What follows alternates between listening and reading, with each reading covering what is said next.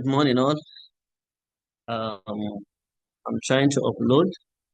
Sorry for the delay. The network is a little bit bad today.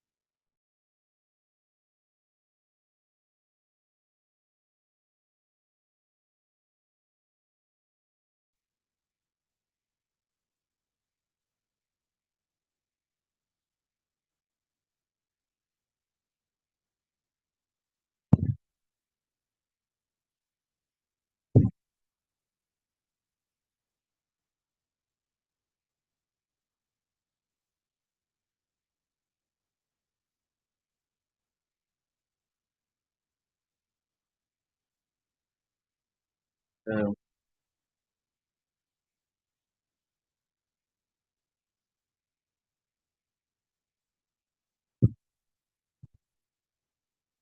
am I sharing the screen?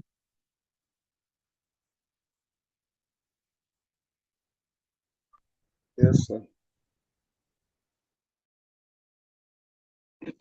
Yes, sir.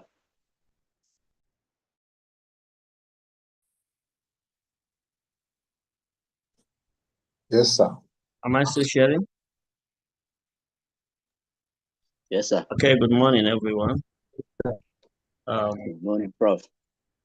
Today, we are going to discuss, actually, from what I have here, we may not be able to finish everything this today because I later realized what we advocated was more than what we can handle.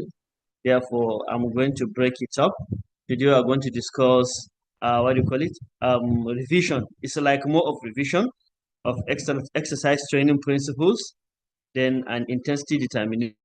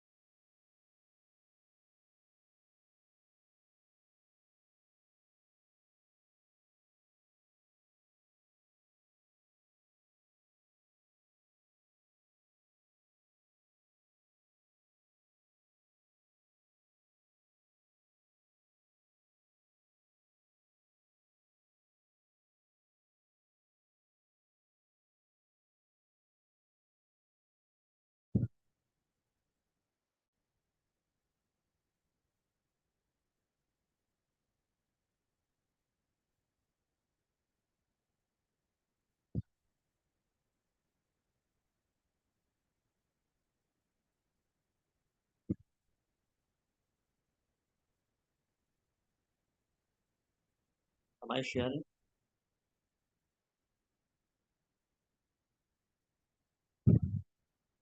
Okay. Yes, Good bro. morning, everyone. Yes. We said today we are going to cover these areas: exercise training principles and intensity determination. We're going to look at forms of aerobic and resistance training. We're going to look at VO2 and MATE calculations for treadmill and bicycle ergometer.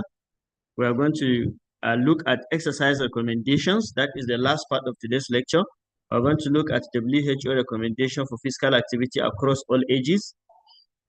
We are going to look at exercise recommendations for patients with heart failure. We're going to look at exercise recommendation for patients with stroke. And if we are able to do this today, and then for next week, we hope to look at calorie calculations, target weight reduction calculations, some maximal exercise tests and clinical application, exercise recommendations for hip and knee osteoarthritis, and exercise recommendation for diabetes. That should be for next week. Initially, I thought I'll be able to finish up. I later realized that it's going to be an enormous work. Therefore, today's lecture, we're going to look at exercise training. Therefore, in exercise training, that is the beginning. This is the foundation.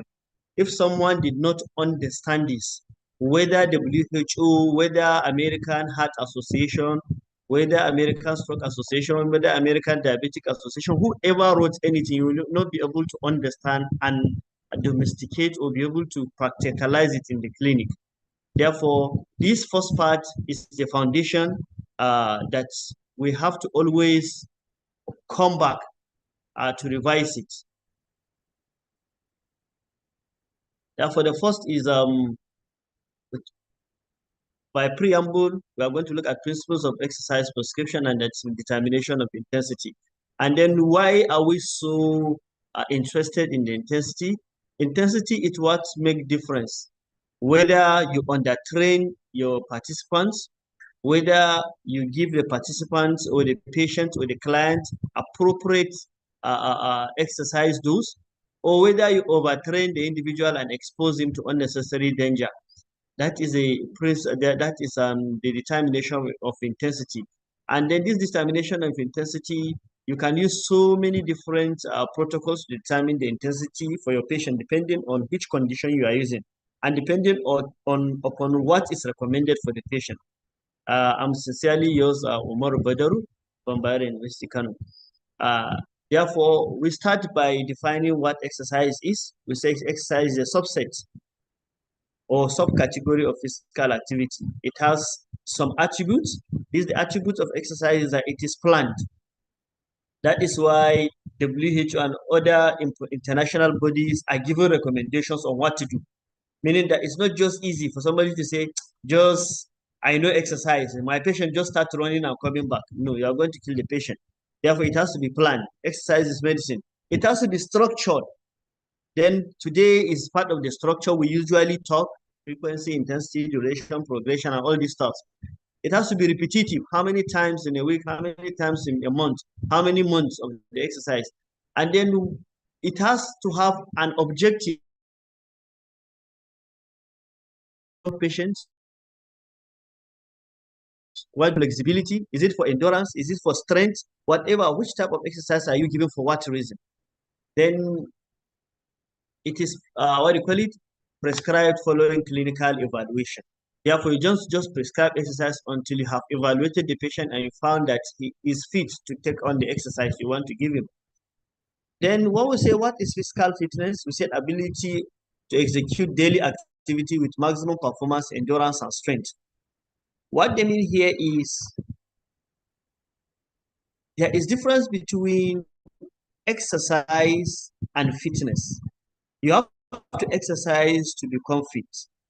And they said fitness is the ability to perform a particular activity with enough energy and vitality. Therefore, if I am fit to do endurance training, am I fit to do a strength training? Can I carry a heavy load like weightlifting of, let's say, 100 kg? I have to be trained for that. Therefore, fitness is relative. It depends on what somebody is trained for. Therefore, some people are fit to stand like soldiers for several hours marching. Are you fit to do that? That is fitness. Fitness is relative. And then we said fitness can be health or skill related, and which is entirely different, what do you call it, entity. When you are talking about agility, you are talking about, what do you call it, power, you are talking about reaction time, you are talking about coordination and all these stuff. They all relate to, what do you call it, a skill related component. Health related components can be something like cardiorespiratory fitness, cardiorespiratory endurance, muscle endurance, talk about issue of body composition. All these ones are health-related components of physical fitness, which I know every one of us is conversant with this. Let's continue. The next is purpose of exercise programs. When exercise program is prescribed, why do we prescribe exercise program for patients? We want to enhance physical fitness of the individual. For activities of daily living, we want him to perform some recreational activities or to engage in recreational activities, or we want to increase the level of his athletic performance, or is it a patient that we want to improve, want to prevent or manage a disease? Do you want to prevent overweight so that somebody will not have heart disease and all these stuff? Do you want to increase fitness levels so as to prevent exercise levels so as to prevent osteoporosis, or what do you call it, decline in functional capacity? Do you want to manage heart disease, stroke, diabetes, and all these ones? It can be for what do you call it, prevention and management. It can be for joy, hobby, stress management, for people that want to be doing jogging in the morning, not because they are not fit, but they want to be managing stress, and one wants to do away with his worries, anxiety, depression, and all these stuffs. Therefore, that is it for exercise. Then these are the cardinal principles. We have technically, there are 5 components of exercise training. We want to revise them, we always revise them such that when a particular, what do you call it, whole body give a particular recommendation, we should be able to, what do you call it, be able to carry out this recommendation. We said there is duration, there is mode, there is frequency, there is intensity, and there is progression. But actually, the last part, progression, it is not all international bodies, it's not everywhere that you see progression. Some use the principle of FIT, F-I-T-T, frequency, intensity, time, and type.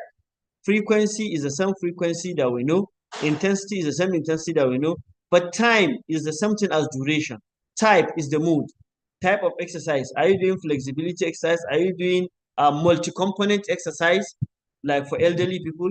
Are you doing what do you call mind and body exercise, like yoga, like Tai Chi, like what do you call it, like Pilates? All these ones, they are modes, different modes of exercise. Okay. Then let's start with duration. Therefore, please, I am not taking time to do a little more discussion in this place because we said we are revising.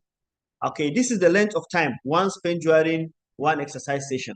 It can be 50 minutes, it can be 60 minutes, it can be 40 minutes. Though actually the WHO has recommended 60 minutes, most especially for children that will be accommodated throughout what do you call it, the day. But what is there is whatever time you choose for your patient, the total time you allot for a particular exercise session should be the duration. Therefore, the duration is a 3-component activity. We have brief period of warm-up, we have prolonged phase of conditioning, that is the main exercise, and a brief period of what? Cool down. Therefore, we really don't have to go into the details of this because remember we said we are revising. Therefore, now the main exercise, we say the main exercise, that means the main exercise can be in different modes. We have the main exercise can be aerobic, entire duration should not exceed 1 hour. Therefore, the main exercise can be 30 to 50 minutes. There should be, and they can be bouts of 10 minutes. Like, for example, you want your patient to spend 40 minutes. Okay, you can decide that the patient should spend 10 minutes, rest 10 minutes, rest until the patient spend 40 minutes. That is the duration. Therefore, then if your duration is for, and then remember we have warm up and cool down. Warm up can be 5 minutes, cool down can be 5 minutes, but everything shouldn't exceed 1 hour because you want the patient to adhere. you want the patient to keep coming to the clinic. Therefore, when you overtrain the patient may not likely going to come. Some of them develop DOMS, delayed onset muscle soreness, and muscle pain. Therefore, we should avoid this. Then, if your main exercise is resistance, resistance can be in form of using weight or external weight, external springs, what do you call it? Anything that can give external load to the muscles, or one can use body weight like sit to stand exercise, like sit up. All these ones are what do you call it? Resistance exercise. Therefore, usually when we come to recommendation, you'll see that there are so many recommendations that do not give the duration for resistance exercise. Usually, resistance exercise will take some specific group of muscles in the body. They can be 5, they can be 10. Like for stroke, they say we should check at least 10 group of muscles in the body. And if you exercise each one of them for 3 minutes, that means 30 minutes. Therefore, the duration, it depends. If you take 3 group of muscles and then exercise each for 3 minutes, that is 15 minutes. Therefore, what is there is duration usually is not given in most of the recommendations, but each group of muscle you take at least exercise the group of muscles 1.5 minute rest, 1.5 minute rest, 1.5 minute rest, like 3-4 minutes, you are done. Then each muscle group can train for 3 minutes. Some will say train for 2 minutes. Each muscle group, then you move to another muscle group. That is the duration. When we're talking about duration, remember we talk about total time spent in the exercise, the 3-component thing. You have warm up, you have the main exercise, you have cool down. Then the next is we have mode or type of exercise. Remember, I told you the type of exercise you do depends on what you want to achieve. Therefore, you can say it involves choosing appropriate type of exercise. It can be aerobic, it can be anaerobic, it can be combination of the two. Where you combine aerobic and anaerobic, we call it interval training. You combine what you call the high intensity exercise plus low intensity exercise, we call it interval training. We have resistance training where the muscles work against external resistance or own body weight. We have flexibility training in order to increase range of motion or of joints or of a spine or any part of the body. And then we have mind-body exercise. We have like Tai Chi, yoga. We have something like Pilates exercise. So many of these exercises are there. You can have, as I said initially, we have multi-component exercise that combine mind, body, balance, all these ones that are usually recommended for the elderly. Then we now talk about aerobic exercise itself. We said exercise in which non-aerobic metabolism begin. When the body is, okay, please, we are starting with anaerobic exercise. We said we define it as exercise in which non-aerobic metabolism begin when the energy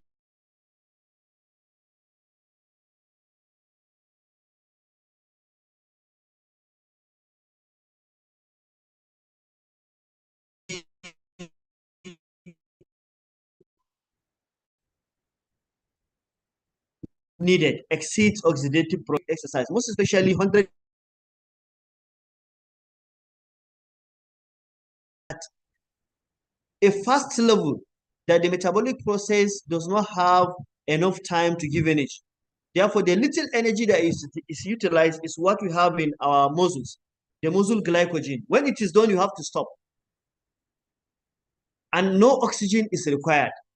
Therefore, this exercise lasts for only few seconds, 5 seconds, some 9 seconds. The way Usain Bolt used to run, 9 seconds, you have already depleted all, the energy that is within the muscles. Therefore, if one slows down a little bit, like 200-meter dash, one can now use glycolysis as a form of energy system. That one can last up to 1.5 minutes, meaning that at least 90 seconds, after which somebody would definitely slow down. If not, because of insufficient oxygen, lactic acid will be produced. Muscles and joints are going to start paining individual. Therefore, either he slows down very well or he stops the exercise.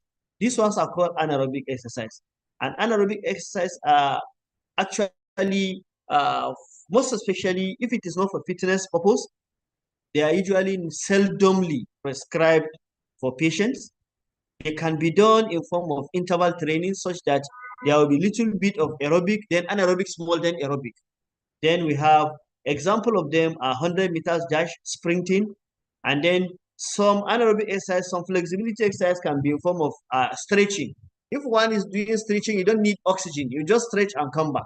Resistance exercise like weightlifting, you don't need what do you call it? Oxygen. Just do it and come back. The only thing is that when you are really talking about anaerobic exercise, the bottom line, it does not require you taking any oxygen. Only that the exercise is done as fast as possible and for a short duration of time.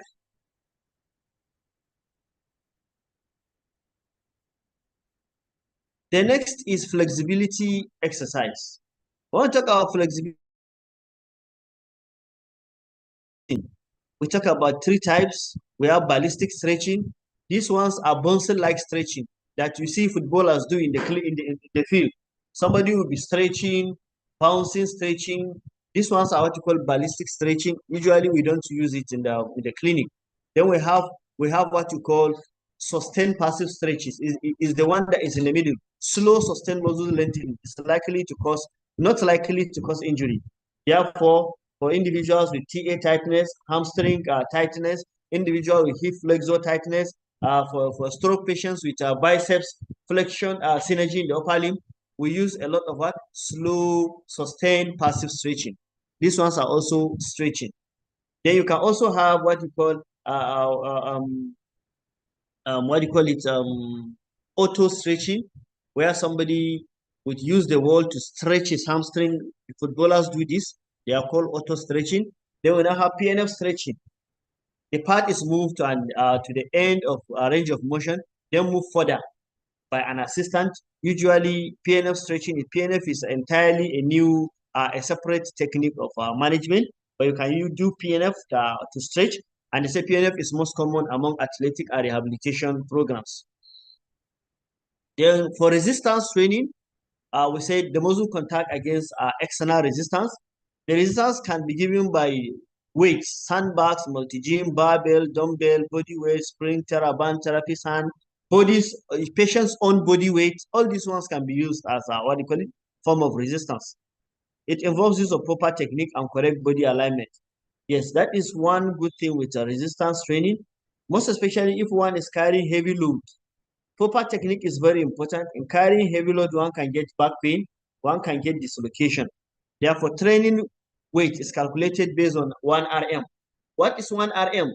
That is the highest load one can carry for only one repetition with good technique and good posture.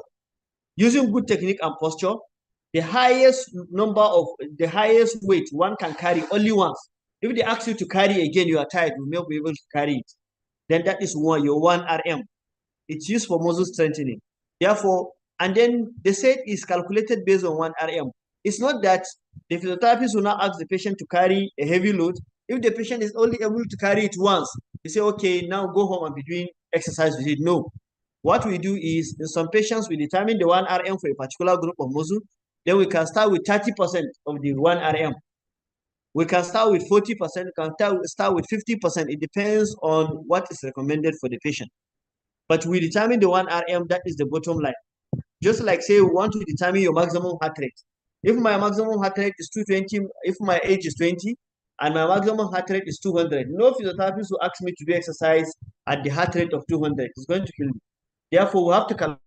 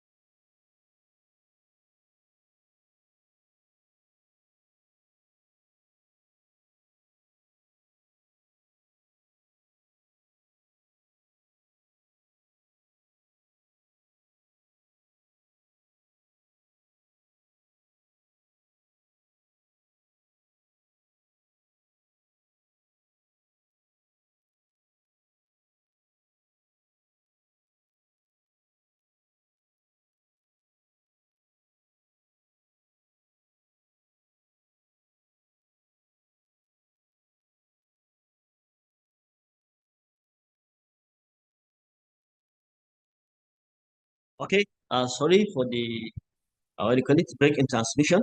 We are back. Then we now have, we said the greatest weight one can carry, a muscle can carry through full range of motion in controlled manner with good posture is what we call 1 RM. Determination of 1 RM requires good technique to avoid injury.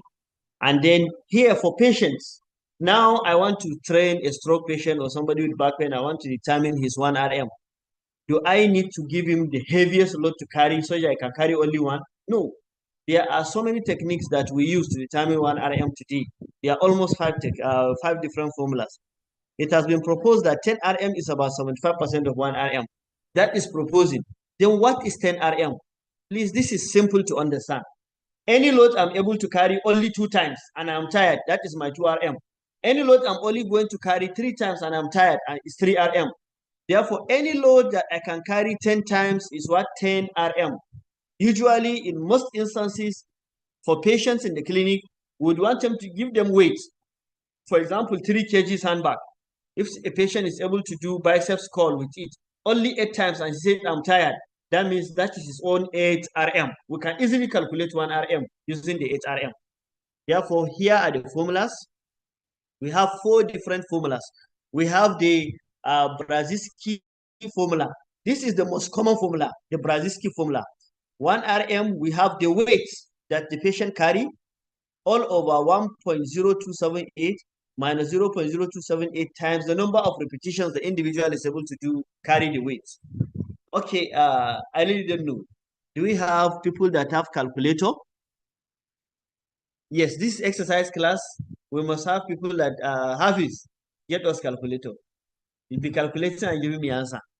Therefore, please, we are going to look at least, even if it is one calculation. Like, for example, I want to give quadricep exercise to a particular patient, but I want to calculate, I want to only give him 50% of his 1 RM as moderate intensity exercise for the patient. And the patient, when I put the patient on quadricep bench, he is able to carry the weight, the load of 6 kg only 4 times. The patient is able to do exercise with the load of what? 6 kg 4 times. He's able to do exercise only 4 times and he just said he's tired. Then how do we calculate this 1 RM? Remember we said weight over 1.0278 minus 0.0278 times the number of repetitions. Therefore, we now have weight. Our weight is 6 kg, but the number of repetitions is how many times? 4 times. Then have his calculate for us. When we said 6 kg divided by 1.027 minus 0.0278 times number of repetitions, how many repetitions do we say? 6 repetitions. How many repetitions? You didn't write it. You said 4 times 6 kg. 4 times. Okay, 4 repetitions, 6 kg. Please calculate for us. What is the 1 RM using the Brzezinski formula? 4 times 6 kg. Let me carry my pen out.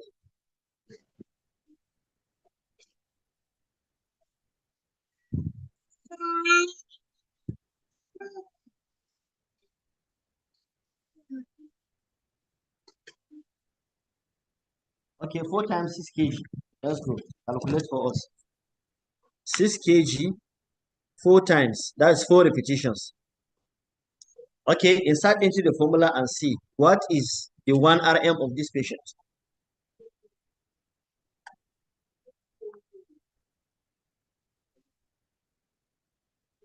The first thing we have to get this equation 1.0278 minus 0.0278. Get what is there. Then you multiply by number of repetitions, which is equal to 4. That is 1. Then we divide everything by we divide 6 by what we got under.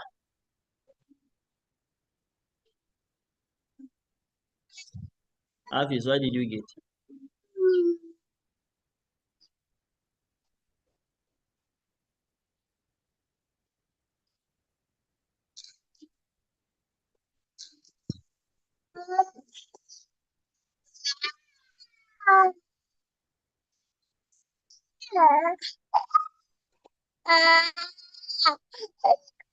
$1.5. You said? 1.5. You have 1.5 kg. Yes. So 1.5 kg. Someone got it, but I know it's wrong. Okay, the form you just write 6.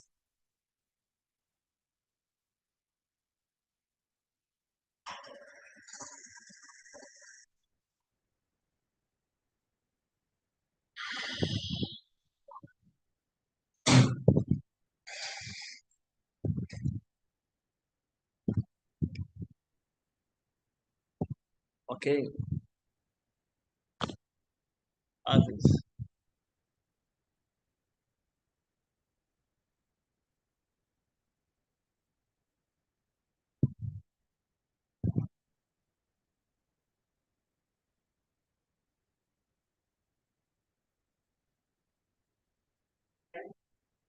What did you get?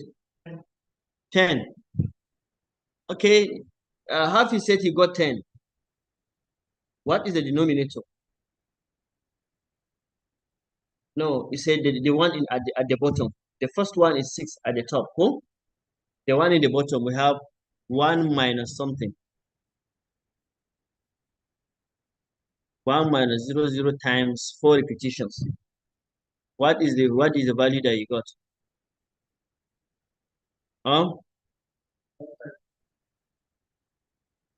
Is it 1.0278 minus 0.0278 times 4?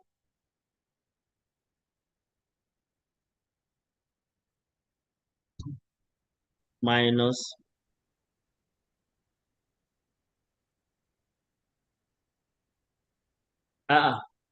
there is something we missed. Please, in the formula, you remember we have 0.0278 times number of repetition. 0.078 times number of repetition first. Then you have 1 minus that one. Please, in the calculation, there is both mass. Is that also? Yes, in the calculation, there is both mass. We have 1 minus 0.0278 times repetition. You have to finish 0.0278 times repetition first, because that 1 minus should wait for it. Is that also? Yes, please. That is where we have the problem. 0.0278 times number of repetition, what you get, then 1 minus that thing. Then what you get, the weight divided by that thing. Okay.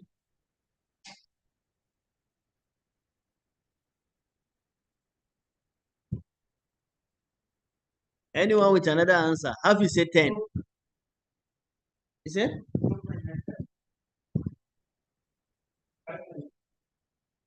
5.4.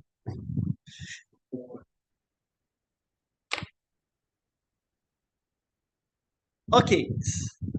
Are you with me, please? Hello. Hello. Hello, sir. Okay. Should be The first one is 6.54. difficult because 6.5, cool? Yes, sir. 6.54. Therefore, I didn't calculate it myself. Therefore, I think I'm going to check after we have a little break. Just write the formulas. The second one is much more easier. We have 1 plus 0.033 times number of repetitions. Our number of repetition is what? 4. 0.03333 times 4. What you get, you now add 1. Then you multiply by the weight. That is 6. That also? Then you get me, that is the Apley's formula. Use it. It's much easier because we don't need division in this place. 0.033 times number of repetition, which is 4. What you get, you add it to 1. Then you multiply everything by the second one. Hello. Hello. Hello. We are here, sir. Yes. Have you calculated using the second formula, Apley formula?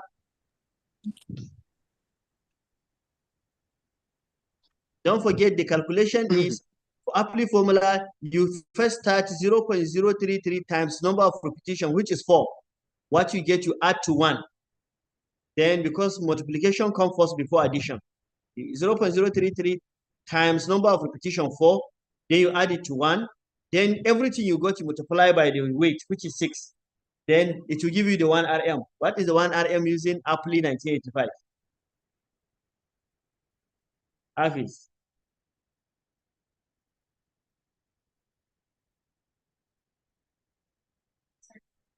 Okay, 6.79. Hafiz got this one as 6.79.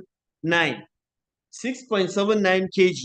Meaning that if somebody is able to do, what do you call it, 4 repetition with 6 kg, then they said his 1 repetition maximum is around 6.79. Okay, now look at Lombardi formula. Hafiz. The formula says W times R times 0.1. Is the simplest of all the formula. W times R times 0.1. R is the number of repetition. W is the weight. W, our weight is what? 6 kg. R is what? Repetition is 4 times 0.1. What is the answer? 2.4. Remember, our weight is 6 kg. Number of repetition is 4. Then times 0.1.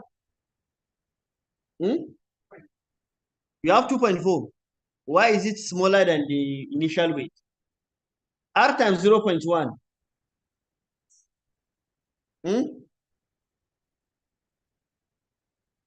Okay, please, sorry, it's plus. Lombardi is W plus R times 0.1, please. R times 0.1 plus W. Please, R times 0.1 plus W. You say? 6.4. Okay, then are they giving you similar? They are almost similar. Is that also? Yes. Okay, they are almost similar. Please, whatever it is, get one of the formulas and use for the patient. You can always confirm. Go. Okay, this is how to get 1 repetition maximum. Therefore, you can give, please, the formula is valid when the total number of repetitions are less than what? 10. And we advise that you take a weight that the patient is able to do up to 8 repetitions with it.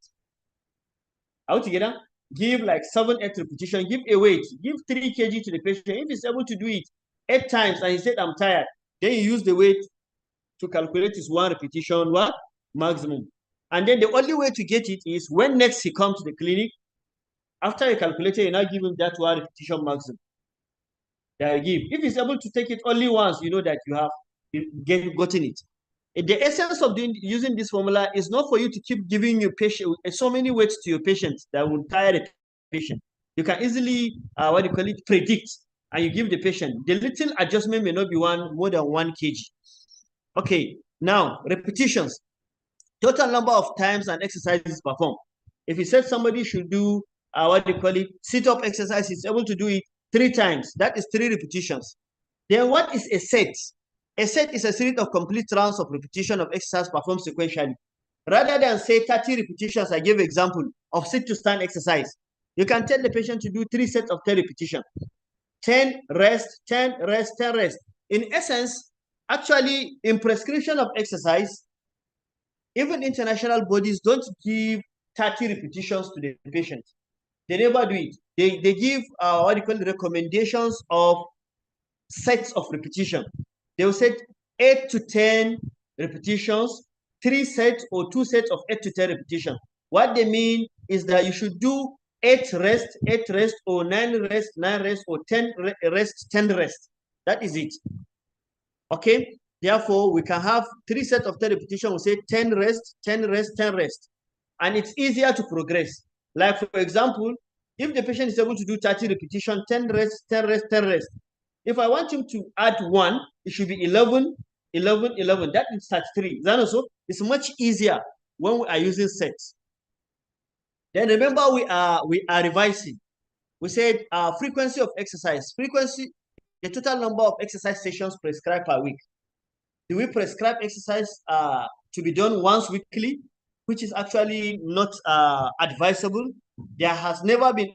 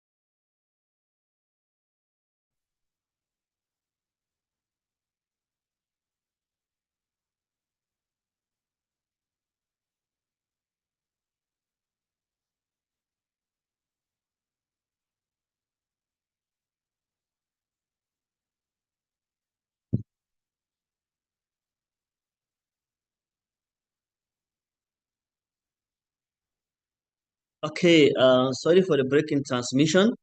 As I was saying,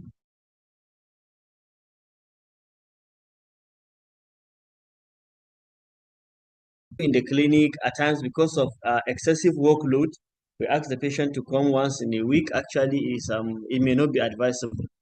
Okay, we said the number of exercise sessions prescribed per week, it depends.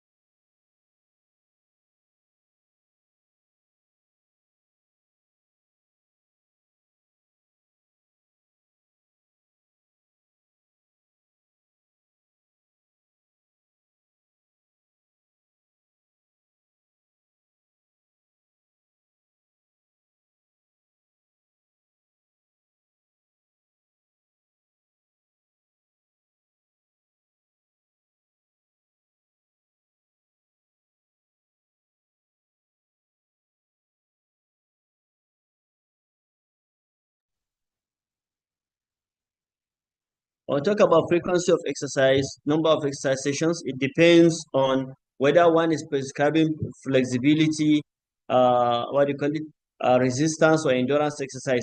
One notable thing with and what do you call it, aerobic exercise is usually prescribed almost throughout the week. Therefore, different specialized bodies will tell you do aerobic exercise 3 or more times in the per week. But when it comes to resistance training using 1RM, the advice shouldn't be not more than 3 days per week, usually. But if one is doing, what do you call it, strengthening exercise using own body weight, it can be more than 3 days. But if it is actually high resistance exercise, the advice is usually 2 to 3 days per week. At least give 2 days interval of rest, because if you overwork the muscles, they are going to start paining the patient. Therefore, usually 2 to 3 days per week if it is high resistance exercise. But for aerobic exercise, like WHO recommendation, almost every day of the week can be utilized. Okay, then that is frequency of exercise.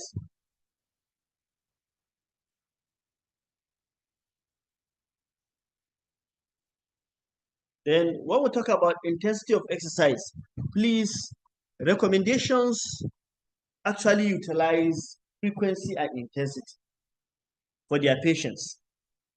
Different bodies prescribe different frequency and different intensity for their patient. There are two ways of determining intensity. It can be determined using an estimation method, and it can also be determined using exercise testing method. Okay, usually in the clinic, we use estimation methods. And we can use exercise testing methods if actually we have some gadget, usually, and even if we have those gadgets and the training, it's better advised that we do submaximal exercise testing, which is safer for our patient than subject our patient to maximal exercise testing that requires an equipped laboratory, and it is not done usually, what do you call it, under routine clinical setting, in the routine clinical setting. But one can do some maximal exercise testing for the patient. Therefore, exercise estimation is what we usually dealt with. But you can do exercise testing either maximally or submaximally. But submaximal exercise testing is what is usually recommended for patients.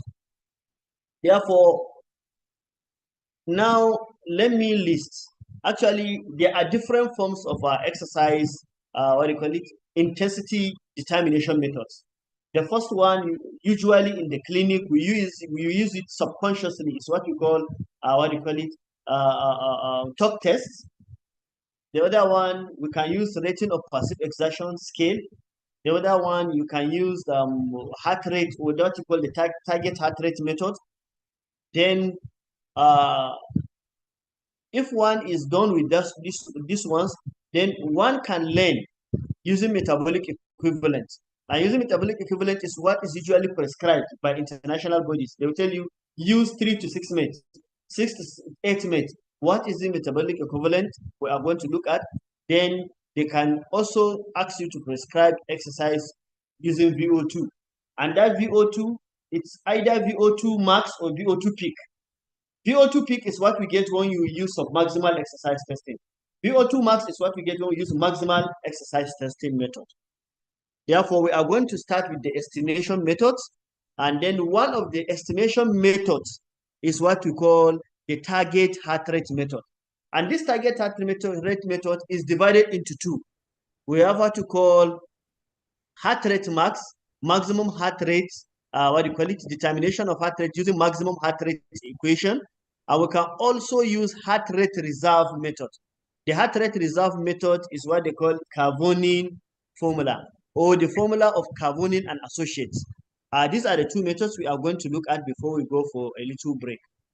Okay, the first is okay, this is a repetition exercise intensity is a measure of rigorosity of an exercise.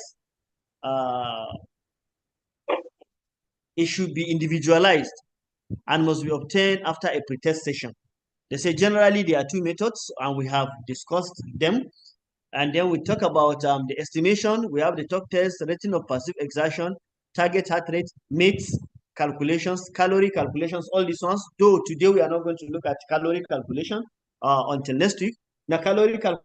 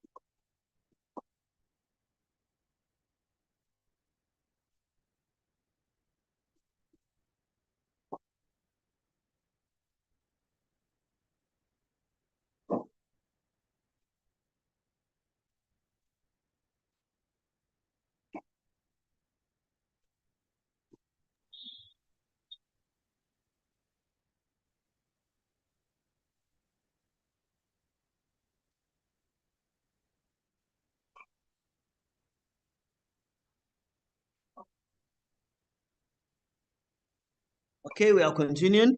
We have the rating of passive exertion, what do you call it, method. In this method, this is subjective, but we still regard it as objective. And nearly WHO, American Heart Association, American Stroke Association, American Diabetic Association, what do you call it, all utilizes RPE, rating of passive exertion. It is just like the way we use VAS. Nobody will tell you the amount of pain he is having. You can never gauge the pain a patient having osteoarthritis is having until you ask him. Therefore, and he honestly tell you, the rating of passive exertion scale is based on subjective assessment of exertion. The client is well educated about working of the scale. The trainer asks the client to rate how the exercise at interval, how hard the exercise is at interval. What they mean is that we have to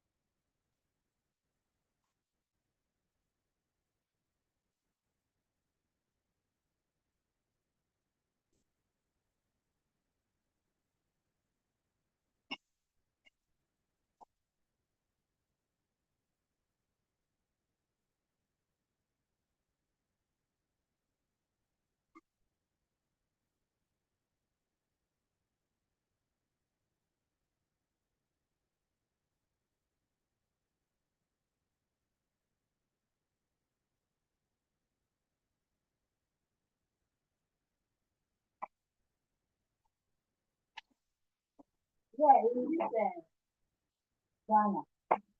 It made a go there. For what?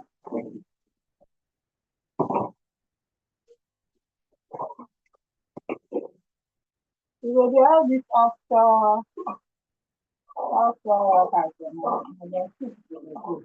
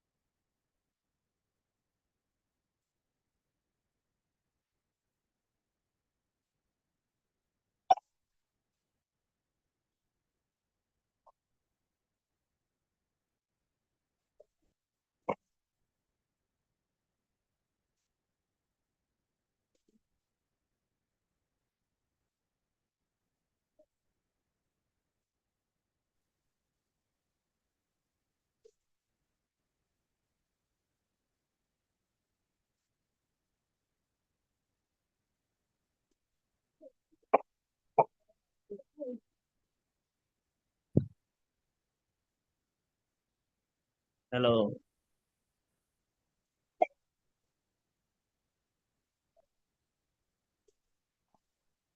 Hi.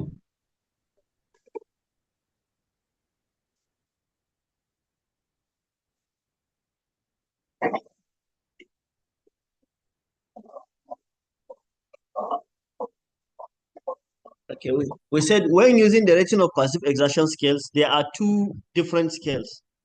We have the original scale that has what do you call it, rating between 6 and 20. We have, that is the Borg rating of passive exertion scale that has a scoring of between 6 to 20. And then we have the revised Borg rating of 0 to 10. Actually, the most popular one is WHO that uses 0 to 10. But actually, all other bodies, they use the rating of passive exertion scale of what? 6 to 20. Therefore, there are wordings in each of the scale, which we are going to look at, that will now be used. The patient would have to be taught that this is what you should feel. When you moderately you feel the exercise, you have started feeling the exercise, and you can talk, only that 80% of time, only that in 20% of time, you just take some breath. That means it's moderate. But when in 50% of time, you are able to talk, but 50% of time, you are busy taking breath, that is, it has started becoming hard. When in almost 70% of time, you are taking breath, you don't have time to even talk, then it is becoming very hard. When you cannot talk at all, it has become what? Extremely hard. That is what they should feel. Okay, therefore, this is example of 0 to 20. Look at the score. From 6 up to 10 is very light. The patient can do all the conversation, can do all the talking, he is not feeling anything. But when between 12 and 13, that is somewhat hard. Now, the patient would have to take some time to breathe. Even if it is 20% of time, the exercise has started becoming moderate. But when the individual has to take 50% of time, he is busy, panting, and then some 50% of time talking, it has started becoming what? Heavy. Then when somebody almost 70% of time is just breathing, just little time for breathing, it has started becoming very hard. When it is extremely hard or maximum, the patient does not even have time to talk to you. Therefore, you now teach the patient, okay, this is what you feel. A time will come when the patient will tell you that this is hard. Yes, he would have to take, because when you continue asking him, what about that your street? He would have to take some break before he takes you. Then it has started becoming heavy. That is hard. Then 0 to 10 scale, that is what do you call it? Is the revised version. We have here we have what do you call it? 3 at moderate. But actually, what WHO use as moderate is 5 and 6. Therefore, usually, even if it is WHO recommendation, I felt that it is much more agreeable between some bodies on 6 to 20 than 0 to 10. There are disparities on what is moderate between in the 0 to 10 scale. But actually, there is more commonality, more agreement when using 6 to 20 between what do you call it, researchers. Like for example, let me give you an example. This is the comparison. Let me open it up. This is the comparison.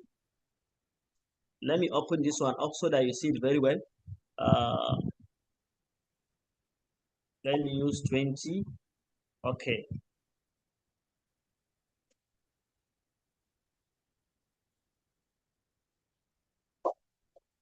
Let me see if you can see it. Let me adjust so that you see it very well.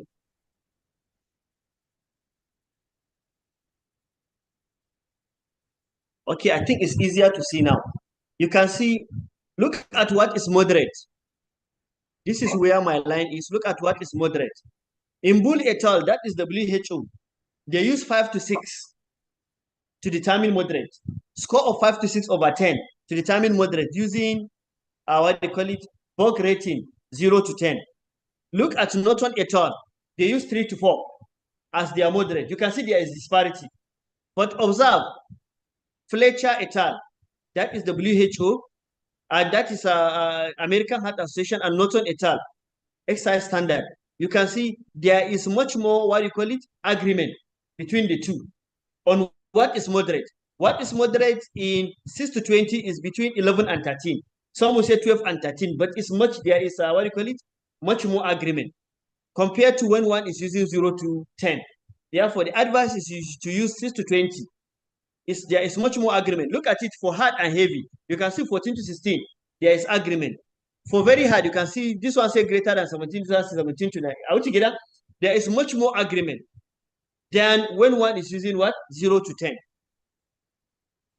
Okay, now we are done with Borg rating of passive exertion scale. In Borg rating of passive exertion scale, you are the one that will teach the patient that this is what you should feel. And this is when the exercise is hard. 50% of time, you don't even have time to talk. You are busy breathing. But 50% of time, you can talk.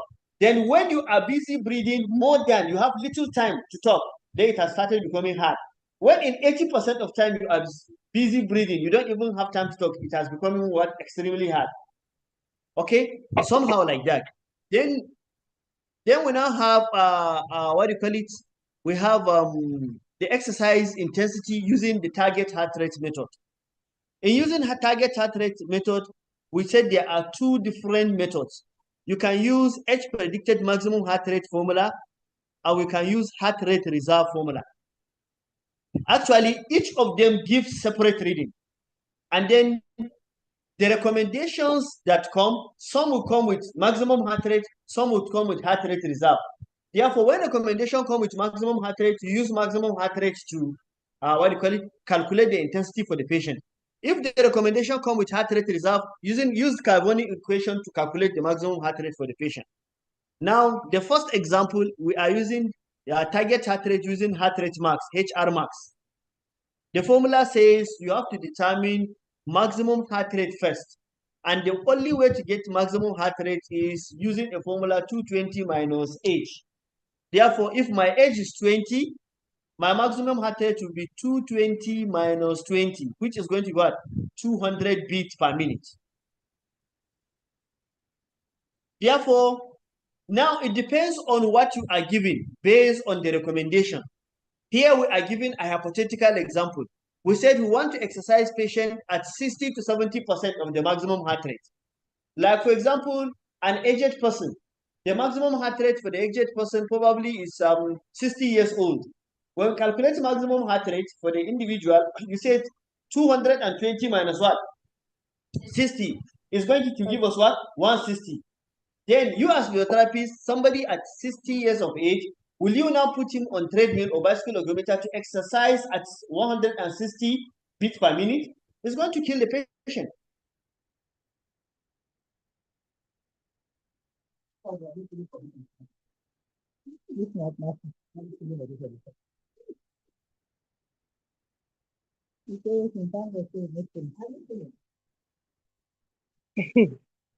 Network,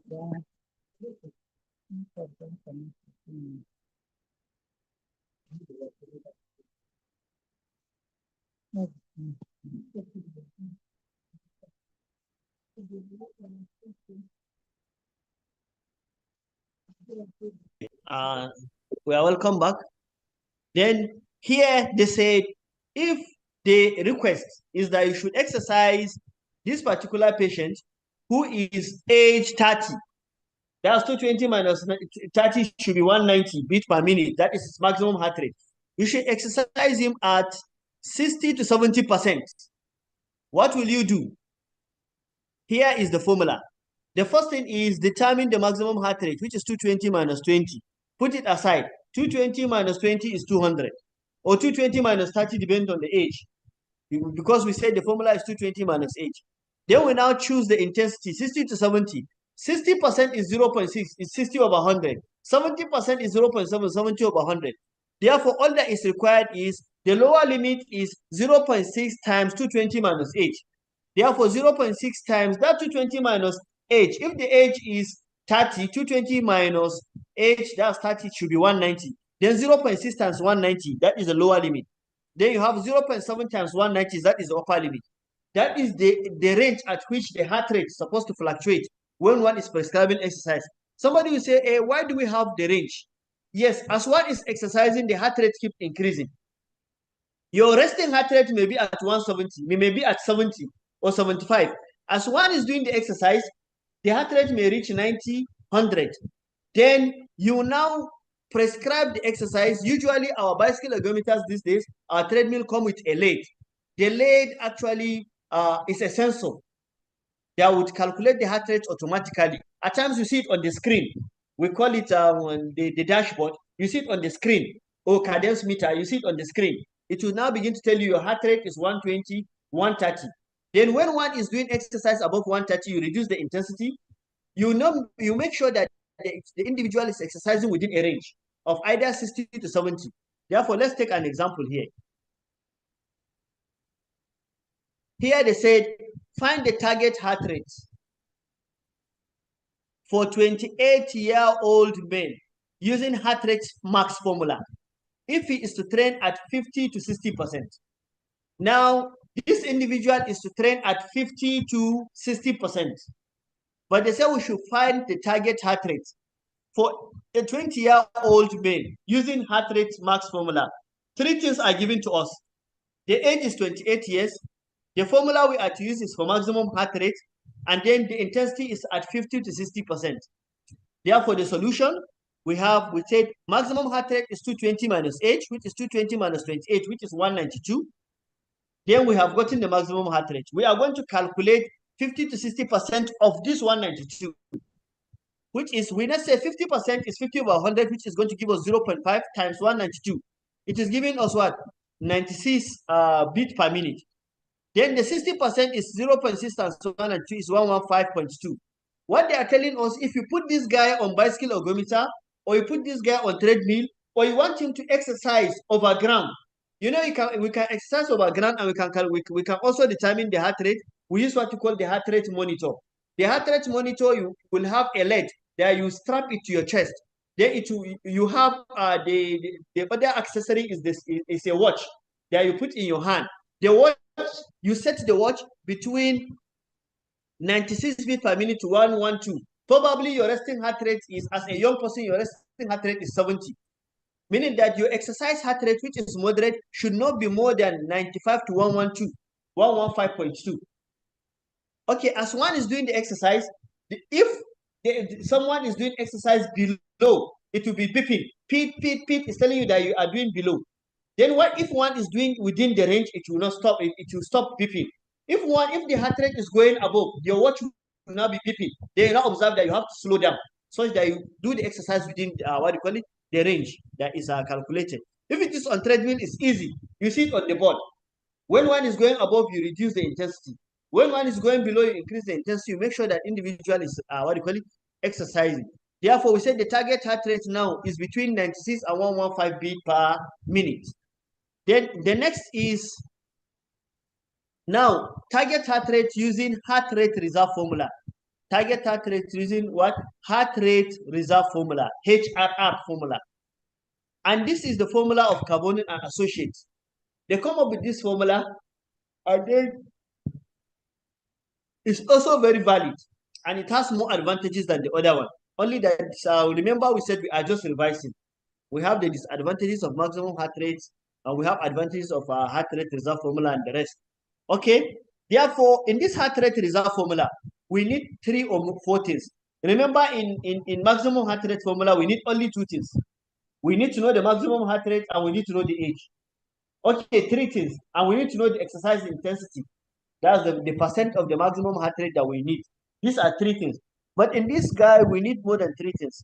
The first thing is we have to get the maximum heart rate using 220 minus age. We have to get the resting heart rate. The resting heart rate is the heart rate of the individual at rest when not engaged in any activity. Then we have to know the heart rate reserve, which is the formula is maximum heart rate minus what? Resting heart rate. Then we have to know the training percent. What is the percentage of the training that is required of this guy? Therefore, we need 4 things. The other formula needs 3 items, parameters. This formula needs 4 parameters. Okay, here is the example. What we do first of all, count pattern. What's the next? Count pattern. They said if a 28-year-old male, look at the same male patient that we have in the previous formula. They said if a 28-year-old male in the previous example had a heart rate at rest, that is the way I write it, heart rate at rest of 70 beats per minute, and exercising and should exercise at 50 to 60%, we should calculate the target heart rate for this patient. What is the target heart rate for this patient? Using this formula. Therefore, the solution.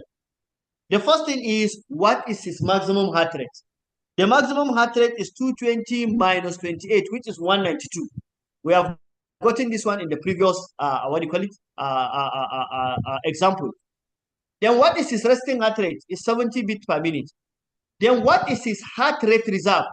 Is the maximum heart rate, and is the, the heart rate maximum minus resting heart rate, which is 192 minus 70, is 122. Then this is the difference. Remember in the other formula, when we said we are doing exercise at 50 to 60%, what happened is the 50 to 60%, we said we take 50% of the maximum heart rate, 60% of the maximum heart rate. But in this formula, we don't take 50 or 60% of the maximum heart rate. We take 50 to 60% of what? Heart rate reserve. Therefore, that is the reason why the formula is called what?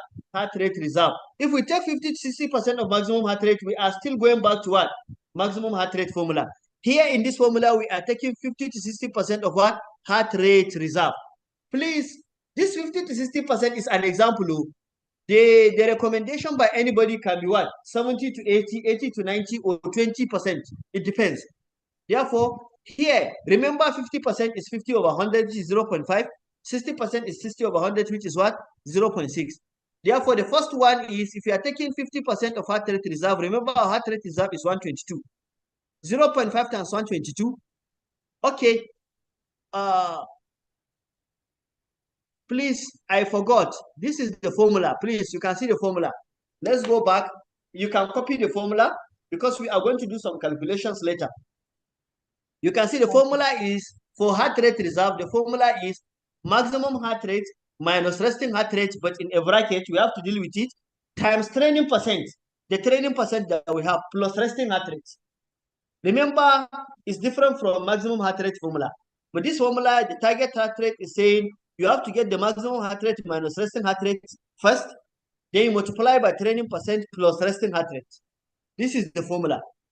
Okay, the formula is maximum heart rate minus resting heart rate. What you get times training percent. Remember, the times is outside the bracket. You have to finish with what is inside the bracket. Times training percent plus resting heart rate. Therefore, this is what we have here in the formula. Upper limit, lower limit is 0. We have 0.5 times 122. The 122 is already we have heart rate reserve. We have already determined it. That is why you do not see it in the formula. We have it 192 minus 70. 0.5 times 122 plus 70 will give us 131. And upper limit is 122 times 0.6 is 143. Therefore, in general, heart rate reserve formula tends to give higher value of what target heart rate compared to what this. Remember, the other one, if you can look at this formula, the other one gave us 196, 96 to 115. But look at this formula, is giving us what? 131 to 143. It gives higher value than the other one. That is why when prescribing, they will tell you moderate intensity for maximum heart rate is between what do you call it, 50 to less than 55 to less than 70 for maximum heart rate, and for this one it should be from 40 to less than 60 because it usually gives higher value. Okay, here is the classwork. I want people to calculate for themselves that. Okay, please hope you have your little calculator with you. That I want you to do little to see if you can get this formula. They said if the resting heart rate of a 50-year-old is 75 what do you call it, beats per minute, if she is to exercise at 60 to 70%, we should calculate the upper and lower limit of the target heart rate. A, they say we should calculate using H predicted maximum heart rate formula, and B, we should calculate using heart rate reserve formula. Here are the answers. Please let me give you 1 minute. You calculate and see if we can get the answers. Thank you.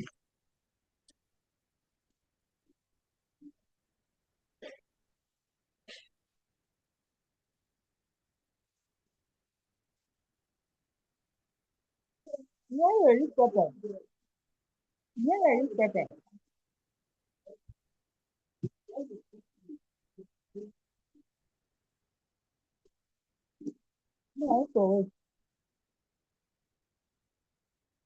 class 4.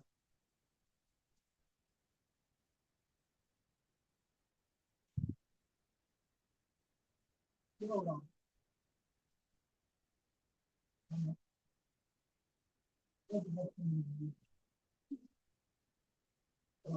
They don't go for assignment. No, they use this one.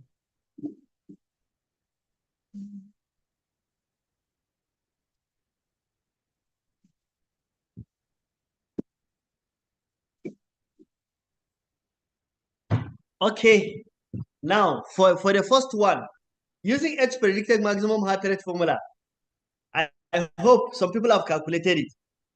I want some people to get it. The upper limit, the lower limit is 102 beats per minute, and the upper limit is 119. I don't know, apart from Hafiz here that has calculated. Let me see if there are other people that get it.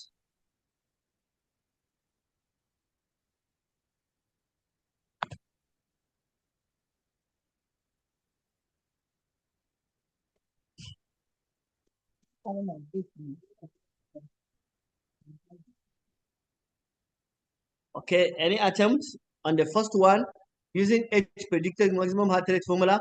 Remember, the woman's age is 50 years. Therefore, the maximum heart rate should be 220 minus 50, which is around 170. Therefore, what is 60% of 170 and what is 70% of 170? That should give you the first answer. Okay, 102 to 119 beats per minute. Please, let's calculate, please.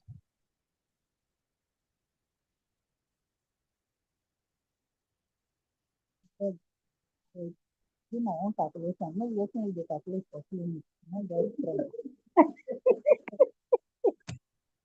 Did you really get it?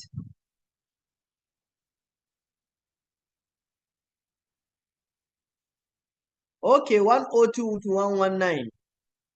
Let me see. Yes. Someone got it 102 to 119. Another person Yes, I can see in the chat someone got it 102 to 119.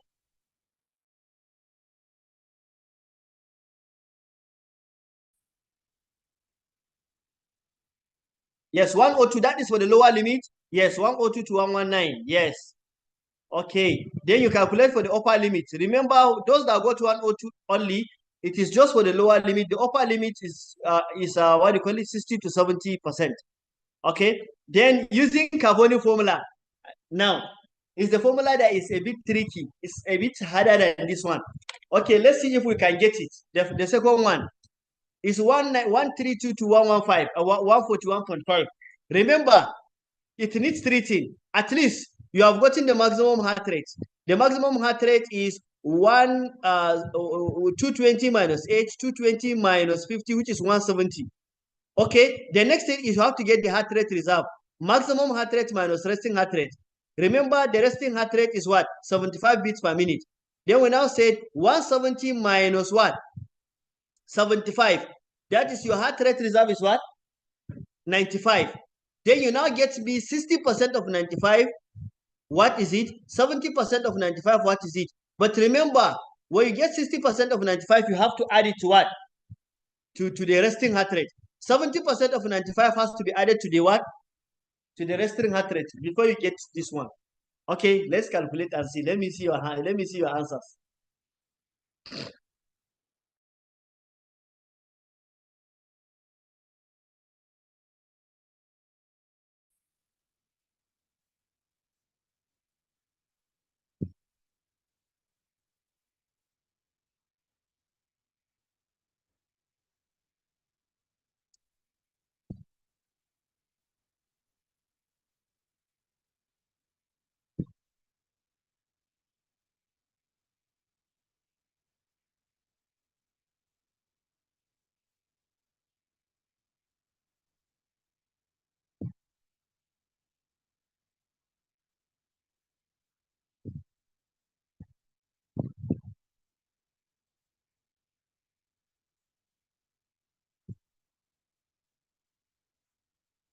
Okay, now who got the answer? Yes. Yes, you got it back. Then let me see. I want the answers now in the chat box. Let me see.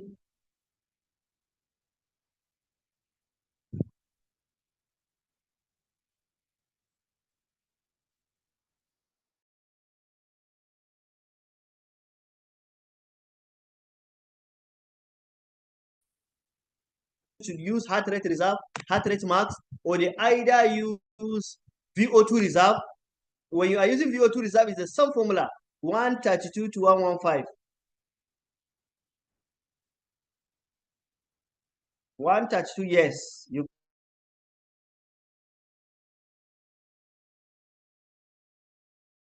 got it. 132 to 145.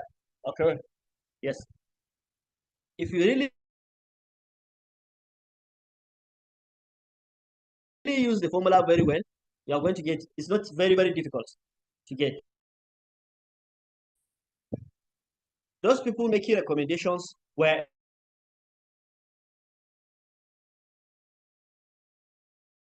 whatsoever, they believe that we know all these things. Therefore, I also believe that we should also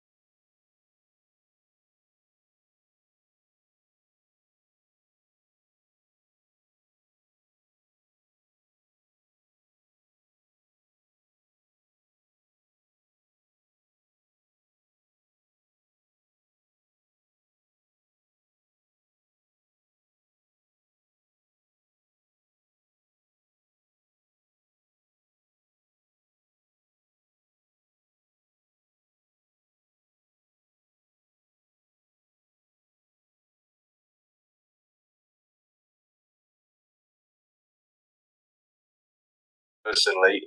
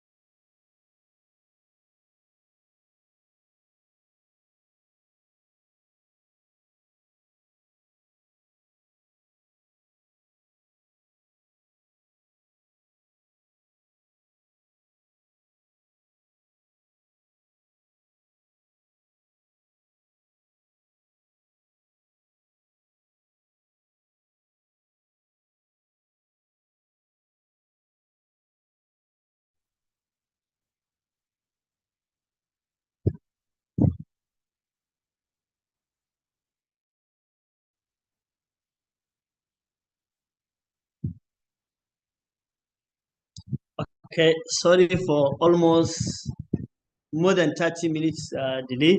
There are serious issues with the network. We are able to hook up again. But this time around, we are going to go a little bit fast. We are done with heart rate reserve formula. We are done with our what do you call it? Our little classwork. This is another classwork that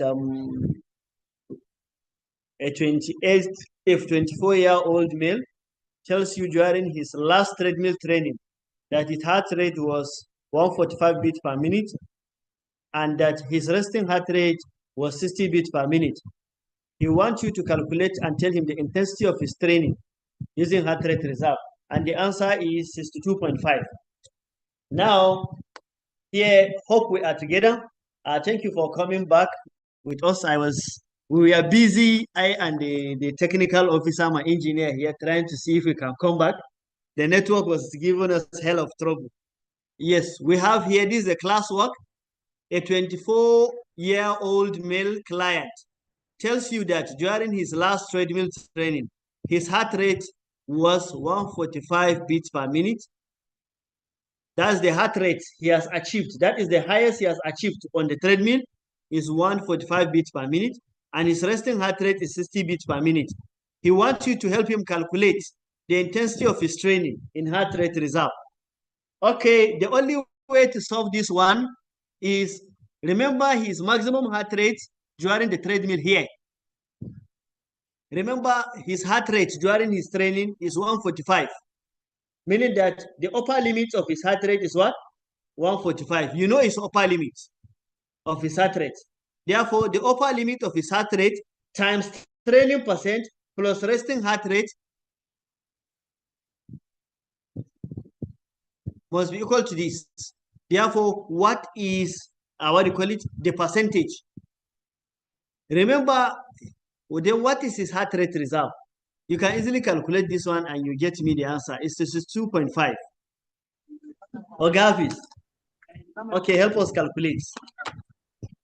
If individual achieved, this is heart rate reserve is equal to max heart rate minus resting heart rate times training percent. It must be equal to 145. Therefore,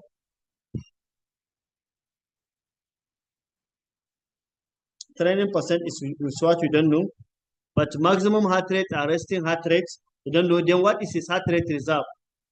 Heart rate reserve maximum heart rate is 220 minus 24.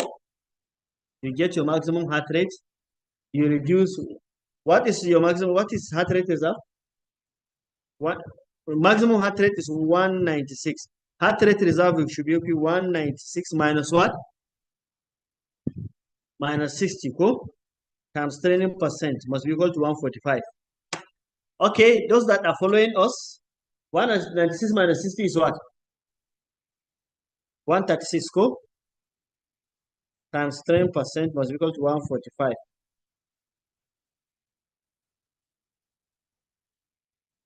Plus resting heart rate plus 60.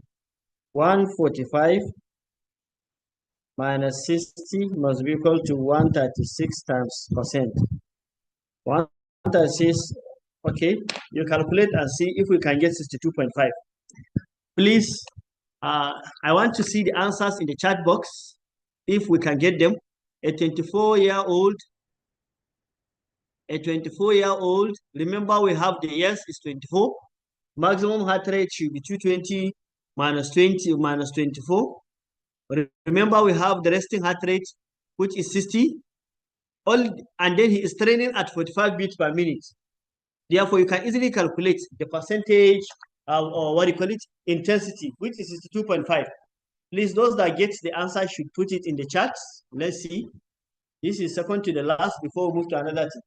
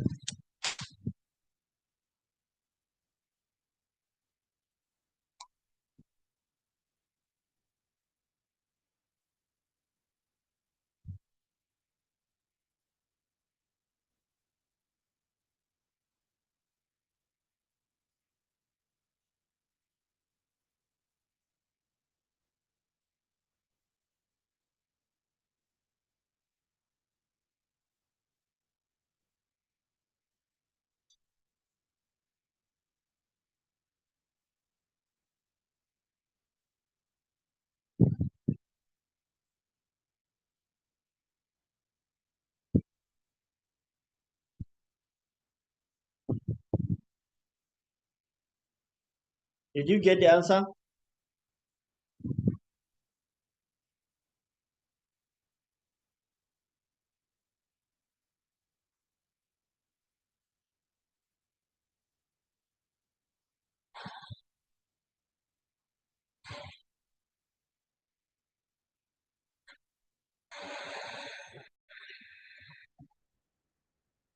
Okay, finally, you are going to get something like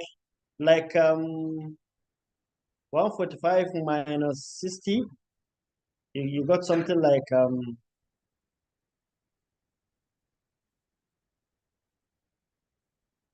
you got something like 85 divided by 136. Oh, 85 divided by 136, which is going to give you 62.5. Cool. Okay, that is it. Okay, please remember the steps taken here. Remember, you are given the exercise heart rate, which is 145 beats per minute. But remember, we are given resting heart rate, we are given the age. Therefore, the way to calculate it is you say 220 minus age will give you 196. Then we now say heart rate reserve is 196 minus 60, which is going to give you 136. But remember, in the formula, heart rate reserve times training percent plus resting heart rate must be equal to what? The training heart rate. And the training heart rate is 145. You now have 136 times training percent plus 60 must be equal to 45.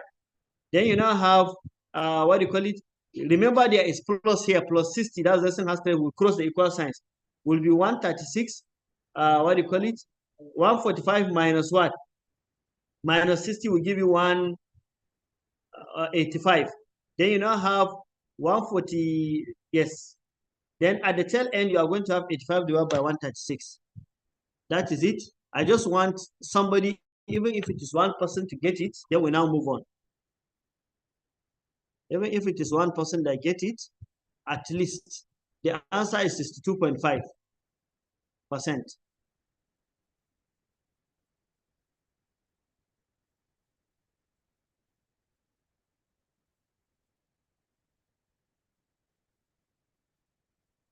Okay, in the chat, anyone that got it?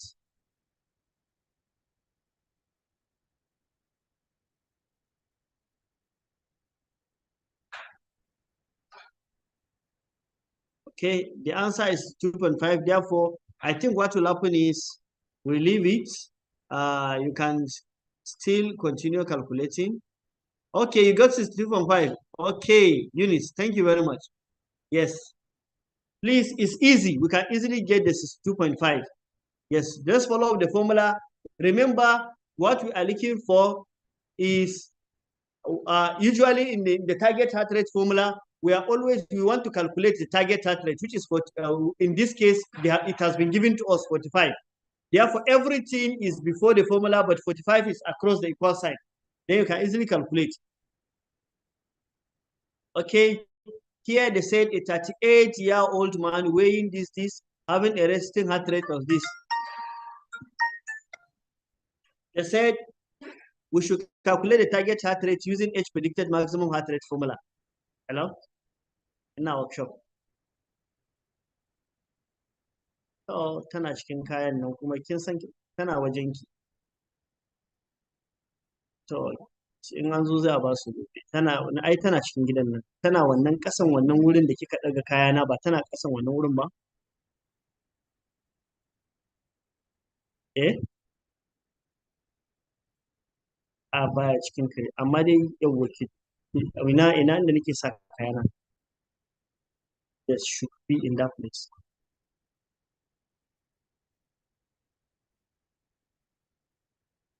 Okay, let's continue. Here we have a question. We said a 38-year-old man weighing 170 pounds have resting heart rate of 60 beats per minute. We should calculate the target training heart rate using H predicted maximum heart rate formula. Using H predicted maximum heart rate formula. Therefore, it's easy. We don't have to waste much time. We are done with this. Let's keep moving.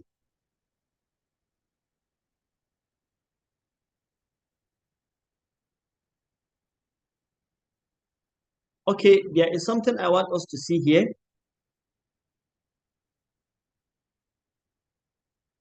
Yes, this table is very, very important. This table is very, very important. I have other tables, but this one is very, very important and is very comprehensive. Agafis, can I get table in the queue? Are you seeing it very well? Yes, the table actually defines what sedentary lifestyle is, what light intensity activity is, what moderate intensity activity is, what vigorous intensity activity is, what high intensity activity is. The table has defined those ones. Therefore, now let's take, for example, moderate intensity activity. Can you hear me, Hafiz? Okay, moderate intensity activity. Look at it on this table. Under moderate, we have any exercise intensity that is between 3 to less than 6 METs. No, I'm still on here. Any exercise intensity, am I back? Okay, any exercise intensity that is between 3 to less than 6 METs, which we are going to see. We are going to calculate later. What is MET? Any exercise between 55 to less than 70%.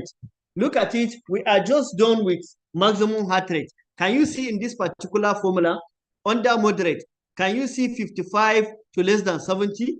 Heart rate max. You can see HR max.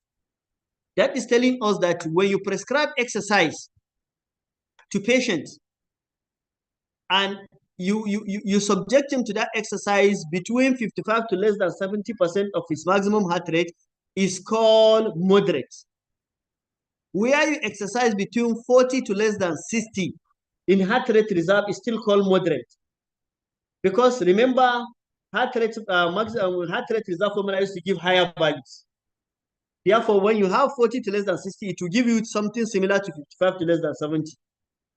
Then if you are the one that is using VO2 directly, that VO2 should be 40 to less than 60 also. It's the same thing with heart rate reserve.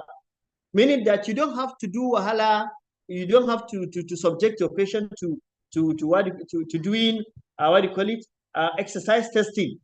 If you can use heart rate reserve formula, because it gives the same value with what? VO2 max, VO2 peak. Therefore, under subjective measures, you can see RPE, the one with continuous, you can see 11 to 13. They are telling you if you are using Vogue rating of passive exertion scale, the patient should be between 11 and 13. Remember, some people will say 12 to 13, but it's still the same. Then under RPE, what do you call it, revise, and what do you call it, the revise is 0 to 10. They ask you to use 3 to 4. But remember, WHO will tell you 5 to 6. But actually, it's better we use 11 to 13.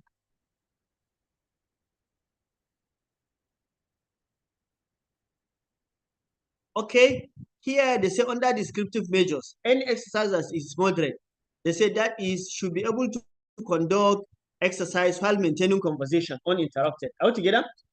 But I'm telling you that 80% of what one is saying, and on 80% basis, he should not be panting. He should be able to talk 80% of time.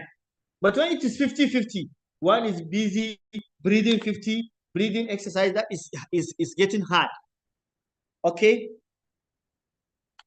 Then this is a table that summarizes the intensity of exercise using different methods. We can see 3 to 6 for moderate, heart rate reserve, heart rate max, VO2 max. And then you can also see rating of passive exertion.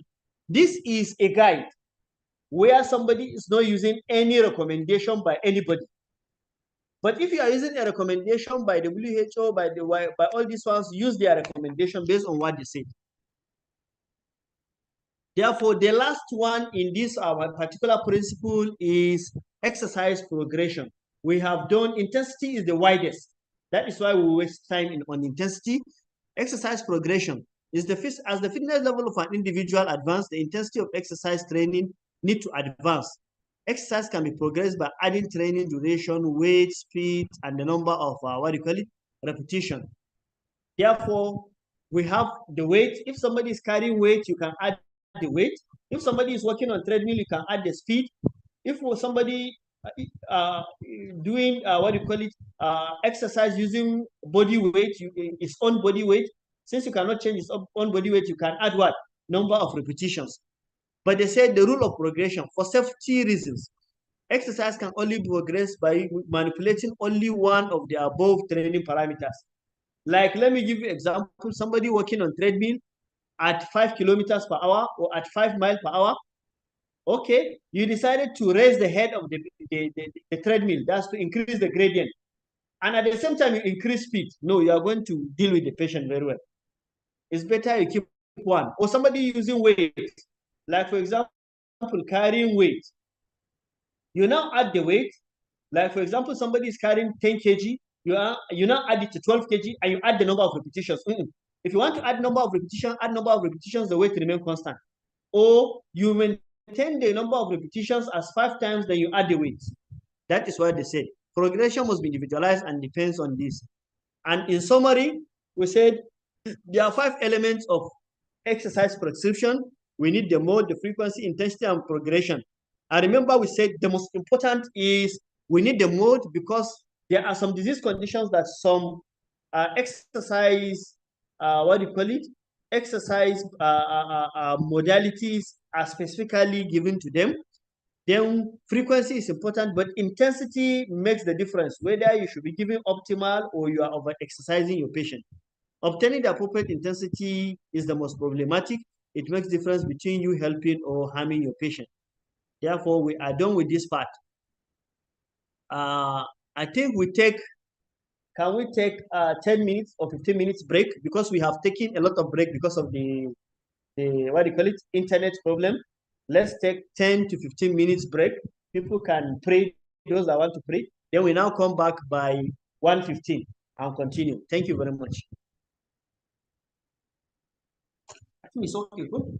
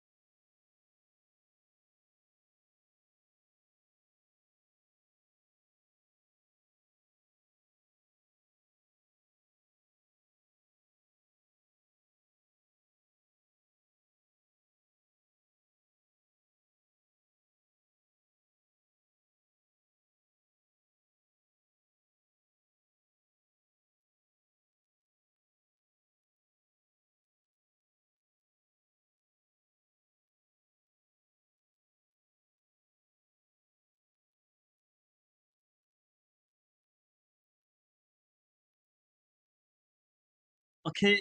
Um, Good afternoon. I think we should continue.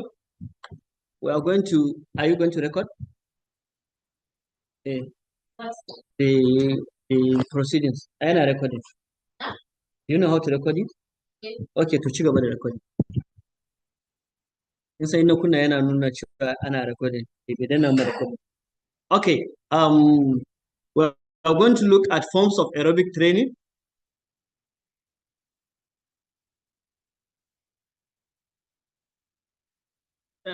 Okay, because of the recording, I'm going to start again. We are going to look at forms of aerobics training.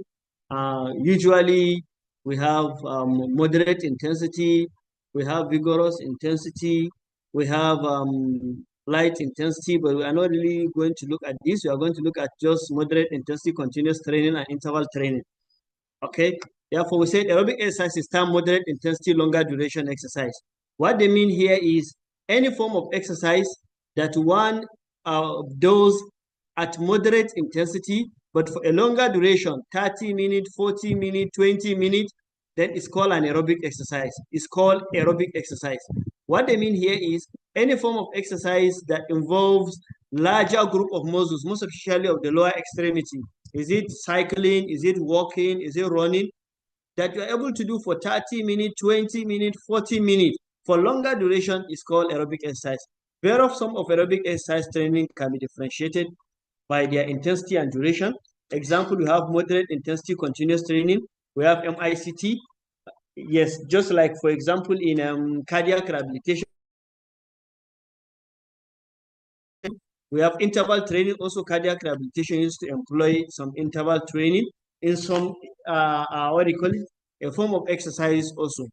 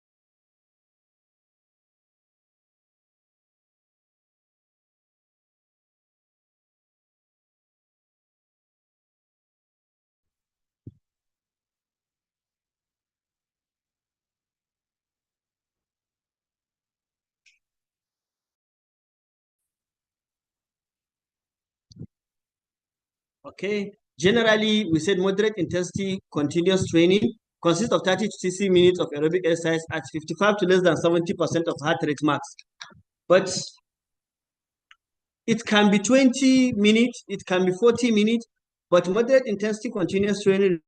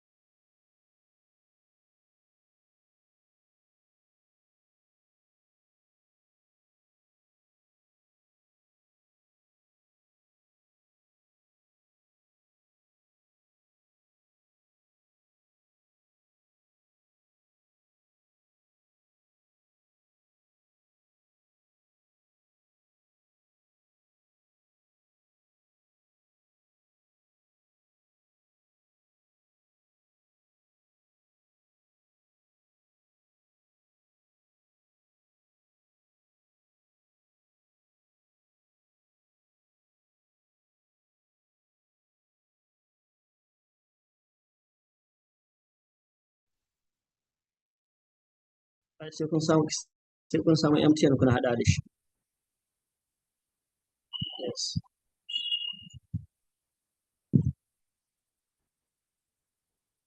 Okay, moderate intensity, as I continue saying, moderate intensity continuous training is just like our normal moderate intensity exercise. Bog rating of passive exertion 11 to 30 or 12 or 11 to 13 or 12 to 13 on Bog rating scale, 55 to less than 70 of heart rate max. SIC can be achieved using endurance, exercise of various aerobic machines. Therefore, we now have modes. You can use treadmill.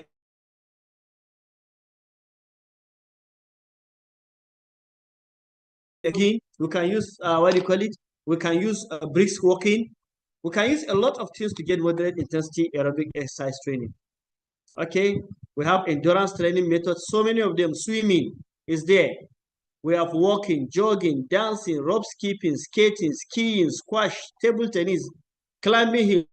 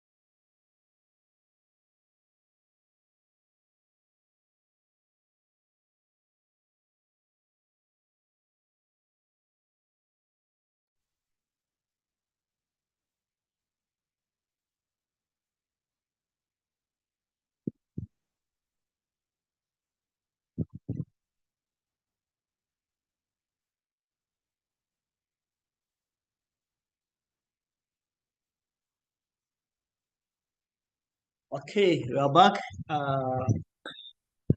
Then interval training. Interval training essentially means alternating high and low intensity, what do you call it, activities, most especially aerobic activities. Therefore, in interval training, you would have period of high intensity aerobic activity interspersed with either rest or low intensity, what do you call it, activity.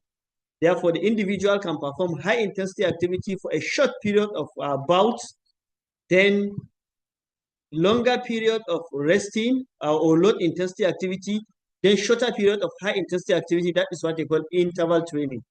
Involves repeated bout of our intense exercise interspersed with recovery period or low intensity activity or rest.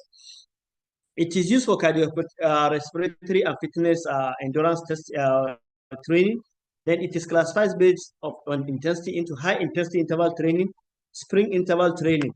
Please, in sprint interval training is an anaerobic exercise. Entirely, sprint interval training is an anaerobic exercise. It is usually done in seconds. It's an anaerobic exercise. High intensity interval training is a combination of both aerobic and anaerobic exercise. But sprint interval training is purely an anaerobic exercise. We call it SIT, sprint.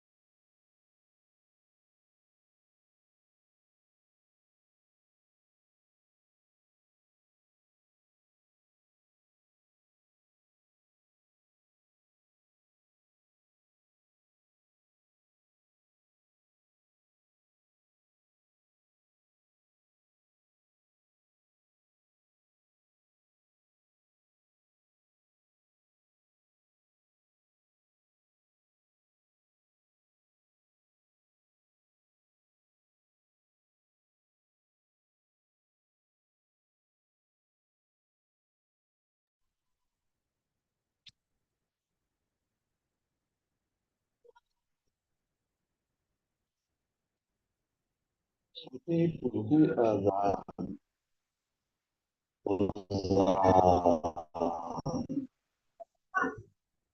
verification.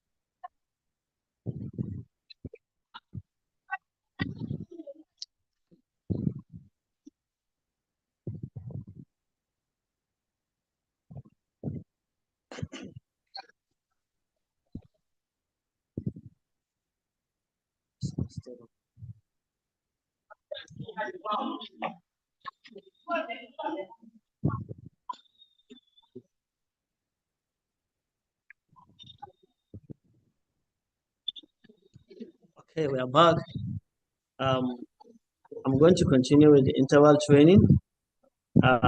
We start with high intensity interval training. We said it requires two phases.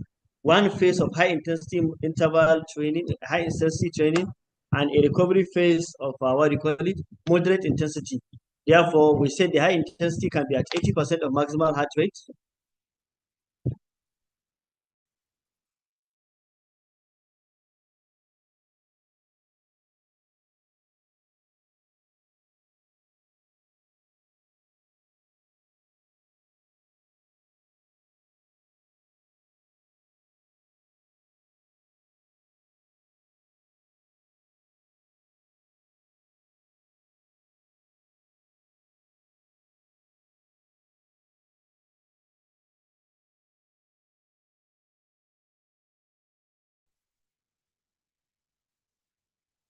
So now I'm going to change it.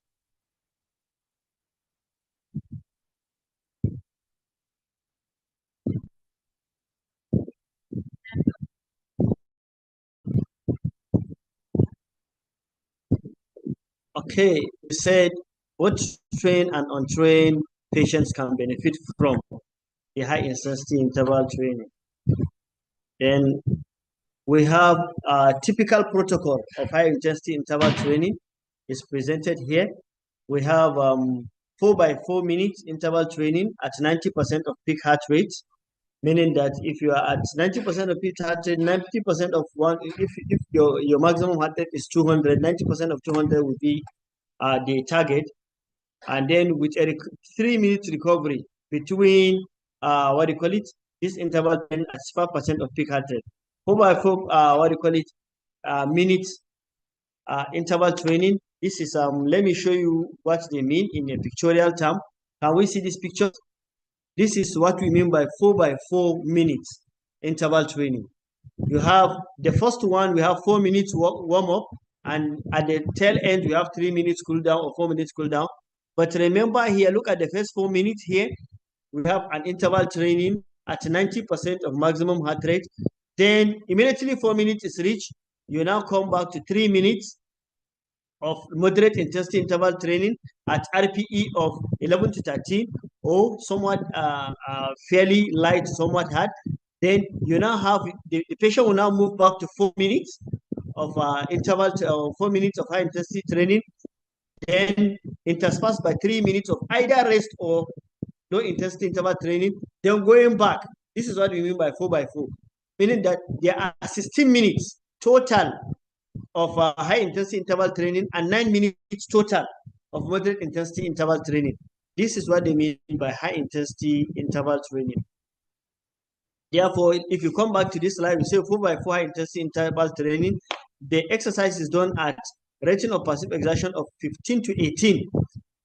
15 to 18 meaning that is high. Then 3 minutes of active recovery at 11 to 13. Then the participants are interested to increase the intensity to RPE of 15 to 18 during the high intensity interval training. Then we have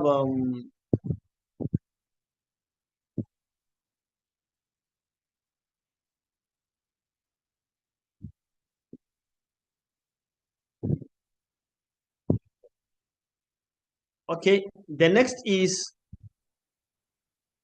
now look at side by side, we have moderate intensity continuous training and high intensity interval training. Look at it. Warm up can be done at 3 minutes fairly.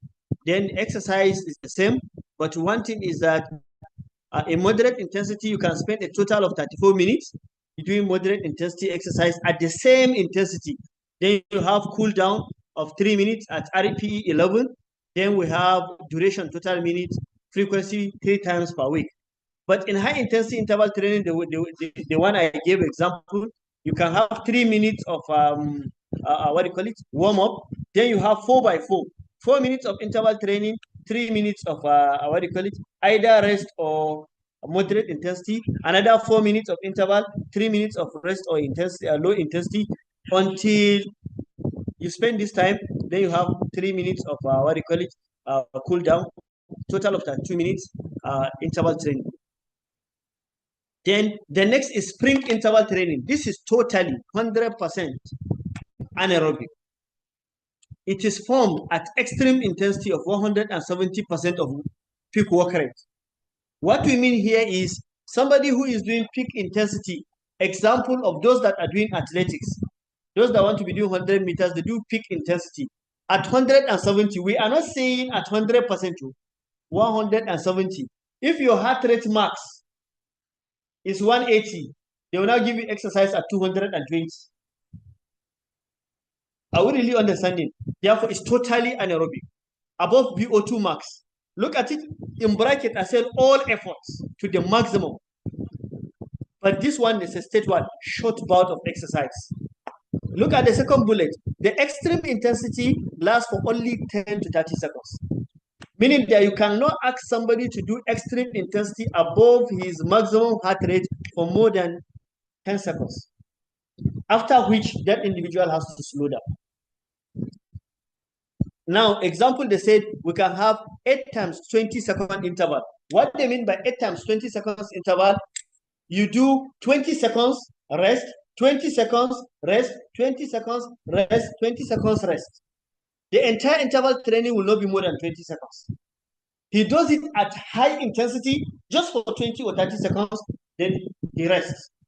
Then another bout of 20 seconds of high intensity, that is sprint interval training. The interval time, the time for the interval training is usually in seconds. But one thing is all efforts. That is sprint interval training. It's totally anaerobic. Okay, now they said the sprint interval training is performed on bicycle ergometer with substantive resistance, the maximum resistance, over 6 to 30 seconds interval. They said traditional Wingate, there is a Wingate method, is a protocol, is a Wingate basic protocol, involves 30 seconds of all efforts. The first 30 seconds, then 4 minutes of rest. After you ask a patient to do 30 seconds, you do 30 seconds of all efforts, then you now spend 4 minutes resting. Then another 30 seconds, then another 4 minutes resting. That is what they mean by what? Wingate protocol. They said it contains 14 to 23 minutes per session. Only 2 to 3 minutes of what?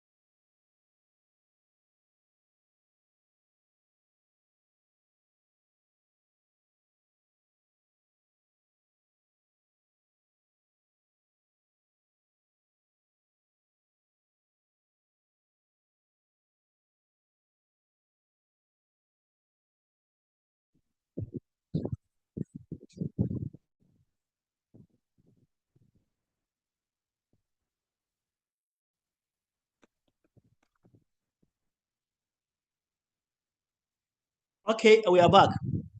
Therefore, I gave example of the 20 minutes. If you are to do Wingate 20 minutes best, how many minutes would be for the sprint interval training? Therefore, if you spend the first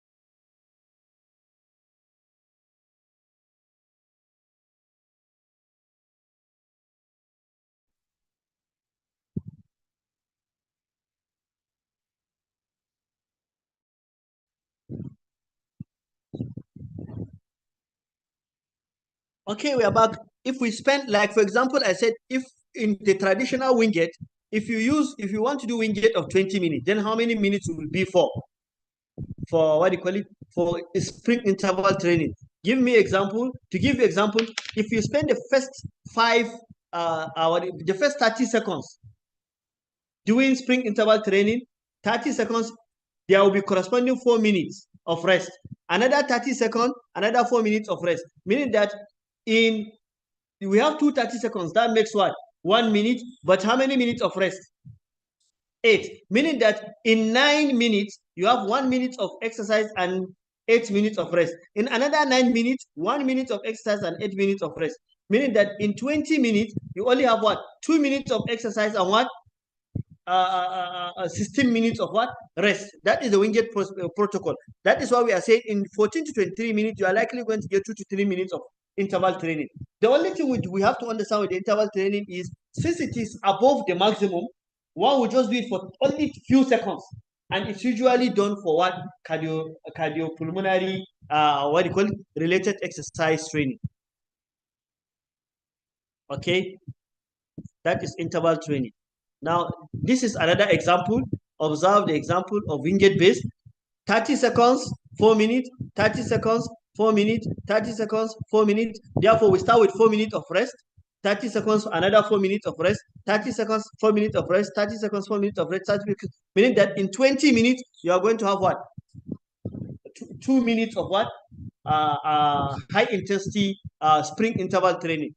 Therefore, sprint interval training is purely anaerobic because it's just for only for some few seconds.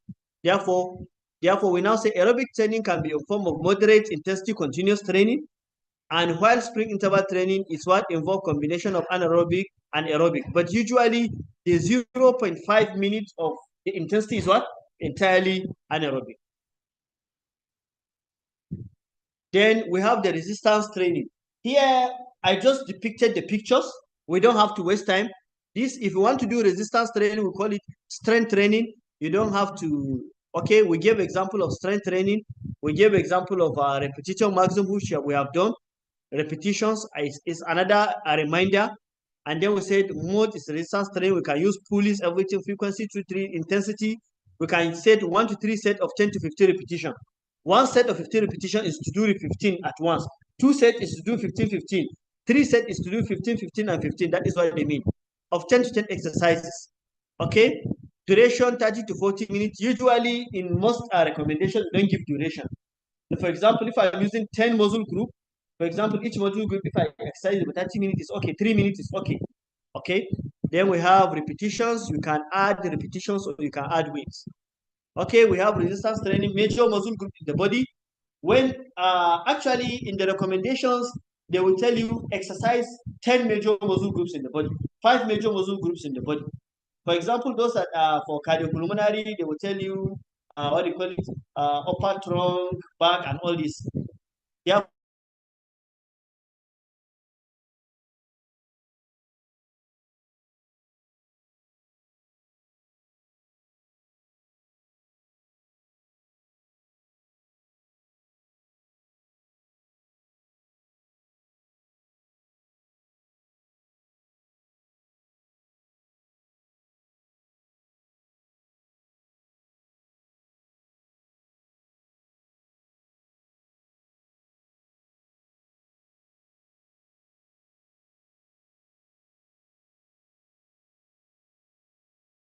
Is for us to see the different muscle groups and how each one of them can be what we call it, strengthened.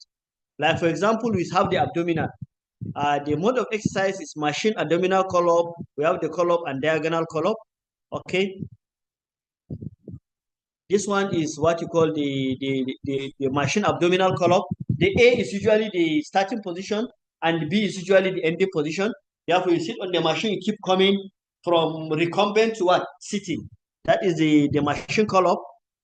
This is the diagonal call-up. This is the call-up. Somebody sit down in crook line position, then taking the head up. This is for abdominal. Then look at another one. This is what you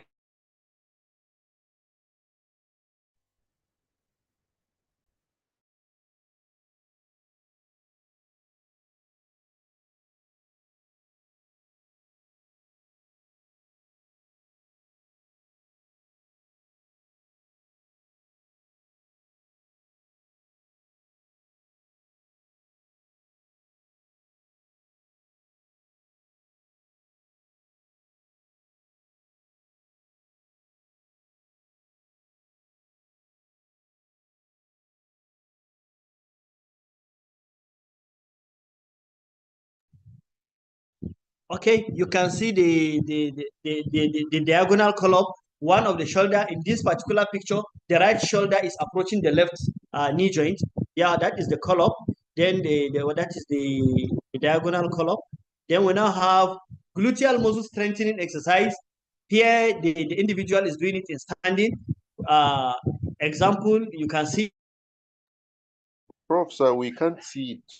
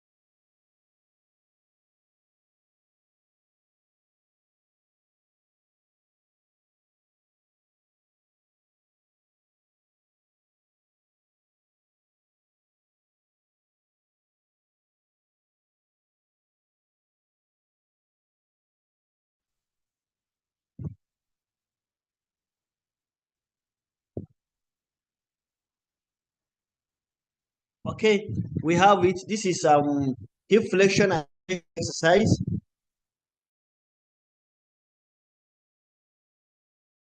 Observe that she is having weight in the two legs.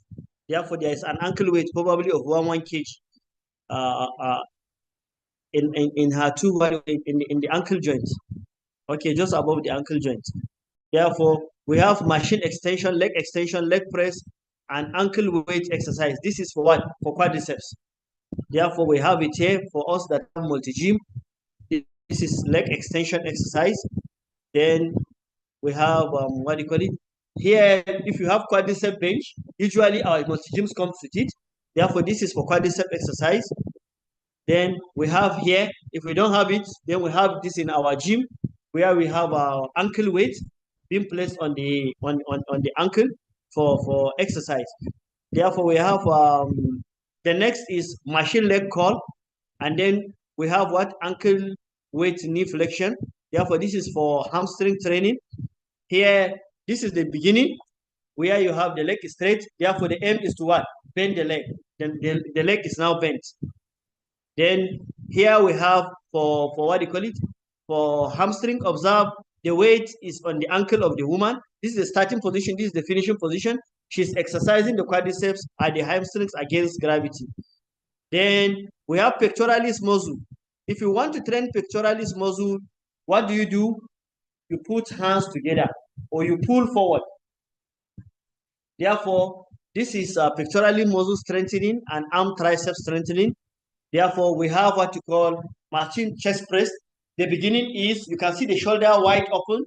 Then when press, the shoulders approximate. The hands come together to the midline. We have it in multi-gym.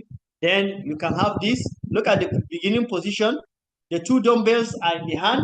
And you can see an assistant supporting. Therefore, don't give two big dumbbells to patient and you allow it such that the dumbbells will not fall on the head of the patient.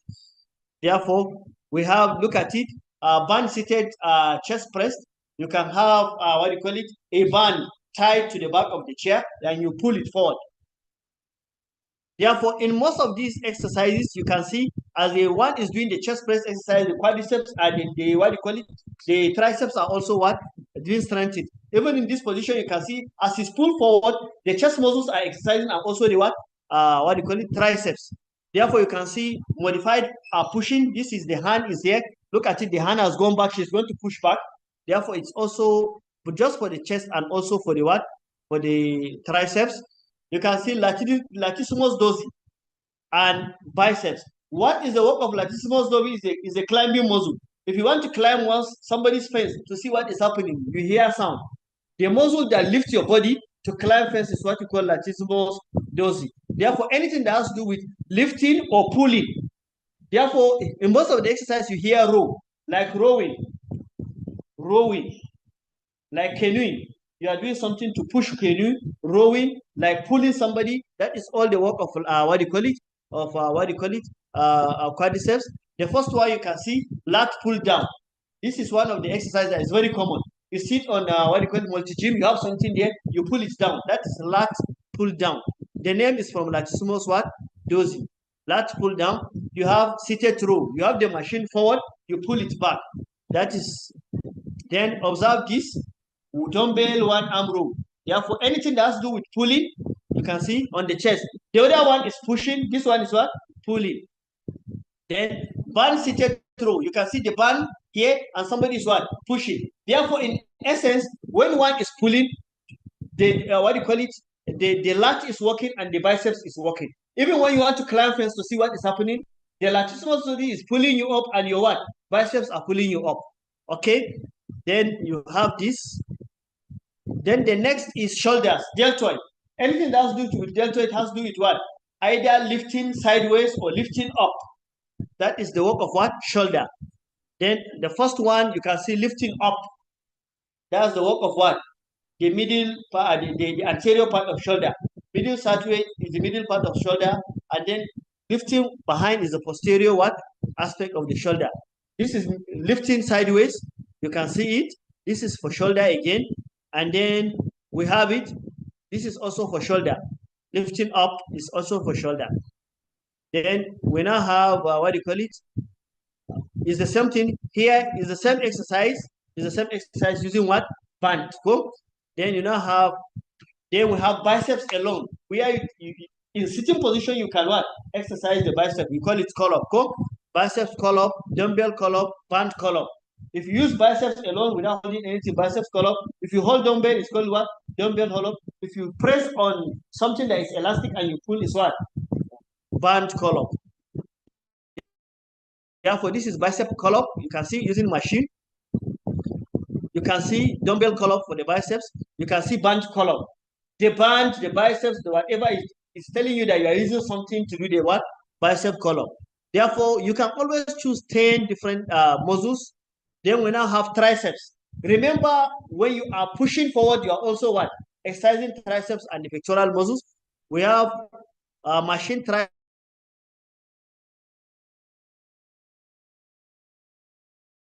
Machine that give resistance towards what? Pushing away from the body. Then we now have Look at the triceps again. You can see this exercise. The difference between this one is look at the starting position. The arm is bent.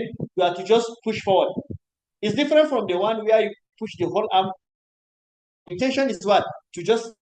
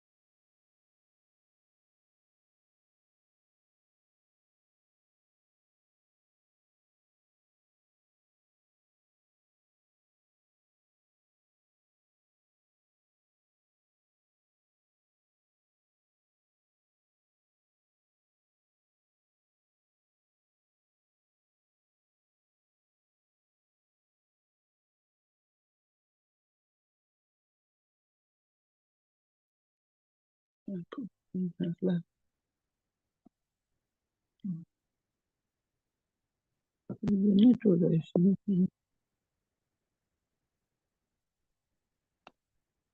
hope we'll be able to get the recorded one. Next one, we tell that guy not to bother. Bless him for concern. Even when he listens to it, you know that it's for those who are training people. Though if we have it, it's an added advantage. No knowledge is left.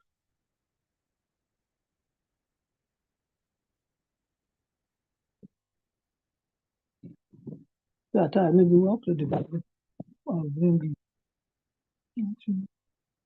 Okay.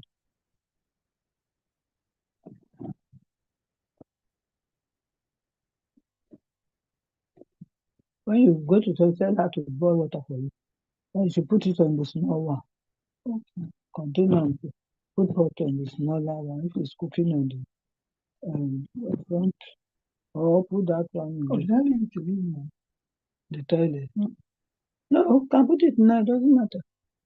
Put the hot water, and then when you come out, you rub this thing, you feel better. The time is going, what is the time? It's after 2:21. It's better to do it now. By the time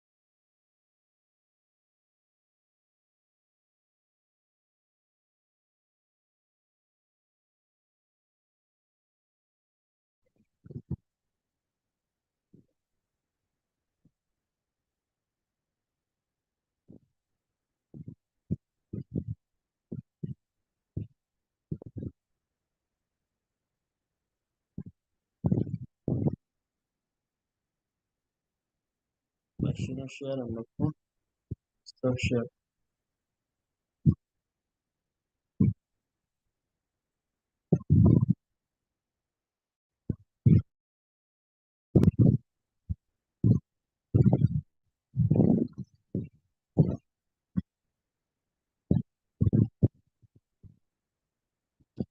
Okay, we are back. This is for the picture we have here is a band tricep extension. Remember, let's go back to the triceps. We have machine tricep press. Therefore, look at the initial movement is the elbow joint is in flexion. The final position is in extension. Then we now have what we call it, the dumbbell tricep extension. You can see the initial, both elbow joints are flexed. You can see finally the extension with the help of an assistant. Here we can have a tricep band extension from the back. This is, we can always exercise our patients. You can see this is what the initial position is flexion. You can see extension, that is the push-up. That's the push-up. Then the low back erector spinae, which is the last one. We are going to have it here. The orthopedic people knew it. Whatever this is, what do you call it? Core stability exercises. You can have it. This is for erector spinae. And then we can have, this is what they call it, hot dog or whatever they say. This is part of the exercise. Therefore, this one can strengthen both the back and what? Hip extensors. Therefore, generally, we have, and then we said these are references. We said generally we have when they recommend that we should give aerobic and strengthening exercise. There are different forms of aerobic and different forms of exercise. Why we take our time to discuss interval training is because most especially what do you call it, cardiac rehabilitation used to recommend interval training for their clients. Thank you for listening. We are going to move to another segment.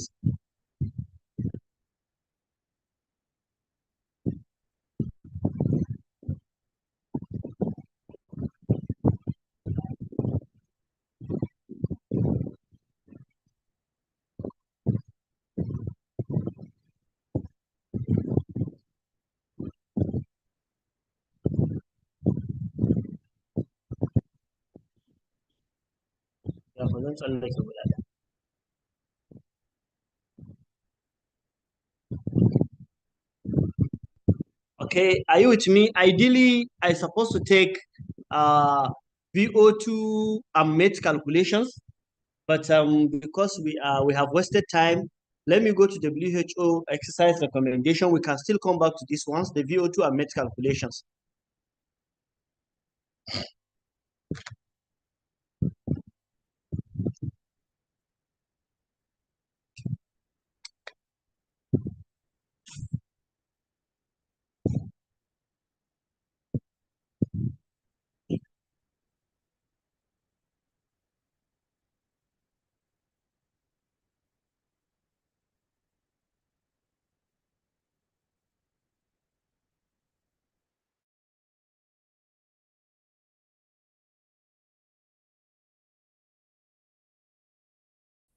In siyasa.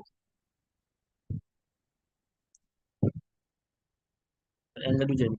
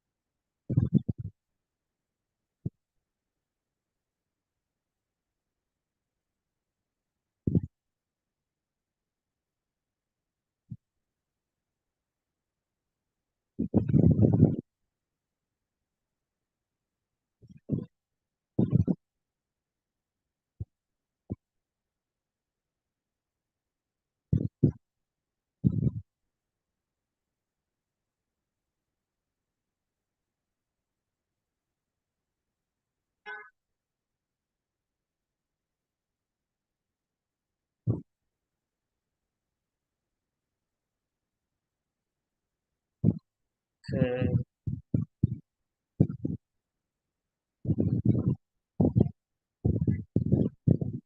Kaga yanzu kuma kamar zai zauna.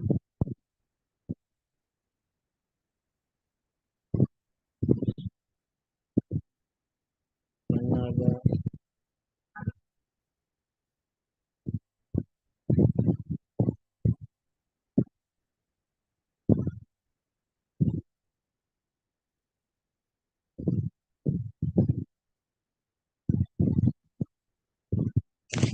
a san waye wannan? Mini Lola? Yana ne a sako. Shi ne ya ce din. Okay.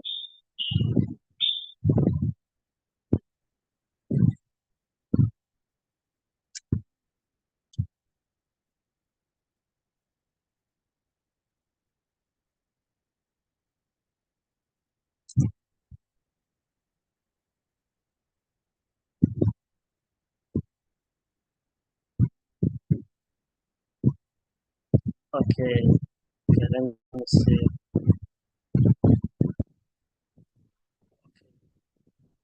Sharing screen. Yes, check. Okay, good afternoon once again. We are going to start looking at the guidelines. The first guideline is WHO 2020 Public Health Guidelines on Physical Activity and Sedentary Behavior. And my intention is to be able to cover metabolic equivalence calculations for metabolic equivalence. But I come to realize that we are likely going to be behind schedule. Therefore, I decided that let us start with WHO recommendation. We can always come back to do the metabolic calculations. Therefore, based on this recommendation, the recommendation, actually there is 2010 recommendation of WHO, which was revised after 10 years. That was the 2020 recommendation. And then there are notable changes in the 2020 recommendations. for physical activity and exercise across all ages.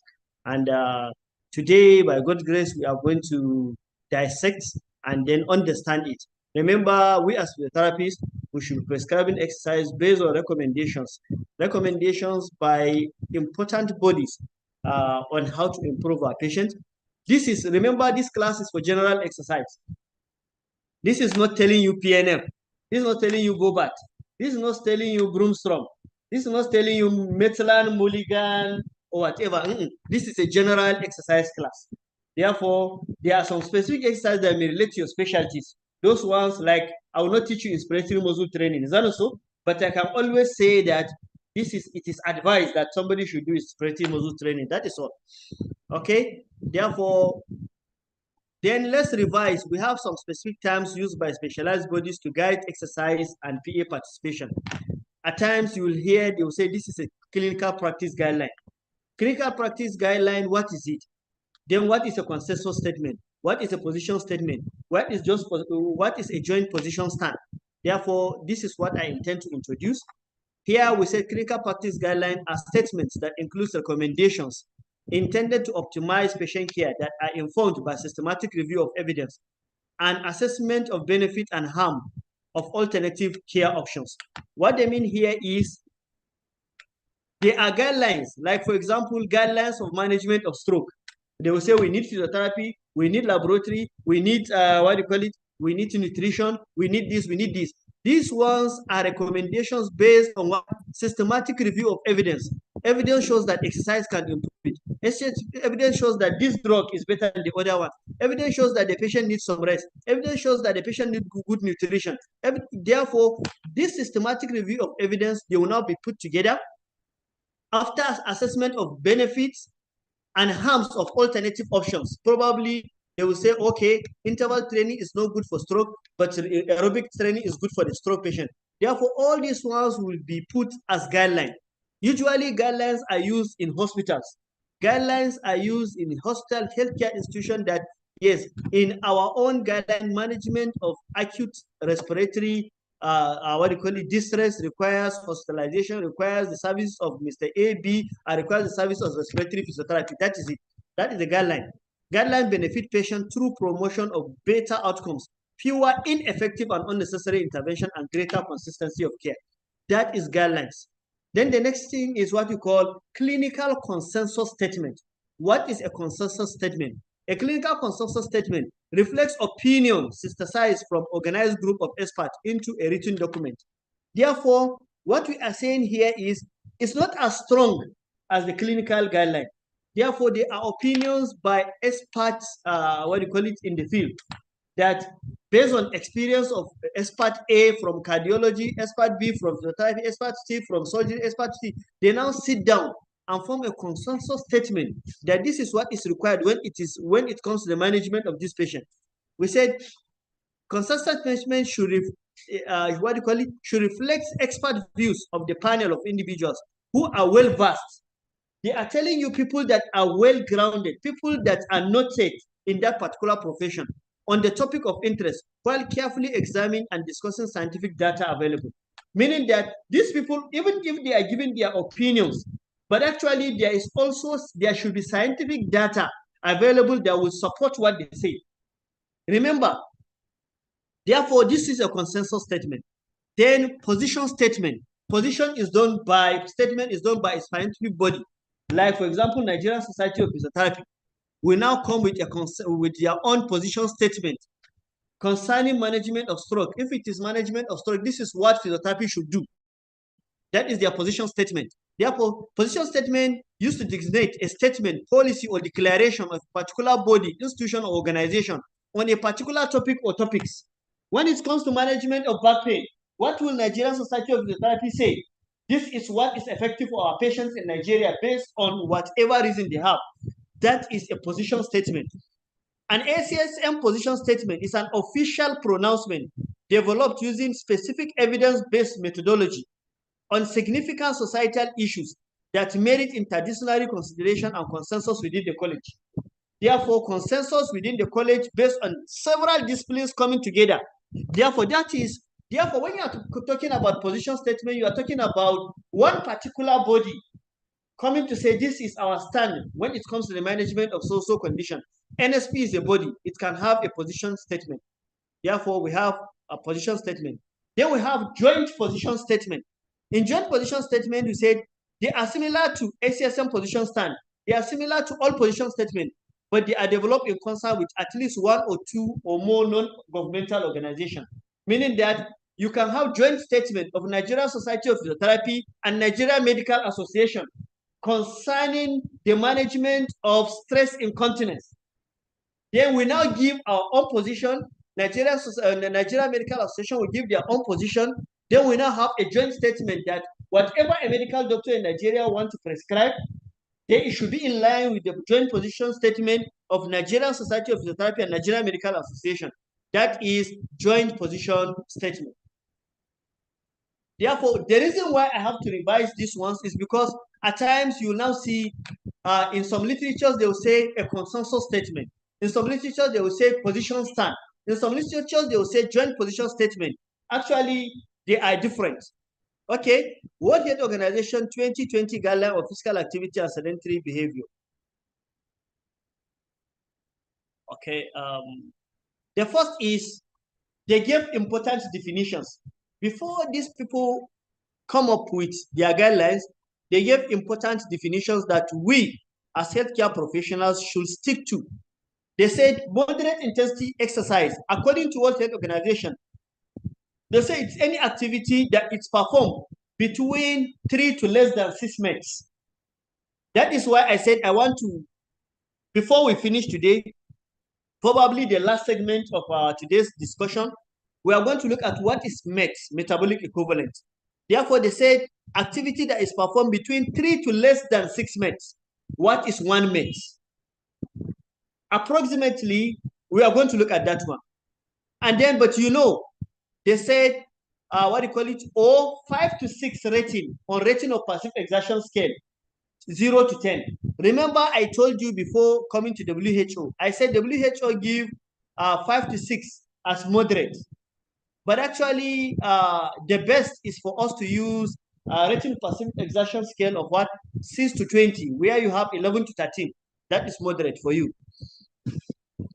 Then we have moderate to vigorous. Now we have finished defining moderate based on WHO. Moderate to vigorous intensity of physical activity. According to WHO, there's a physical activity that is performed at greater than 3 minutes. Meaning that any exercise that I perform at greater than 3 minutes, they do not give the cap, but it's usually 3 to 6 because moderate intensity stop at 5. Usually it's less than 6. Therefore, when you do exercise between 3 up to 6 minutes, then you are doing vigorous to what? Moderate to vigorous exercise. And then they said moderate to vigorous exercise on rating of passive exertion is 5 or above on 5 to on what 0 to 10. But usually, if it is on VOG rating of passive exertion 6 to 20, it's usually from 11 up to 15. Then we have vigorous intensity. Here in WHO, what do you call the guideline, vigorous intensity is performed at 6 minutes or above. But on 7 to 8, or rating of passive exertion 0 to 10. This is their definition. Therefore, if you are basing your physical activity prescription based on WHO, you should stick to what they say. They should stick to what they said is moderate. You should stick to what they said is moderate to vigorous, and you should stick to what they said vigorous intensity physical activity. The next is, now they define what they call multi-component physical activity. Usually in their definition, multi-component physical activity is usually prescribed for the elderly. Those people that are 60 years or 65 years and above, we prescribe multi-component physical activity for them. Therefore, they say multi-component physical activities can be done. They involve activities that can be done at home or in a structured group exercise setting that combine all types of exercise. You can have aerobic inside, you can have strengthening exercise inside, you can have balance exercise inside. They said, example, you can intersperse walking, lifting, and balance at the same time. You can ask the elderly person to walk, You can ask the elderly person to lift some weight. You can ask the elderly person to do some balance exercise like walking forward, backward, sideways. This is multi-component exercise. They said balance training can include walking forward, sideways, standing on one foot, and all these ones. Therefore, when you combine both aerobic strengthening, balance training, dancing, and all these ones, for the elderly, we call it multi-component physical activity. That is the definition by WHO. Now, we have the first one is physical activity and exercise recommended for children 5 to 17 years of age. What are the physical activity and exercise that is recommended based on WHO? This is WHO recommendation. And in bracket, you can see I write strong recommendation. That is a strong recommendation from WHO. Please, the physical activity that is recommended for children 5 to 17 years is a combination of aerobic and strengthening exercise. They need aerobic and strengthening exercise. These are the exercises that have been recommended for them. The mode, they said aerobic and strengthening exercise. Duration, this is what differentiates between the 2010 and 2020 recommendation of WHO. There in 2010, they will say up to 40 minutes of exercise. They will say no. Here they said average of 60 minutes per day. Meaning that when the child is in school, he should do PE of at least 30 minutes. When he comes back at home, you can allow him to do some aerobic exercise for another 30 minutes. They said average of what? 60 minutes. Meaning that the exercise can be done more than 60 minutes per day. They are not saying that in a session, you have to keep the child to do exercise. They have short, They have short attention span. They cannot last 60 minutes. They have so many activities to do. They can do 20 minutes, morning, 20 minutes, afternoon, 50 minutes, but average of what? 60 minutes per day. They said duration, 60 minutes per day. They said intensity, moderate to vigorous, meaning that they can do what? Between 3 to up to 6 minutes in a day. Children can do it. Then they said frequency across the week. They mean that this 60 minutes of exercise should be done across the week. They did not tell you to do 2 or 3 days. For children, they said 5 days or more. Across the week, I translate it into you should do 5 days or more. Meaning that our children requires a lot of strengthening and aerobic exercise across the week. That is what WHO say. Across the week. They did not say 2 to 3 days. They say across the week. If they can do it every day, it's okay. Then they said, meaning that when you are prescribing aerobic exercise for a child that comes to the department and you believe aerobic exercise is going to help, don't say 2 to 3 days. You should do it every day. Across the week, at least 5 days or more in a week. Then they said, mode 2. Remember, what differentiates between the first and the second, recommendation is the intensity. Look at the first intensity is moderate to vigorous. Look at the second intensity is vigorous. Therefore, they said mode 2. And one thing that is important is they do not say you must combine them. Please, the WHO come with or in between. You either do the first one, you can see me inserting or in between. You can do the first or the second one. Look at the first one. Look at the second one. They still recommend aerobic and strengthening exercise. They said average of 60 minutes, but here they said vigorous intensity. And within the range of what? Greater than or equal to what? 60. Meaning that you can subject a child between 5 to 17 years to vigorous intensity. But here, look at the frequency. They said because it's vigorous, they said it's what? At least 3 days in a week. Meaning that you can do 3 days in a week, Monday, Wednesday, Saturday, or Friday. At least, or you can do 4 or 5 days in a week. When they said at least, meaning that you shouldn't go less than 3 days in a week. If you can do it, what? 4 or 5 days in a week is recommended. Then further recommendations. Here they said, for children, physical activity beyond 60 minutes of moderate physical activity may provide additional benefit. That is the reason why they said average. Meaning that in average of 60 minutes per day, the child can still do more than 60 minutes and is very okay. Then they said evidence showed that clearly that increased time in aerobic, moderate to vigorous physical activity increases cardiorespiratory fitness in children. Increased muscle strengthening activities increase muscular fitness, and some evidence showing incremental benefits in doing both. There is something also I want to show you. Okay. Please, let's go back to this first page. Look at the heading. They said including recommended for children and adolescents 5 to 17 years, including those living with disability. Meaning that even those children that are living with disability, they can benefit. The recommendation is for them. Left for you as physiotherapist, when you see that the child is going to benefit from moderate to vigorous giving, when you see that the child is going to benefit from vigorous giving, depends on you. Okay, now we are done with children. WHO recommendation for adults age 18 to 64 years of age. Therefore, for those that have reached 18 up to 64 years of age, they have their recommendations.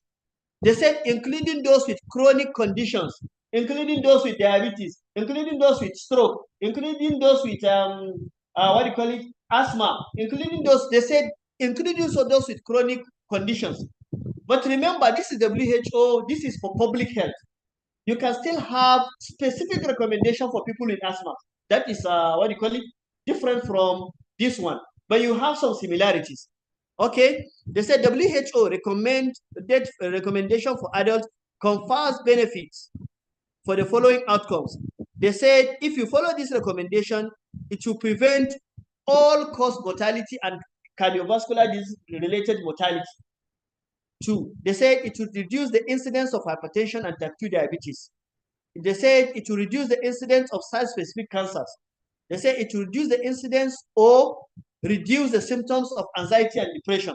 They say it will improve cognitive function and sleep. It will say it will also improve measures of adiposity, meaning that if somebody is having, it will improve his body weight and body fat percent. Okay, what is the recommendation? Look at it. Aerobic exercise.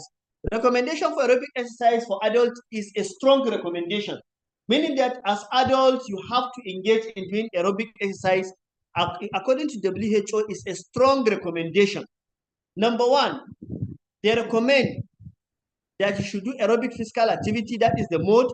The frequency, they say throughout the week. This is also another recommendation of WHO 2020 that differs from 2010. They say throughout the week. They did not tell you 3 days, 4 days, 5 days. Throughout the week. But remember, please, I've forgotten something. The duration is number 1. Please, WHO recommendation for 2020, they say we should do per week 150 to 300 minutes of exercise. They did not say 3 times weekly. No, they said in a week, one should spend between 150 to 300 minutes of exercise. If you like, then I now break it down. You can do 30 minutes every day for the whole week. You can do 60 minutes every day for 5 days. You can do anything, but they said you have to accumulate at least, the volume should be 150, 300 minutes of exercise. That is the volume. They said mode is aerobic exercise, and they said throughout the week. I now give an example. You can say 30 minutes 5 times, or 50 minutes 3 times. You can say 60 minutes 5 times. Anything you can do to accumulate between 150 to 300 minutes is recommended. Then they said intensity. Look at it.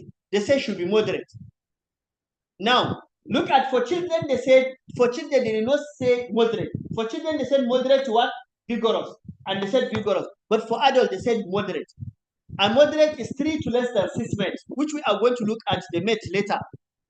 And then they said PRE, above rate of passive exertion, not PRE, RPE, should be RPE. Above RPE should be what? 5 to 6. Then here, that means 5 to 6 on a scale of 0 to 10. But if you are using scale of 20 to 6 to 20, is between 11 and 13. Then we now have, now they say you should do the first one or the second one.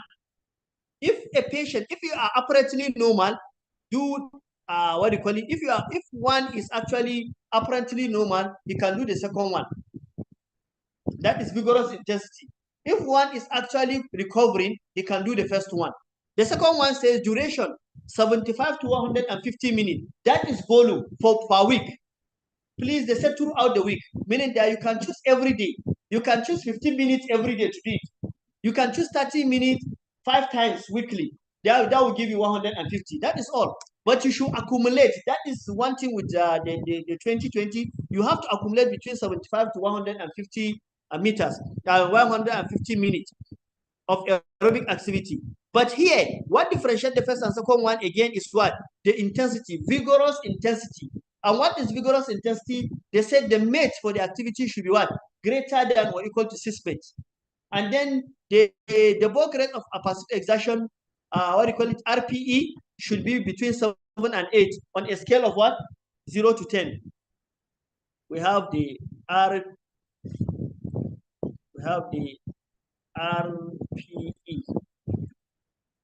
Okay, 7 to 8. Okay, now look at under the what do you call it, the slide. There is a point I highlighted. I pick it the way it is in WHO guideline. They say we should note that any duration now counts towards this recommendation. Don't say I spent 10 minutes today is small. No. If you are aiming at 150 and today you are able to do 10, tomorrow you are able to do 15, next tomorrow you are able to do 30, count. If you are able to get to 150, you are done. They said any duration now count towards this recommendation. The total PA, provided the total PA volume is met, regardless of what? Bout length. Therefore, the issue of duration, that duration during session must be up to 30 minutes, 40 minutes. No, what they said is if you are prescribing, the patient should be able to accumulate this volume in a week. They said that is what is recommended for the patient. And then the patient shouldn't say, I want to do it in a day. And after, let me do 150 minutes today. That is all for the week. No, you should break it down. 50, 50, 30, 30, 40, 40, do whatever you do, but accumulate this. The next is conditional, what do you call it? Strengthening exercise. Now, they are recommending aerobic exercise and it's a strong recommendation. Now, look at another strong recommendation. They are saying adults should do what? Strengthening exercise. They say duration, not specified. Therefore, I specifically put this. The duration is not specified. For strengthening exercise, right from the time I was discussing strengthening exercise, I said usually in some places, it is not specified. You can choose 5 group of muscles, 3 minutes each. 5 times 3 is 15, you are done. You can choose 10 group of muscles, 3 minutes each. After you finish, you have 30 minutes. The duration is not specified. But they said each muscle group must train for at least 2 minutes. Therefore, train each muscle group you are taking for at least 2 minutes. Take at least 10 muscle group in the body, you strengthen the entire body. Then they said mode, strengthening exercise. Then they said, what did the WHO say? WHO did not say this muscle, this muscle. They said train all the muscle groups in the body. Therefore, choose them. Already I've given you the pictures of different exercises that one can do. Then frequency, they said 2 or more days. Remember, for aerobic, they said every day of the week. Remember, for aerobic, they said every day of the week, most days of the week. But look at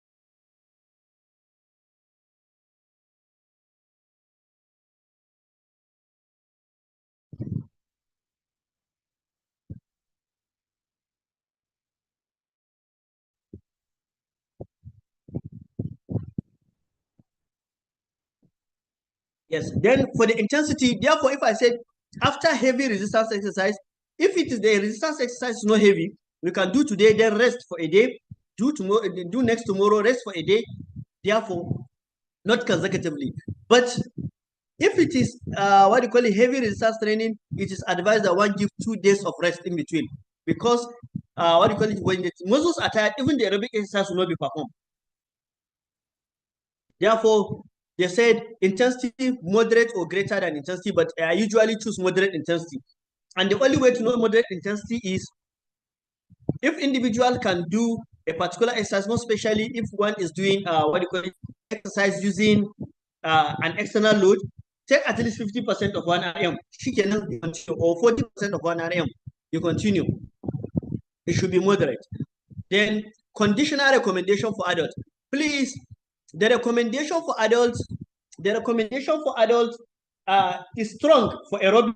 Is strong for what? Strengthening. Meaning that adults must do aerobic, adults must do what? Strengthening. Then what is the conditional recommendation? They said adults may increase moderate intensity aerobic exercise greater than 300 per minute. No, greater than 300 minutes per week. And they can do more than 150 minutes of what? Vigorous. Remember, for adults, they said they should do between 150 to 300 minutes of what? Moderate intensity. And then between 75 to 150 of vigorous. But they said you can add. The adults may increase moderate intensity up to 300, more than 300. And then for vigorous intensity that stops at 150, more than 150. They said they may increase it. They said again, adults may combine moderate intensity and vigorous intensity activity throughout the week when not contraindicated. Therefore, they said if an adult wants to do, remember they said you either do moderate or vigorous. Is that not so? You choose one. But if you feel you want to do moderate intensity and vigorous at the same time, you can do it. But they said if not contraindication for what? Chronic conditions. Meaning that this is the World Health Organization. They are not telling you that you should just go and give it to your stroke patient. Then you should gauge what's the patient like. They said this is conditional. This is not a must. Just choose the one that is better for the patient. Now we are moving to another guideline. This guideline is for older adults. We have finished with what? Adults. We are going to the guideline for older adults, age 65 years and above, including those with chronic conditions or those with disability. They said this is recommended for them. But can you remember, even at the beginning of this exercise, I kept saying the exercise for older adults is what? Multi-component. This is what WHO says. Older adults, apart from having issues with strength, having issues with balance, they are also having issues with vision. Is that not so? They are also having so many issues. Therefore, the best form of exercise for them, according to the WHO, is what? Multi-component exercise. Therefore, introduction. In older adults, physical activity also helps to prevent falls, force-related injuries, and declines in bone-related bone-related health and what? Functional ability. They said apart from weekly physical activity, older adults can do, meaning that all the activities that the adults used to do on their own. That is what they mean here. You know, there are activities that the adult used to do on his own. Apart from that one, they say you should add this on top. The first, they should practice multi-component physical activity. And then we have talked about multi-component physical activity involves little of aerobic, like walking, brisk walking, little of strengthening exercise, like sit to stand, like holding dumbbell, little of balance training, walking forward, backward, this, little of dance, little of flexibility exercise. Then also, you put them together, that is multi-component physical activity. Then there's a frequency 3 or more days weekly. Now you can see in all the recommendations, is there any recommendation that say somebody should do something once? Why should physiotherapists be prescribing exercise for patients once weekly?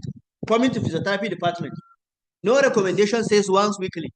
The minimum is twice weekly, even for those that are doing strengthening exercise.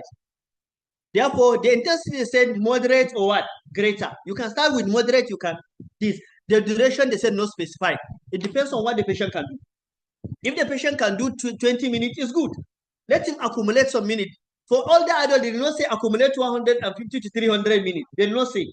They did not say moderate to vigorous. They said do multi-component physical activity, and then for a certain duration. You can give 10 minutes, 20 minutes, 30 minutes, and then 3 times, 4 times weekly. Then it will do well for the elderly. Okay, now we are done with the elderly. Their own is straightforward. Then WHO 2020 exercise and physical activity recommendation for pregnant and postpartum women. This is a strong recommendation. It's what? A strong recommendation that women that are pregnant, those that have delivered, must do what? Exercise.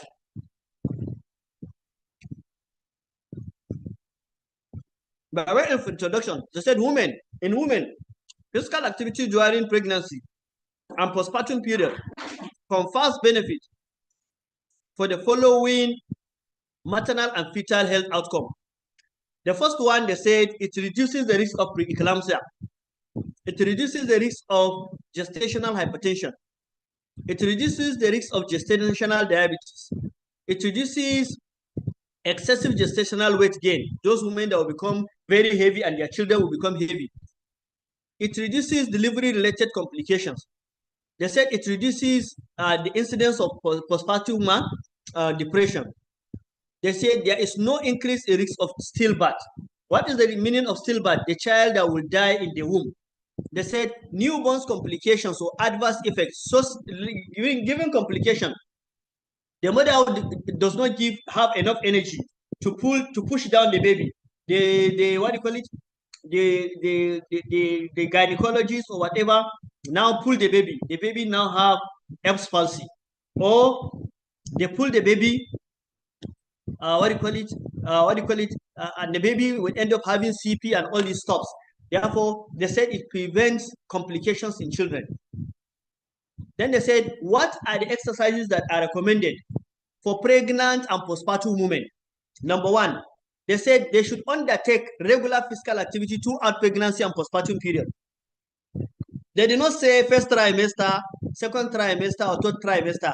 But one thing I want to add is if the pregnancy does not have complication, usually they will tell you that you engage in exercise when there is no complication. There shouldn't be any reason for a woman that is having bleeding, that is having all this form of complaints to start doing exercise. Let her go for antenatal. Let her see the doctor first before she commences to commence exercise. But it is recommended, as far as there is no complication, they should undertake throughout pregnancy and postpartum period. They said, what is the mode that is prescribed for them? They prescribe 3 modes. The first one, they said aerobic. The second one, they said some strengthening exercise. The third one, they said what? Stretching. Both aerobic, strengthening, and stretching exercise are recommended. But the most important is aerobic. They said minimum of 150 minutes weekly. Remember, for all adults, they said between 150 to what? 300. For them, they did not say 300. They said minimum of what? 150. Meaning that if she can do 30 minutes for 5 days, she is okay. Then they said frequency, they said throughout the week. They did not say woman do it today, don't do it tomorrow. They said throughout the week, meaning that she can do it in 5 or more days. Then they said intensity moderate. They did not say vigorous, do moderate intensity. Usually less than 6 minutes or RPE 5 to 6, or if you are using RPE of up to 20, you can use 11 to 13.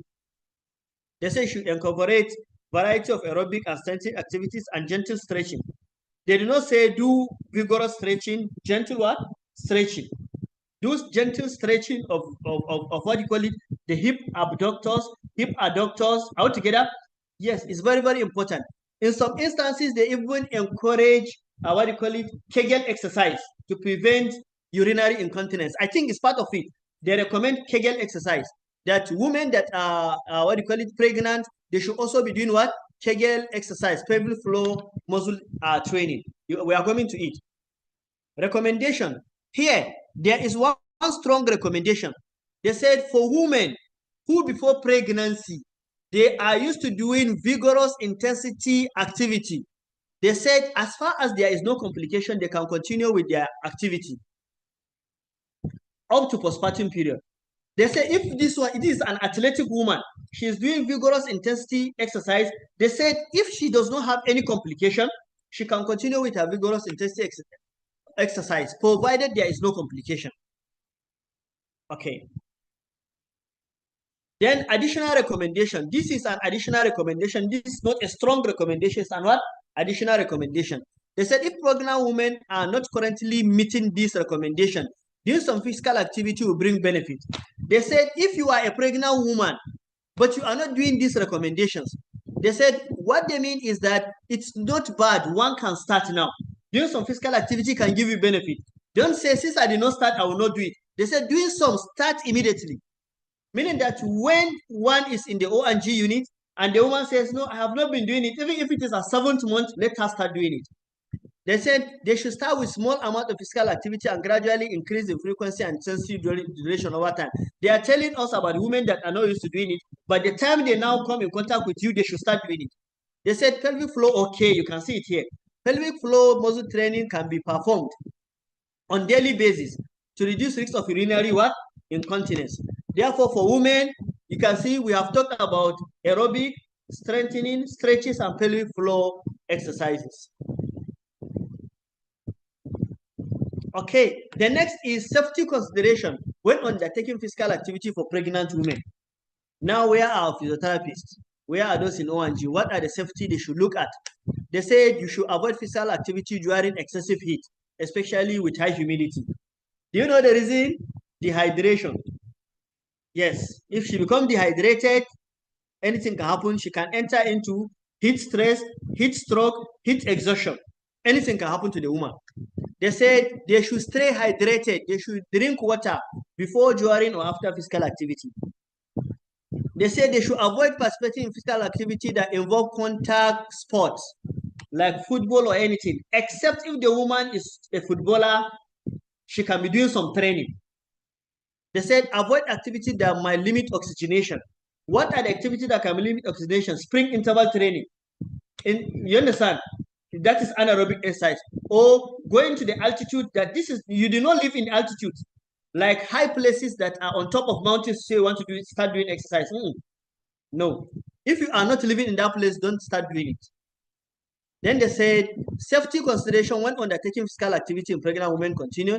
They said avoid activities in supine position, asking the woman to lie down and she's doing activities in supine position. But actually, when I checked, there is a systematic review. They found insufficient evidence to ascertain whether maternal exercise in supine position is safe or should be avoided during pregnancy. Then, when systematic review did not say whether it is safe or not safe, it's better to be what? On the safe side. Therefore, if you can do some activities in supine, it shouldn't take time. Don't do a lot of activities in supine. Some people are pointing accusing finger that it's going to cause some harm to the mother. But what a systematic review says is they couldn't say whether it is harmful or harmless, meaning that one should just avoid it. They say pregnant women should consider, pregnant women considering athletic competition or exercising significantly above the recommended guidelines should seek supervision from specialist healthcare provider. Any woman that wants to go into contact sport or anything should seek advice, even if she is used to doing it. Then they said pregnant women should be informed by their healthcare provider of the danger and sign on when to stop exercise. Therefore, when she becomes a dyspneic, she's tired, she's gasping for oxygen, let her stop exercise. Then they said, or limit physical activity or consult qualified professional. Therefore, should be taught women that whenever what to do, what to consider when to stop exercise. They said they should return to physical activity gradually after delivery. This is on another recommendation. After delivery, even though you are an athletic woman, you can return to physical activity gradually. Okay. Then, okay.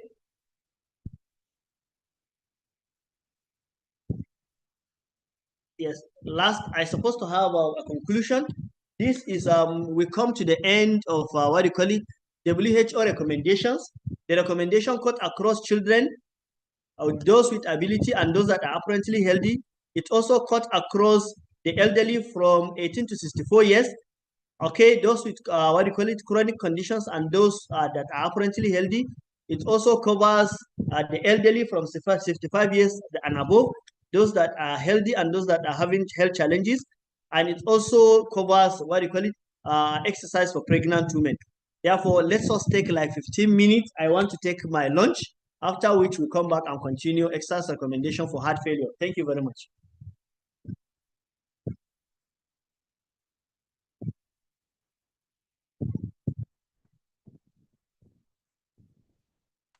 Hello, hope you are with me. Hello. Yes, sir. Okay, so thank you very much. Let me take my lunch. 15 minutes, then we'll come back and continue. Okay, sir.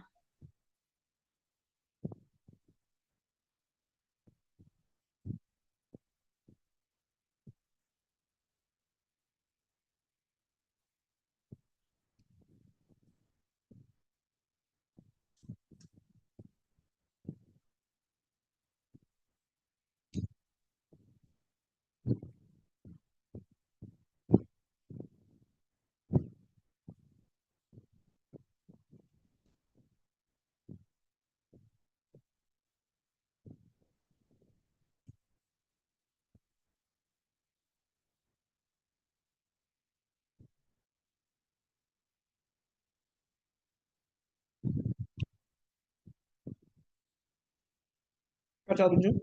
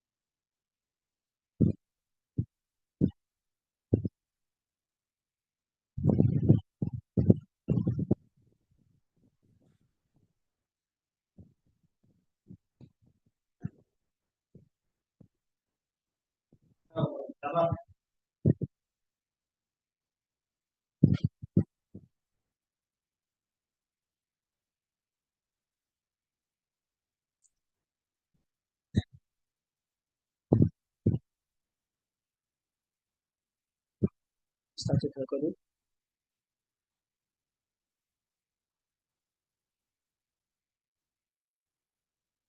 Okay, good afternoon. Hope we are back. I welcome you to the next episode of our presentation that is on exercise training in heart failure. Therefore, it's a consensus document from Heart Failure Association and the American Association for Cardiovascular Prevention and Rehabilitation. Therefore, this is a consensus document that this is how they want the patients to, obtain exercise from us. By way of introduction, they said heart failure is known as a congestive, otherwise also known as congestive heart failure. It's a complex clinical syndrome that is characterized by the heart's inability to pump blood effectively due to structural or functional impairments. Therefore, the structural impairment like valvular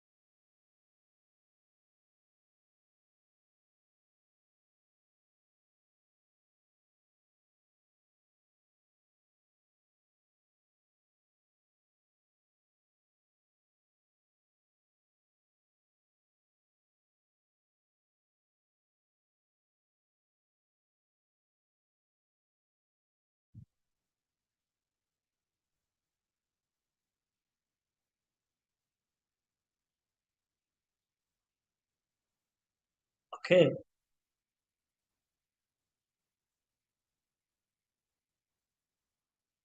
Yeah, for this document that I want to present today is a publication of, as I've said it, European, European, Association for Cardiovascular Prevention and Rehabilitation, and Heart Failure Association. Therefore, that is the document. According to this association, the European Society for Cardiology Heart Failure Guidelines, they firmly recommend that regular physical activity and structured exercise is needed in patients with heart failure. What it means is that patients that have been diagnosed with heart failure can benefit immensely from structured physical activity and exercise training. They said this recommendation is based on the fact that exercise training improves exercise capacity and quality of life and does not adversely affect left ventricular remodeling. When the left ventricle is having weakness, when the heart valves are weak, then they said it does not affect the recovery of the left ventricle and the heart valves. Then they said exercise training may reduce mortality and hospitalization in patients with mild to moderate chronic heart failure. Therefore, this is a recommendation one.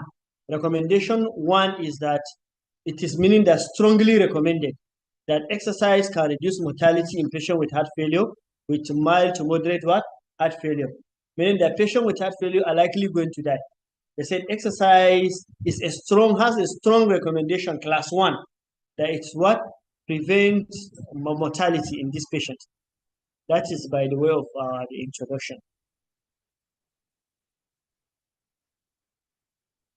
Okay, now the introduction, since we are reading the guideline, introduction should be little.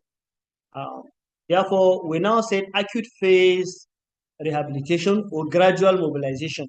What they mean here in acute phase or gradual mobilization, they mean somebody who has been bedridden, somebody who is now about to leave bed because of heart-related issues, somebody who has been hospitalized, that you want to start doing something for him as a form of rehabilitation.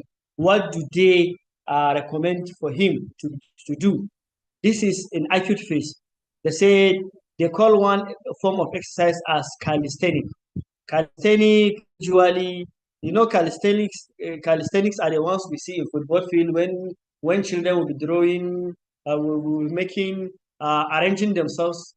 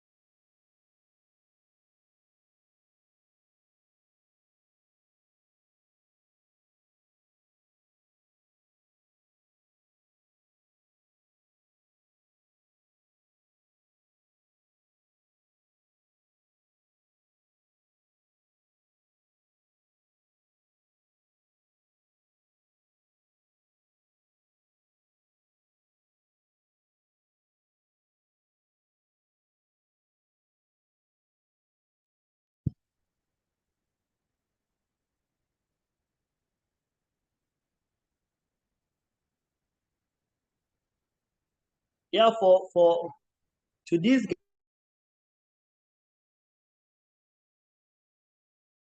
exercises that we give patient, pre-active exercises, sit to stand exercises, all these ones that we do in preparation for the main exercise is what they call calisthenics.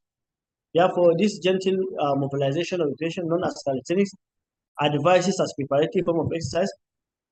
This is for severe heart failure patients with physical deconditioning or cachexia after recent clinical instability. What they mean, when you are to give this calisthenics, severe form of this form of walking little walking exercises, little sit to stand, little free active exercises to the hand and leg on the bed and outside the bed. They say they are meant for what? Severe heart failure and those with aggravated that made them, come back to the bed. Then we should take them gradually. They say simple free active movements performed without weights or equipment, without any external weight, with patient's own body weight, for example, sit to stand, combination of stretches, stretching of arms, stretching of leg. This movement should be initiated as soon as possible, since they are easy to perform and well accepted. They improve movement coordination and respiratory ability.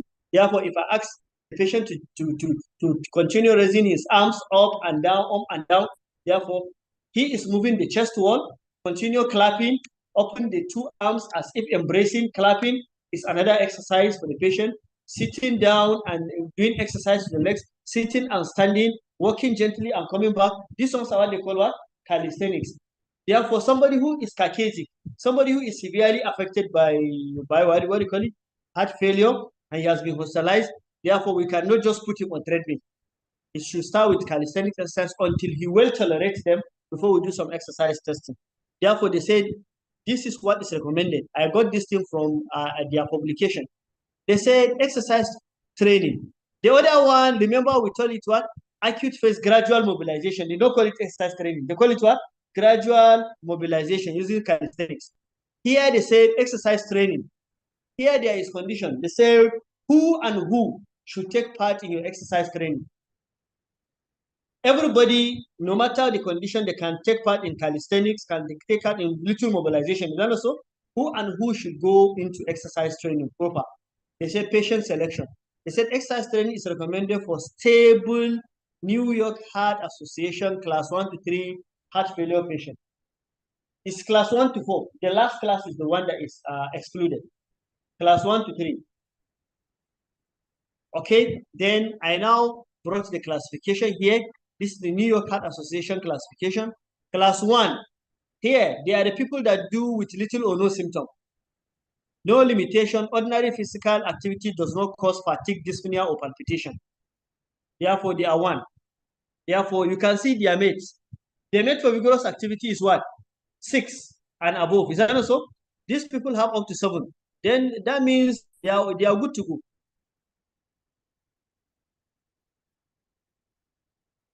Okay, they are good to go. You can see mates greater than 7. Then look at class 2. They have slight limitation of physical activity. 1, they said ordinary physical activity results in fatigue, palpitation, and dyspnea. What they believe here is they have to engage in physical activity. Is that not so? Therefore, normal activity that I do and you do, go to this place, carry this, come back, they're just supposed to lead to what? Shortness of breath, palpitation, altogether. To them, it leads to palpitation. Then they are class 2. Altogether. Then mates is up to 5. Meaning that they can benefit from moderate physical activity altogether. Then let's take the third group. The third group is class 3. They said marked limitation in physical activity, less than ordinary physical activity lead to symptom. One thing is less than ordinary physical activity. You know, ordinary physical activity has to do with walking, has to do with you doing some chores. So then less than minimal physical activity, like say sit, stand. It's not just physical activity, but less than minimal physical activity. Can you raise your arm?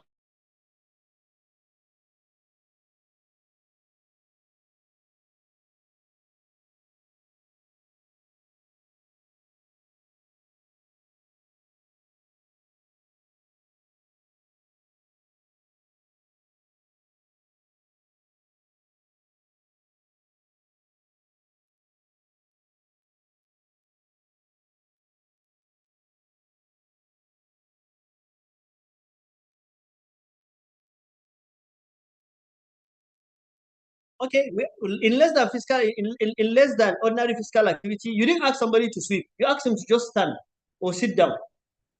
Then he starts pounding. He begins to feel breathless. This is less than minimal activity. Or raise your arm and just bring it down. He begins to feel it. This sounds like class 3, less than minimal. You didn't ask him to walk. You didn't ask him to jump or anything, but he started feeling it. Then class 4, they are the unstable one.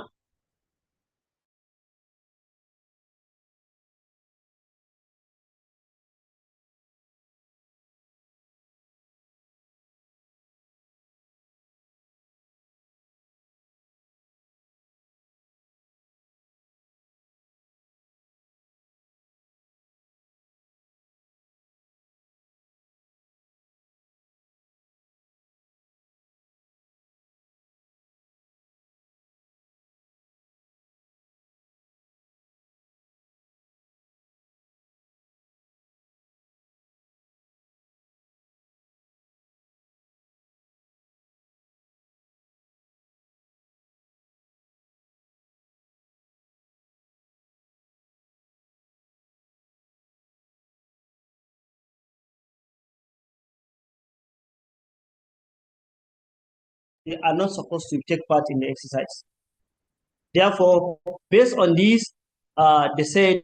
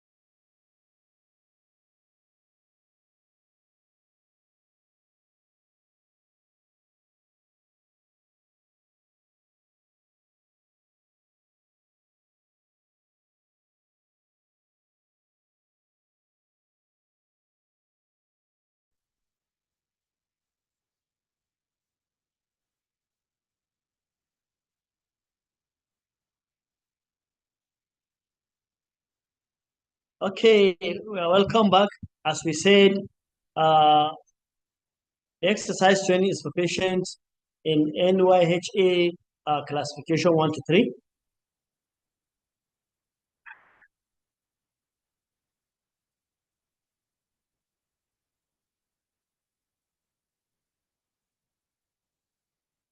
Okay, these are the classifications. Now, the next thing is they recommend that we should screen for contraindications to exercise training. That we should screen for contraindications to exercise training. These are the contraindications. There are very many. They say early phase of acute coronary syndrome. Therefore, somebody who is having coronary artery syndrome in acute phase of 1 to 2 days, coronary artery syndrome has to do with serious pain in the chest. You have coronary stenosis, all these guys. They say life-threatening cardiac arrhythmias. They said acute heart failure. Therefore, if somebody is having acute heart failure and he has recovered, it's not a good candidate for what? For main exercise. Good candidate for calisthenics. Then also, we should not do it for him. They say uncontrolled hypertension. Somebody is having hypertension that is not controlled, then we shouldn't subject him. They said advanced atrioventricular block, advanced heart block, acute myocarditis and pericarditis. They are all causes of heart failure. We have symptomatic aortic stenosis. That's narrowing of the aorta, symptomatic that gives symptoms. They say severe hypertrophic obstructive cardiomyopathy, acute systemic illness. This one is exemplified by, most especially if somebody is even having fever. They say don't do exercise for him if he's having fever. Then intracardiac thrombus, meaning that if there is thrombosis within the cardiac region, one should not exercise because it's going to move to the brain. Then screening for contraindication continue. We have, please, they divide it into 3 sections. We have section A, contraindication to exercise testing and what? Training. B, they have contraindication to exercise training only. Okay, here they said progressive worsening of exercise tolerance or dyspnea at rest over 3 to 5 days. Meaning that if the history tells you that somebody, whenever he does exercise, no matter how little in the last 3 days, the dyspnea become worse, then one should go for further check, not exercise training. Then they said significant ischemia during low intensity exercise or less than 2 MET. Please, if you want to get 2 MET, the best, the best example I can give, you exercise at 2 miles per hour on treadmill. If you walk on treadmill at 2 miles per hour, you are likely going to get something similar to 2 MET. Therefore, when you put somebody on treadmill at only 2 miles per hour, he is having significant chest pain, then you should not give him exercise training. Then they said uncontrolled diabetes. Somebody who is having high blood sugar that is uncontrolled, don't give him. Somebody with recent embolism. Therefore, somebody with recent cardiac embolism or respiratory embolism or cerebral embolism should not be subjected to exercise. They said somebody with thrombophlebitis. This is an absolute contraindication. All physiotherapists knew deep vein thrombosis is what? Absolute contraindication until the patient is cleared. Then they said screening for contraindication continue, increase risk for exercise training. Therefore, here they said this thing gives increased risk if you give somebody what they call exercise. They said greater than 1.8 kg increase in body mass over the first 3 days. Somebody whom you know, his weight is 18 kg,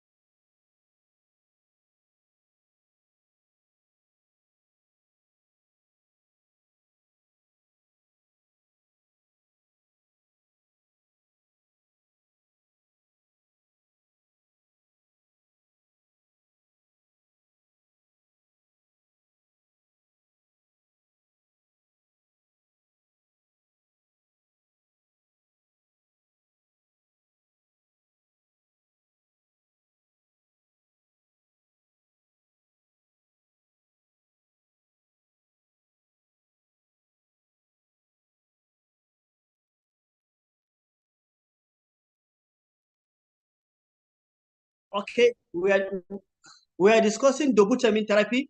We are saying that if you go and check in most of the exercise texts, they will tell you about dobutamine being used as a form of stress test on the heart. The treatment, they want to stress the heart to see the response. And if somebody is on dobutamine therapy, they said it's likely the heart rate is going to increase.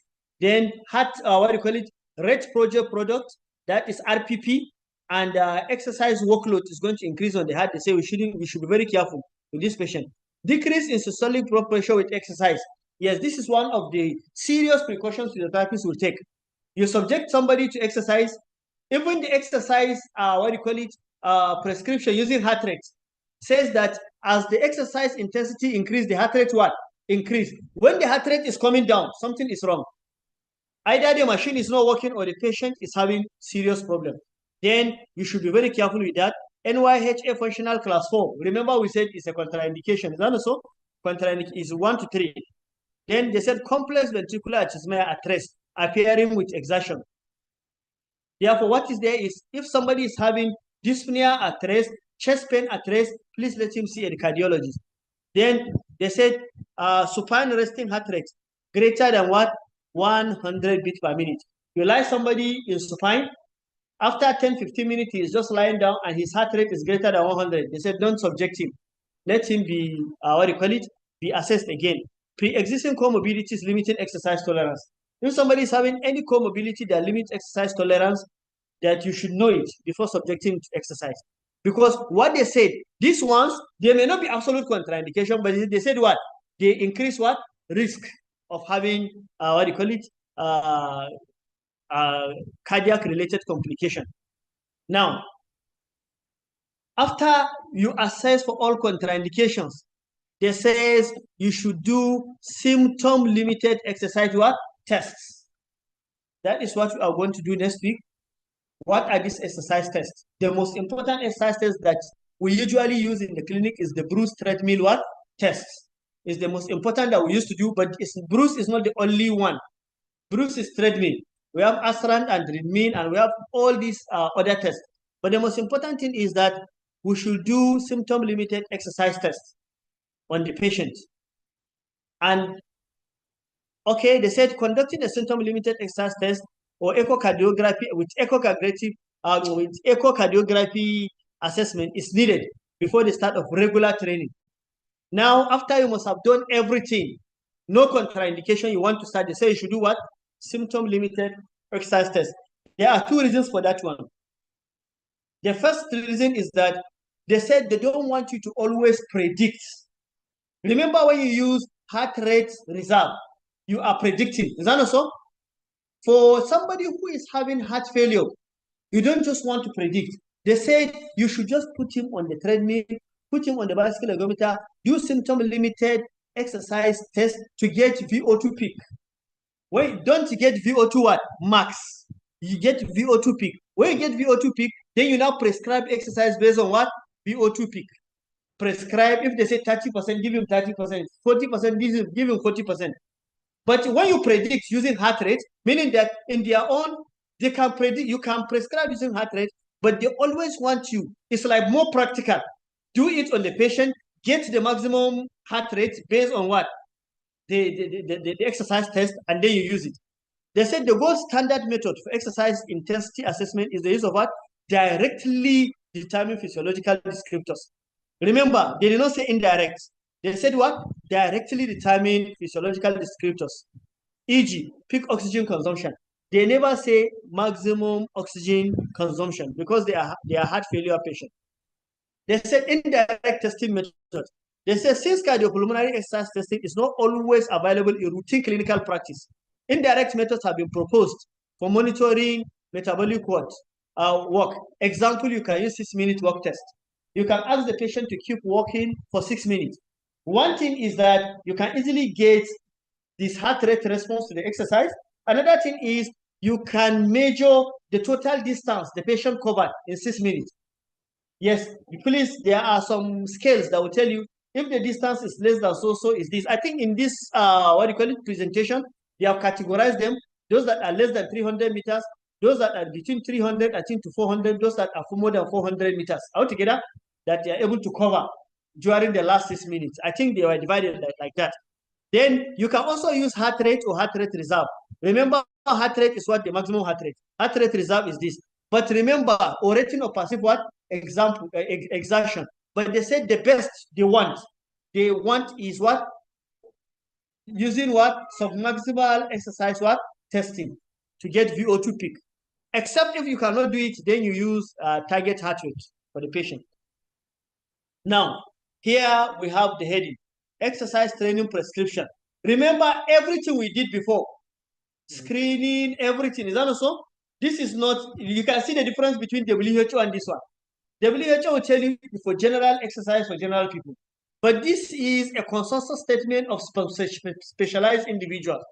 They say exercise training prescription guide for what? Chronic heart failure.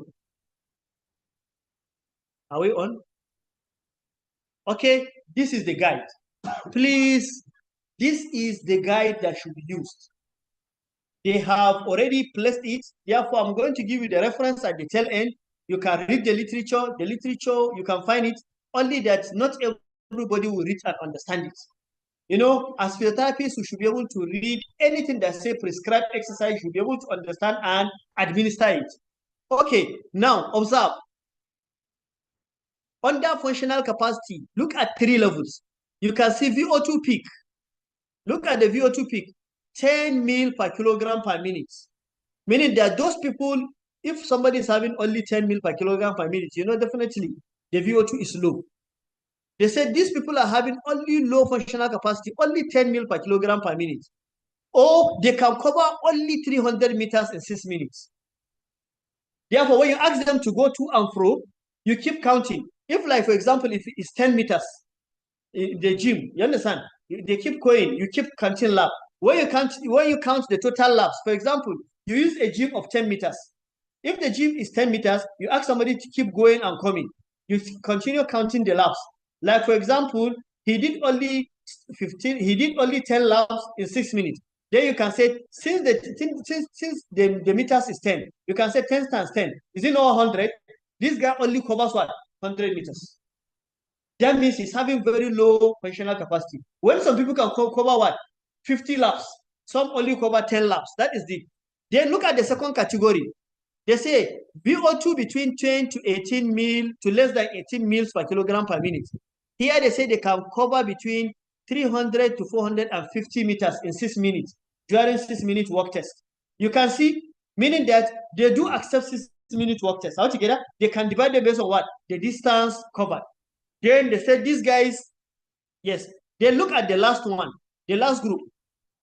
Are we on? Yes. Look at the last group. They say the VO2 is more than 18 and above. They said these people are the ones with mild. And they cover more than 450 meters in 6 minutes. Meaning that the first one are the ones doing worse. Altogether, the second one are the ones doing moderate. The first one are the ones that are doing better. Then that is based on 6 meters. Then they now ask, what type of exercise do they recommend for them? For each box, there is exercise. They now divide the people with heart failure into 2. The young, less than 65, and the elderly, greater than what? Or equal to 65. For the young, they divide them into 2. Those that are active, meaning that those that they are very active, you know them. Those that are sedentary, you divide them into 2. Those that are active, they are actively doing exercise, actively doing, despite the fact that they have what? Heart failure. Those that are sedentary, you divide them. The elderly, those are active, those are sedentary. But there is something I want you to understand. All the exercise in each box is what prescribed for them. Now, look at the exercise. You can see the ones I highlighted. Look at continuous endurance training. You see, all of them have been prescribed continuous endurance training, meaning that the best exercise prescribed for what? Heart failure is continuous endurance training. Do you know what continuous endurance training is? It's similar to continuous, moderate intensity training. The one we know, moderate intensity training, aerobic exercise, is the one that is prescribed for all of them. You can see it. Then look at another one that is prescribed for all of them. The one in which what? Red. Can you see it? Respiratory muscle training. all of them were prescribed what? Respiratory muscle training. Meaning that regardless of severity, they are going to do continuous endurance training. They are going to do what? Respiratory muscle training. The only last group that you can see asterisks in the only last group. Those ones, they said you can only prescribe respiratory muscle training if they have respiratory, respiratory muscle weakness. But for all other ones, they prescribe. But for the first one, you know, they have higher VO2, meaning that they are likely more active. Is that also? Then they said, please, only when they have what? Respiratory muscle weakness. Then look at, again, the third prescription in each group. Look at the first three groups in the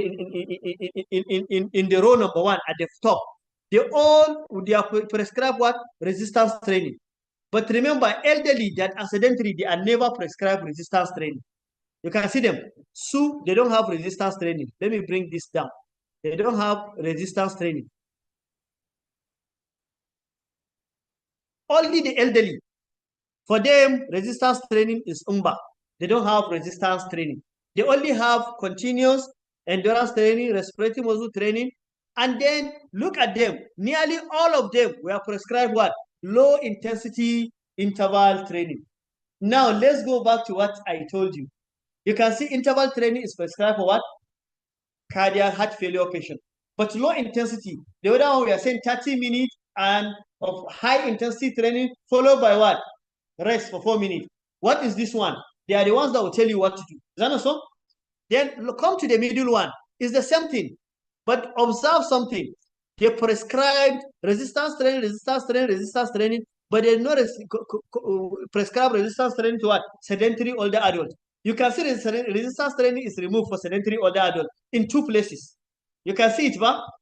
Yes, meaning that sedentary older adults is not prescribed for them. Then look at the last group. Resistance, but observe sedentary older adults in the last group because they have VO2 of 18 or more and they can cover 6 meters. You can see they prescribe what? Meaning that if you want to prescribe, please, this table is needed for you. You need the table. You need the table. Because this is this table that will tell you which one is prescribed for which patient and which one is not prescribed. This table is coming from them, not me. Okay? Then observe something about interval training. Look at this. They read interval training. Their stats, the interval training, look at it. We have low intensity interval training. It's prescribed to active individuals that are younger, that are less than 65.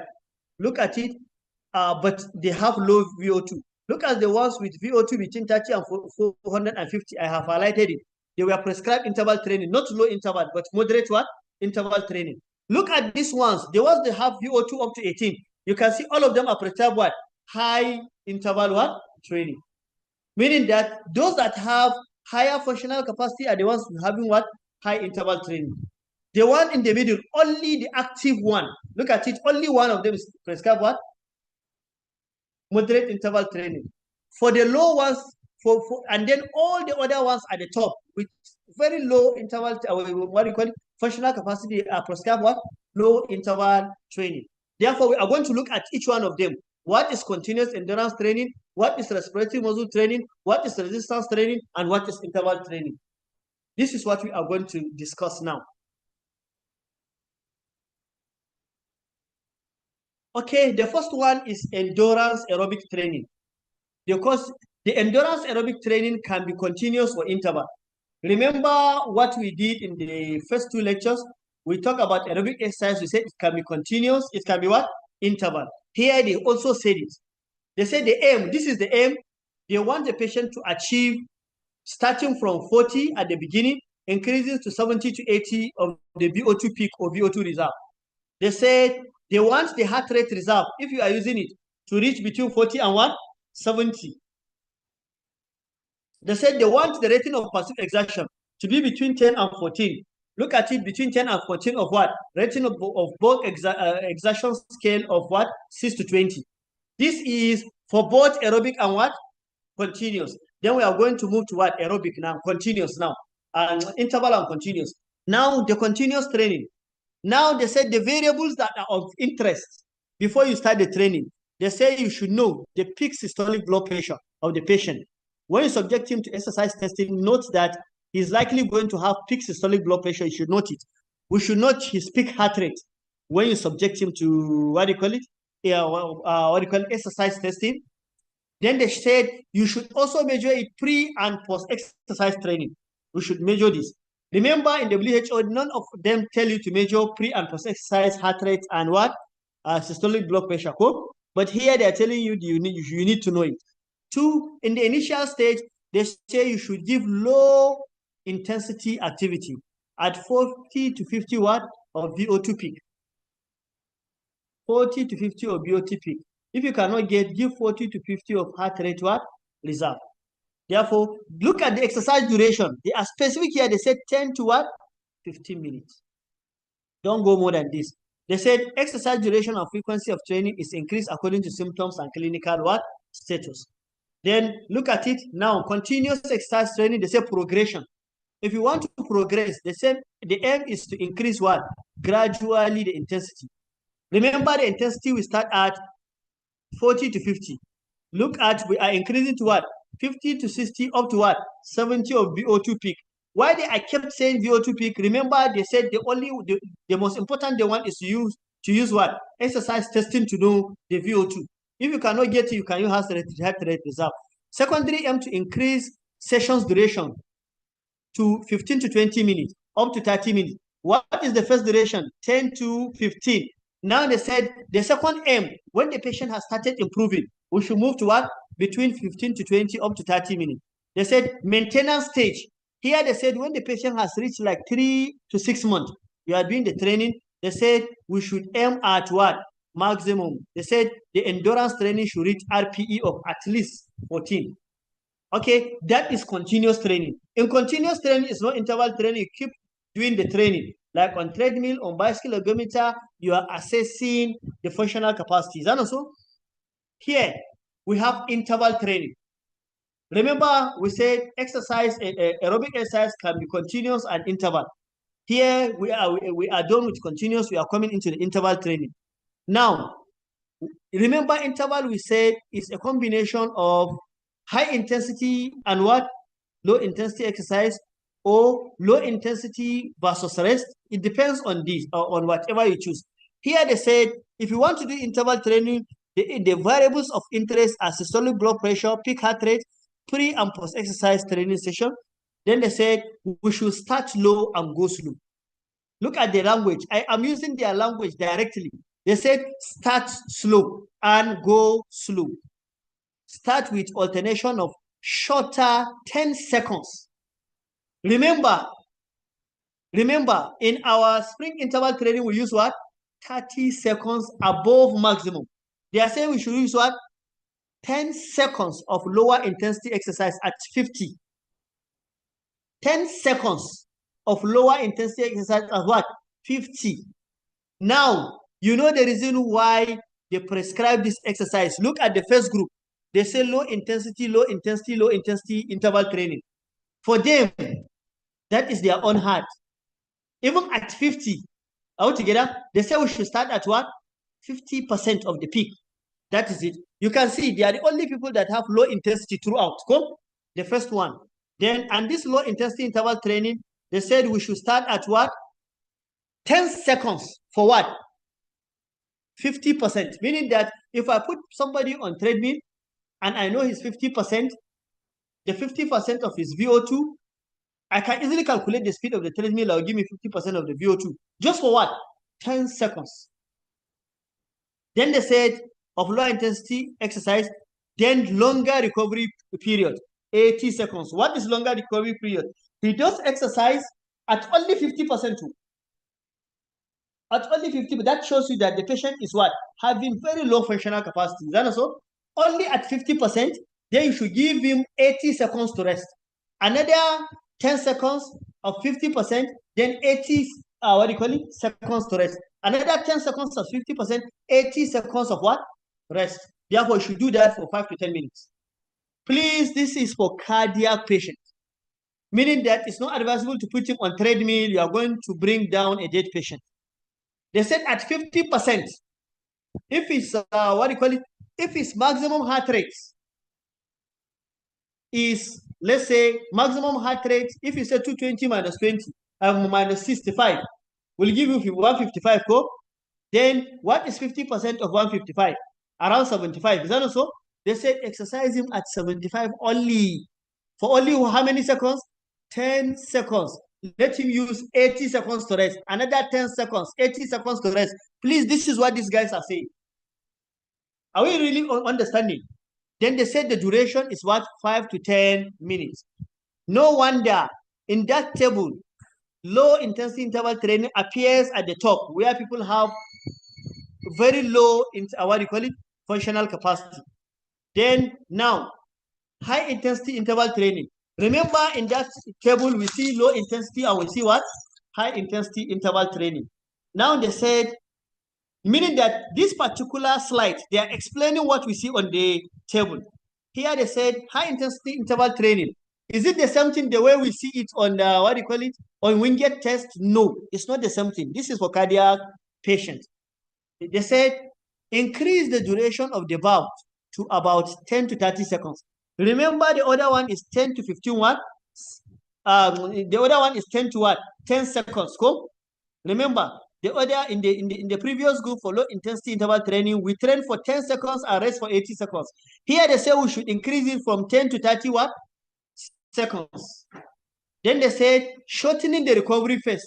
Instead of recovering for 80 seconds, we should recover for only 60 seconds. Then increasing the intensity from 60 to 100%.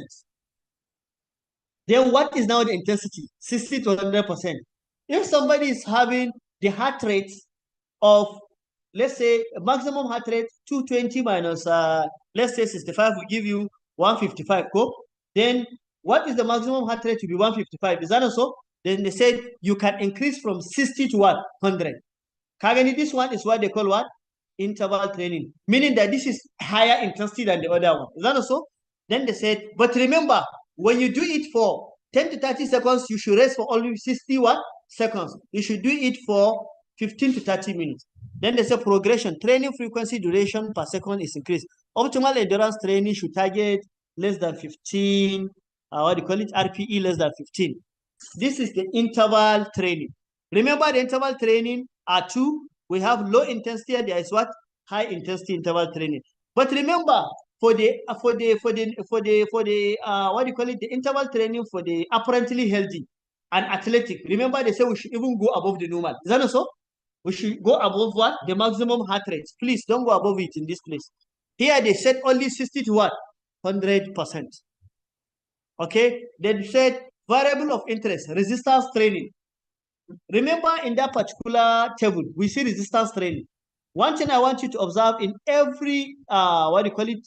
In every group, the resistance, all the exercises are recommended for the patient. All the exercises are what? Recommended for the patient. They didn't say do this and don't do this. All the exercises are recommended. Hence, you can combine the two, you can combine three, you can do one today, one tomorrow. Go. Therefore, then they say variable of interest is muscle mass. Here, they want you to measure hypertrophy of the muscle, meaning that it's a training that involves increasing the muscle bulk in the patient. Here, they said initial stage, but this initial stage is what we call, is divided, please, muscle strengthening here, based on the recommendation, is divided into three. There is pre-training, there is aerobic and endurance, and there is fully strength training. These are the three, and I'm going to give them all. Here, the first one, they said you should do 30% of 1 RM. 30% of what? 1 RM. Remember, we have taught how to get 1 RM. Is that also? They said if you get a 30%, like for example, you want to do strength training to the, okay? You want to do strength training to pectoralis muscle. You get the amount of weight the pectoralis muscle will take, just get the 1 RM. They say you should just give what? 30% of 1 RM. They say repetition, 5 to 10. They say frequency, 2 to 3 sessions per week. You can do 1 to 3 circuits each session. Do you know what to 3 circuits each session? Take like 3 or 4 muscle groups. If you do this muscle, do another muscle, do another muscle, do another muscle, all together. That is what they said. Then the second thing is, we now come to progression. After the patient must have done well, you want to progress the patient. They said, look at it, resistance from what? Plus endurance. Now you add resistance and you add number of repetitions. That is what will bring the endurance. Here they say intensity is 30 to 50%. Remember, we start with 30. This is 50%, up to 50% of an RM. Look at repetition, 12 to 13 repetition. You can do 2 sets of 7 repetitions. Cool? You can do okay, please, RPE, rating of passive exertion, is what? 12 to 13. That is moderate. The repetition is what? 12 to 25. When somebody asks you to repeat a particular endurance, what do you call it? Repetition of what do you call it? Exercise 15 to 20, 12 to 25 times, it means he wants you to get endurance. Cool?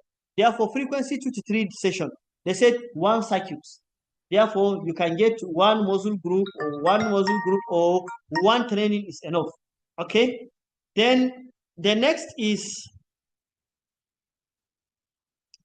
the last group is the strengthening. Here, objectively, they look at 40 to 60, meaning that the weight has increased. RPE 15, somewhat hard. Then they said repetitions 8 to 15. Repetitions. Remember, the load has increased, therefore the repetitions has what? Reduced. Then they said 2 to 3 sessions this. Therefore, this one is aiming at getting what? Strength in each muscle that you are training. Here, this is the breakdown. Can you see the breakdown? Strength training. You can see step 1, pre-training. This is what they prescribe. Step 2, resistance plus endurance. This is what they prescribe. Then step 3. Therefore, what I did was I break down the table for you. Then, now the last exercise they prescribe on that particular table is what? Inspiratory muscle training. Meaning that for anyone who is managing a cardiac patient or respiratory patient, he has to know. He has to go to the cardiac people to teach him respiratory muscle training. Therefore, they said the different devices I use: isocapnia, hypercapnia, safety spirometry, resistive pressure, threshold load, computer controlled by feedback trainers. Most studies in congestive cardiac failure use threshold inspiratory muscle trainer. That is what they use for muscle training. Therefore, I'm not in cardio. They will teach you how to do inspiratory muscle training. Therefore, they said specific inspiratory muscle training, in addition to standard endurance training, might be beneficial. Therefore, there is something I told you in that particular table. In all categories, they added what? Respiratory muscle training. The only category where they have asterisk is the group that they have a little bit higher functional capacity. They said in those groups, you can only give respiratory muscle training if they have respiratory muscle what? Weakness. Therefore, they say start respiratory muscle training at 30% of maximum inspiratory mouth pressure. They say they adjust the intensity every 7 to 10 days up to the maximum of 60%. Therefore, now they say the training duration to be what? 20 to 30 minutes every day. They say frequency 3 to 5 sessions per week. Here there is another information here. Any training stimulus, whether specific to the respiratory muscles or not, like for example, bicycle ergometer, treadmill training may improve respiratory muscle strength. Meaning that in some individuals that are capable, if you give them bicycle ergometer, you give them treadmill training, though they are not directly working on the respiratory muscle, but they can also improve what? Respiratory muscle strength. Therefore, they now talk about barriers to implementing exercise training in cardiac failure. One, they say lack of belief in the value of exercise training by healthcare professionals. Therefore, even in your place where you have the cardiologist and whatever they believe exercise cannot help, then you are having problem. The second thing you have to go and make presentations. The second one is they want to protect the patient. They want to know whether you really know what it takes to handle a cardiac heart failure patient. 2, lack of exercise training site or program. Therefore, if you don't have what do you call it, congestive cardiac failure, what do you call it, gym or training days. Therefore, if it is a normal gym, you say it's not for cardiac failure patient, probably it may be a factor. Lack of educated personnel. If you don't have people that are educated to give cardiac rehabilitation, this may be part of another issue. Then the issue is we have patient-related factors. The patient-related factors can be severity of symptom. Yes, when somebody is having severe symptom like NYHA symptom category 4, nothing you can do about it. You have to just give him what do you call it, assisted active and all these exercises. Level of disability, if he's severely disabled, then there is nothing you can do. Rate of progression is low, probably, or is high, the rate of progression of the disease. Therefore, the heart failure is a fulminant type that is usually give the patient serious trouble. Then it may be a problem. Impact of morbidities. Somebody is having severe hypertension, diabetes, all these troubles. Okay, then he said therapy-related factors, like for example, complexity and duration. You now, instead of exercise for 10-15 minutes, you give somebody 1 hour, he will not come back. Or complexity, you give him complex exercises, you have to sit down with the patient, educate the patient. They have prescribed aerobic for you, they have prescribed resistance for you, respiratory muscle training, and one interval training for you. Then you have to sit down with the patient and then design what to do to the patient. Then patient-related factors like attitude toward exercise. Some people don't like exercise, motivation to do the exercise, personal belief about the value, because even the doctor can say take drugs. Patient will not say I will not take. That is patient beliefs and expectations. In conclusion, we said patient with cardiac, congestive heart failure can benefit from exercise training. The exercise most recommended are continuous aerobic and interval training, resistance training, and inspiratory muscle training. Only patients classified as NYH 1, 2, 3 are subjected to what? Exercise training. Therefore, we now say conclude.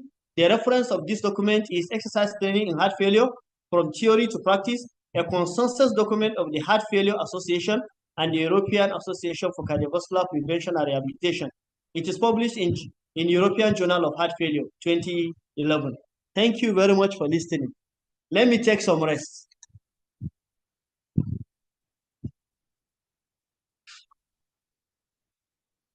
Hope we are together. Yes, sir. Okay, then let me take some 1-2 minute rest. Then we now take the last one should be exercise recommended for what? Stroke patient. Cool?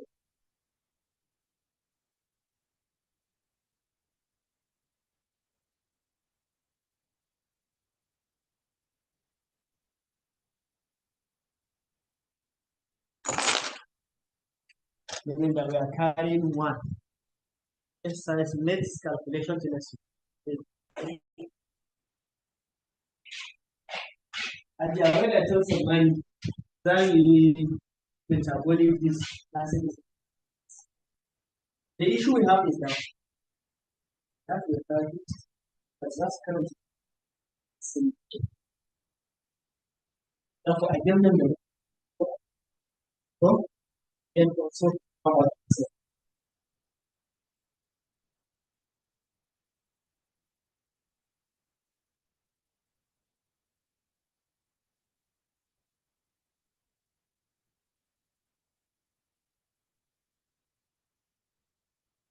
now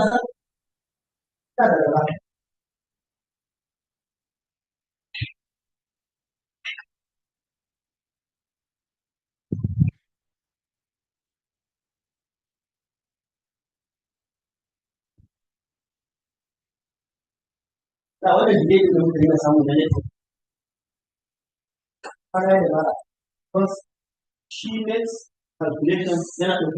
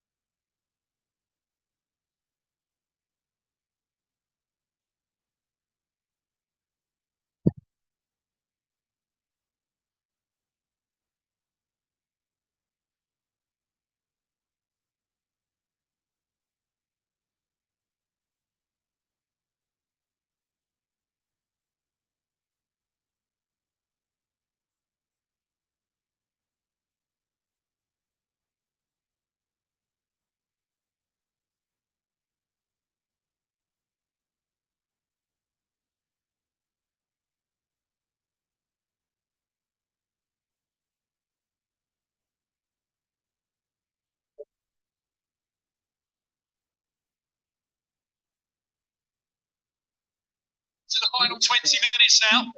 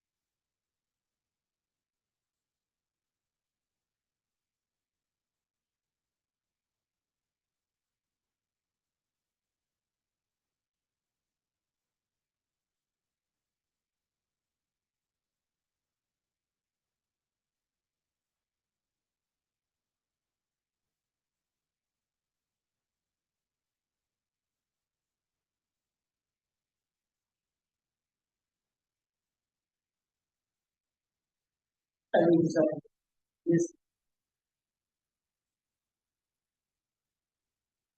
I am in the mix. How many slides, Niana? 21. I'm again.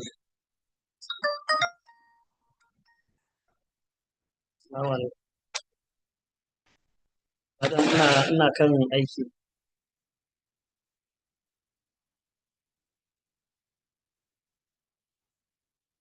Bari duba ne. Kin ga na turo ki. Okay.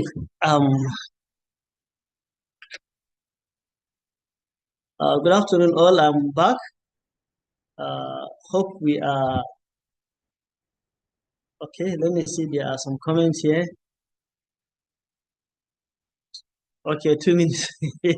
Okay, I'm back. Actually, I want you to my part of my recommendation here, based on the lecture I have.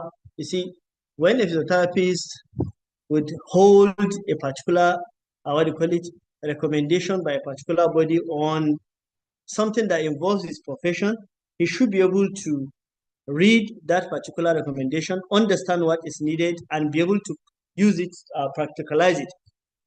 Therefore, we have done WHO recommendations. One can go get the WHO recommendation, then see what I presented, and then get to understand it better. Then we have this recommendation for congestive heart failure. Please download the document. If you don't have it, I can send you the document. You read it. You try to also understand it, such that whenever similar what do you call it, documents are presented, we should be able to say, okay, I mean, an expert, what did they say this today? Because some of these recommendations are subject to changes with time. Therefore, our ability to read the recommendation, understand what they said, be able to practicalize it is what is required of us. The next is we are going to look at physical activity and exercise recommendation for stroke survivors. You can now see when somebody who does not know physiotherapy, somebody who just feel that sending patient to physiotherapy will just go and run on treadmill. I am so at times I am disappointed with some what do you call it, colleagues, not in physiotherapy profession. They believe that physiotherapists, what did they do? Is no exercise. Let them come. Let them know. Make presentation in hospital. Exercise is not just exercise. Everything is spelled out. What is required, what is needed technically, what is needed for the patients to what do you call it, to benefit from physiotherapy intervention. By way of introduction, let's say majority of stroke survivors have residual paresis impairments such as paresis, spasticity, cognitive dysfunction. Some of them have aphasia and all these stuff. They said full recovery is achieved only in small proportion of these stroke survivors. For many, they would have to do more. They have reduced ability to perform ADL, some at 6 months. 40% have difficulty with self-care, even dressing, feeding. More than 30 have participation restriction. They will not be able to go to churches, mosques. They may not be able to go to gatherings. Therefore, they said there is need for stroke patients to be able to participate in general exercise. Therefore, we are not saying neuro-related exercise here, whether Bobart, Brunstrom, whatever, no. We are saying this is general exercise. Therefore, we said causes of limited exercise participation in stroke patient. Some, they said, likely reason for it, lack of awareness of feasible, what do you call it, benefit of the exercise. They said less resources to support the exercise. Some people may not have access to trainers, qualified personnel. Some may not have places to do exercise. Structured exercise session are supervised. Lack of structured exercise sessions supervised by specialists. Therefore, some of them would end up going to some gyms where there are no specialists and they will not recover very well. Therefore, they said causes of limited exercise participation continues. They said participation in physical activity may also be influenced by wide patient-related factors like severity. Yes, if the stroke is very severe and the patient cannot walk, then exercise can be limited. Pre-existing comorbid conditions and fatigue. Therefore, a patient with severe fatigue and comorbid conditions like heart disease may be concomitant in presenting patient from doing exercise. Psychological issues, severe depression. Some people will say, after all, it is, why am I punishing myself? I'm 60 years. I'm just ready to die. All these stuff. Therefore, then poor cognition. Some people have memory issues, learning disability. All these issues are likely going to be factors that physiotherapy should look at when prescribing exercise to patients. Therefore, we have goal of prescribing exercise and physical activity. They said in post-acute stage is to prevent complication of prolonged inactivity. Therefore, you have to start giving activity because some of them may have started, what do you call it? May have had. Okay, are they listening? Yeah, okay. Okay.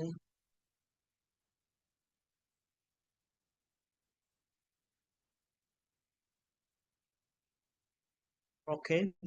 Is the screen showing now? Yes. Okay. Now we said the goals of exercise prescription in the post-acute stage is to prevent complication that may arise due to the acute care. Patients, some of them 20, 30 days on bed, regaining voluntary movement, recovering basic activities of daily living, like being able to wear their clothes, being able to stand, walk, being able to go to the toilet and come back, regain muscle strength, reduce orthostatic intolerance. Some people would stand and they'll begin to see dizziness, they will have to sit down, reduce risk of joint contractures and deep vein thrombosis. Yes. Therefore, some of them, if you didn't move them out of bed, they are going to get thromboembolism. Therefore, it's very important. They said goals of prescribing exercise for them. Then they said in chronic stages, where the patient is outside the ward, probably is coming from inpatient. What do we want to achieve? To gain pre-stroke level of activity. We want him to go back to the normal activity he's doing before the stroke episode. To improve gait, balance, and muscle strength. You have started improving in the post-acute stage. In the chronic stage, past 3 months, we want to improve on that. To improve on motor skill and efficiency of self-care, and to improve participation in occupational and leisure time. Here, what they talk about occupational is one should be able to go back to, we want to increase his chances of going back to his normal work. We want to increase the chances of going back to his recreational activity, whether he likes going to dance, he likes going to walking, going, visiting, let him be able to continue doing that. Here they have exercise rehab activities in the acute phase. What are the rehab activities the patient will do in the acute phase? Here we have it in the table. They said objectives, mode, frequency, intensity, and duration. For the objective, to prevent deconditioning, acute evaluate cognitive, motor deficit, and stimulate balance and coordination. Therefore, in the acute phase, low-level walking and self-care activities, intermittent sitting and standing, seated activities, even if it means raising hand, leg, range of motion, activities, what do you call it, motor challenges, all these ones are in the acute and immediate post-acute stage. The self-frequency as tolerated. One can do once a day, once in 2 days, once in 3 days. They said RPE, less than 11. You shouldn't reach the level. Look at it, anything less than 11 is less than moderate, meaning that it should be what? Light. RPE is light. Duration as tolerated in an interval walk to rest approach. Everything asked to do the patient on bed, let him do it as tolerated. That is in the acute phase. The patient did not start coming to physiotherapy gym for main exercise. Now, pre-exercise evaluation, before you now subject patient to the main exercise that has been prescribed, they said, all this is contained in the document.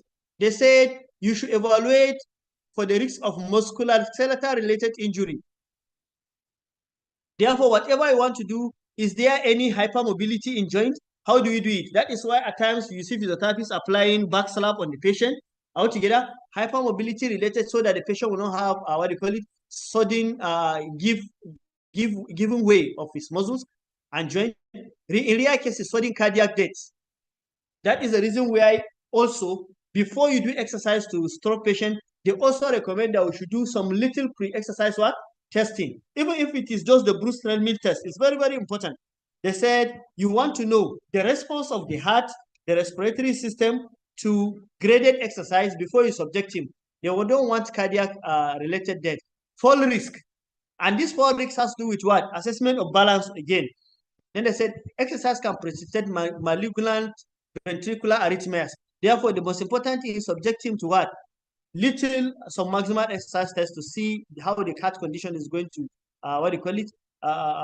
respond.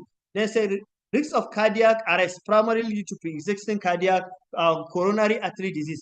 Therefore, one thing is the way they said, I would advise the way the cardiac rehabilitation people itemize, look for all cases of contraindication.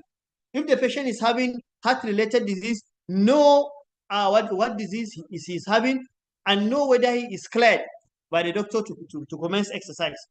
Okay? The next is complete medical history and physical examination. Do physical examination for posture, physical examination for little exertion, medical history about diabetes, everything you should know. Assessment of neurological complication, weakness, balance, impairment, cognitive and communication issues. Yes, definitely. You want to tell, if you want to use rating of passive exertion on the patient, and he cannot tell you that the exercise is hard, then you have to use another thing. That is why you have to test for what? Communication. It is recommended that individuals with stroke undergo graded exercise testing. You can see it with ECG monitoring. The reason being that if there is any heart-related issue, even if it is silent, they should be able to detect it. But in our environment, you can easily do a little by little so that you see the acclimatization of what? The patient. Though in cases where they said sudden cardiac death, they say it's rare. But if the patient is having any condition that leads to the heart, let him be on medication. Now, evaluation continue. See, in everything we do, the standard or the body will never tell you to just prescribe exercise. They will tell you there are precautions to what? Observe. Therefore, there is no need. There is please an urgent need for physiotherapists to always observe precautions. Okay, they said the test should evaluate, that should be evaluated should include heart rate, rhythm, ECG response to exercise, as well as systolic and diastolic pressure response. Therefore, we should note, that is the reason why we put them on graded exercise. Note the diastolic blood pressure response. Does it shoot immediately we start exercise? What about the systolic blood pressure response before the exercise and after the exercise? Then what about the heart rate response to the exercise? Then they said standard treadmill walking protocol can be used with the aid of heart rates if needed. Progressive workload. They said the progressive workload of the Bruce protocol or its modified version is appropriate for some participants. Therefore, you can apply it to see how the patient is responding. You can also use it because you can use it to get VO2 peak. You can use it for what? Exercise prescription. Okay, they said upright and semi-recumbent cycle ergometer may be more applicable to greater subset of patients. Do you know the reason? If you are using treadmill for exercise testing, then if those that cannot walk or they have balance issue, they will not use treadmill. Therefore, you can only use what? Bicycle ergometer or semi-recumbent cycle ergometer. They said seated support for individual with impaired postural control permits the feet to be affixed to the pedals so that they can accommodate lower limb dysfunction. Meaning that they are telling you if patient cannot stand, they can sit. They said it increases safety for those with cognitive behavioral issue. Okay, therefore sitting on bicycle ergometer, if a patient is having cognitive or behavioral issue, you can easily control him. Go. Okay. Then the next is in lieu of graded maximal exercise tests, or maximal exercise tests can be considered, and which we have discussed it. We can also use 6-minute walk tests. And then the aim of doing it is that you know the distance covered in 6 minutes. Is it up to 300 meters? Is it between 200 to 500? Is it more than 500 meters covered? You can easily also see if the patient is having cardiac related issues, he's likely going to show it. Altogether, it's important. 6-minute walk test is a very good, submaximal test for the patient. We call it performance of maximal test. The distance walked in 6 minutes in meters is usually measured. Therefore, subacute outpatient rehabilitation. Here, this is where you subject patient. Outpatient or subacute, the patient is no more learning to walk. He has learned to walk. He has done some physiotherapy. We want to now do real fitness on the patient. Either subacute, chronic, or outpatient what? Rehabilitation. What is required? This is for aerobic exercise. They have prescribed so many exercises. We are starting with aerobic exercise. They say the goal is to increase working efficiency and efficiency, working speed and efficiency of exercise, to increase independence in ADL, and to improve cognition. We know aerobic exercises improve cognitive function and memory. And then they said to improve vascular health. Remember, most of these guys are having dyslipidemia.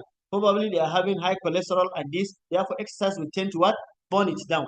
Then they said aerobic exercise, large muscle activity like walking, graded walking, stationary bicycle, arm ergometry, treadmill training. All these ones are aerobic exercise. They recommend that we should give them 3 days per week, 3 to 5 days per week. This is their recommendation. Remember, WHO says what?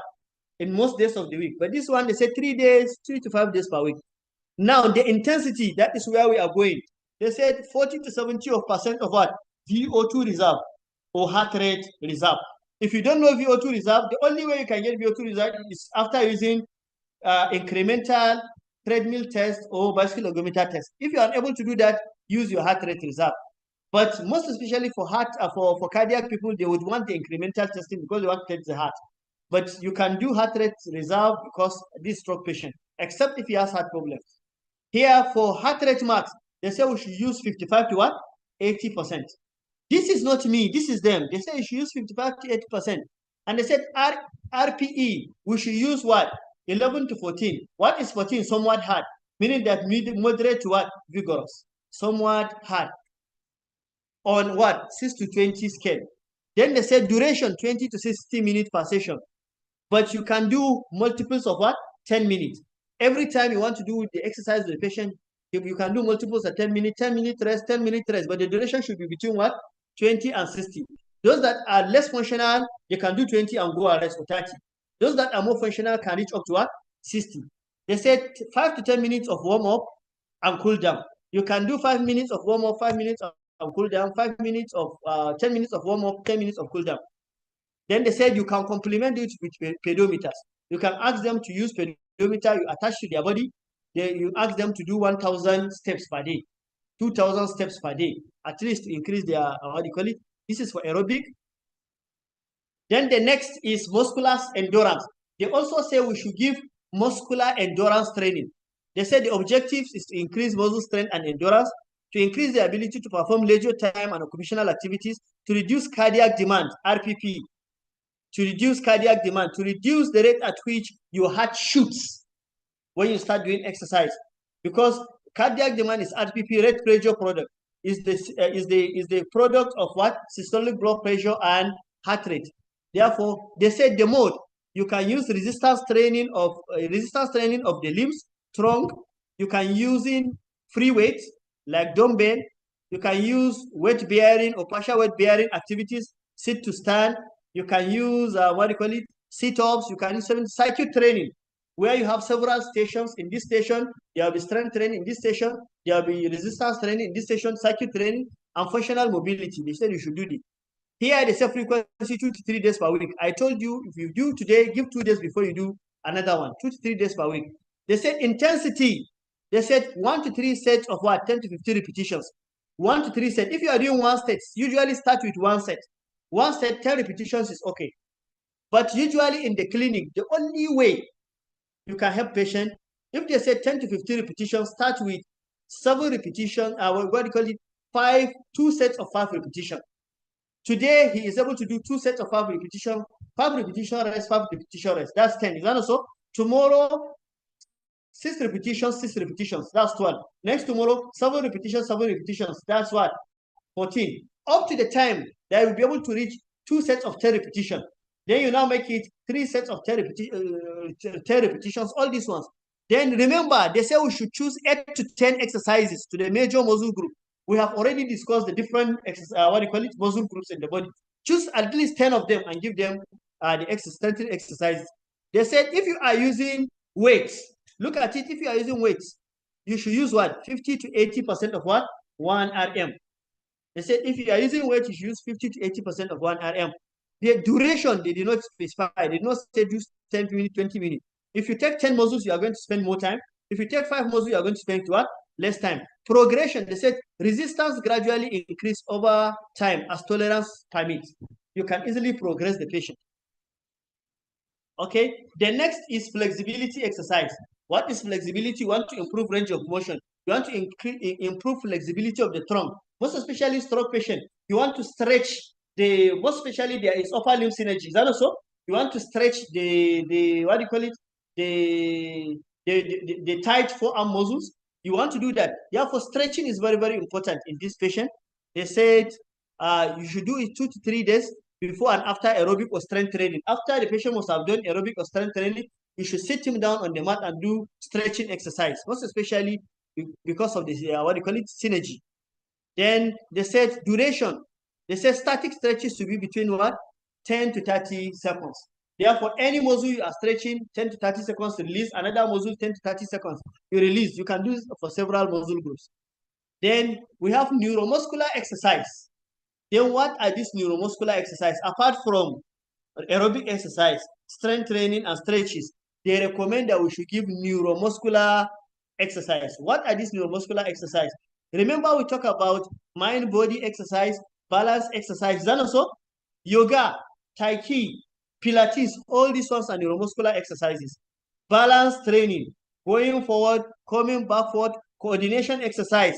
Asking somebody, one of the best way to get coordination in the lower limb is to ask somebody to ride bicycle ergometer. Then the 2 legs will move in synchrony. Or lie him down, raise the 2 legs as if he's riding bicycle. Coordination exercise, we call them neuromuscular exercise. Recreational activities, such that paddles, sport, balls to challenge hand-eye coordination. You can ask somebody to throw ball, and you throw ball and you ask him to hold. You can ask him, you can throw, you ask him to throw with one hand, ask him to throw with the other hand. All those ones, they are like recreational activity in the clinic. They said active play, video gaming, interactive computer games, like virtual reality, all these ones. They say 2 to 3 days in a week. Therefore, intensity not specified, duration not specified.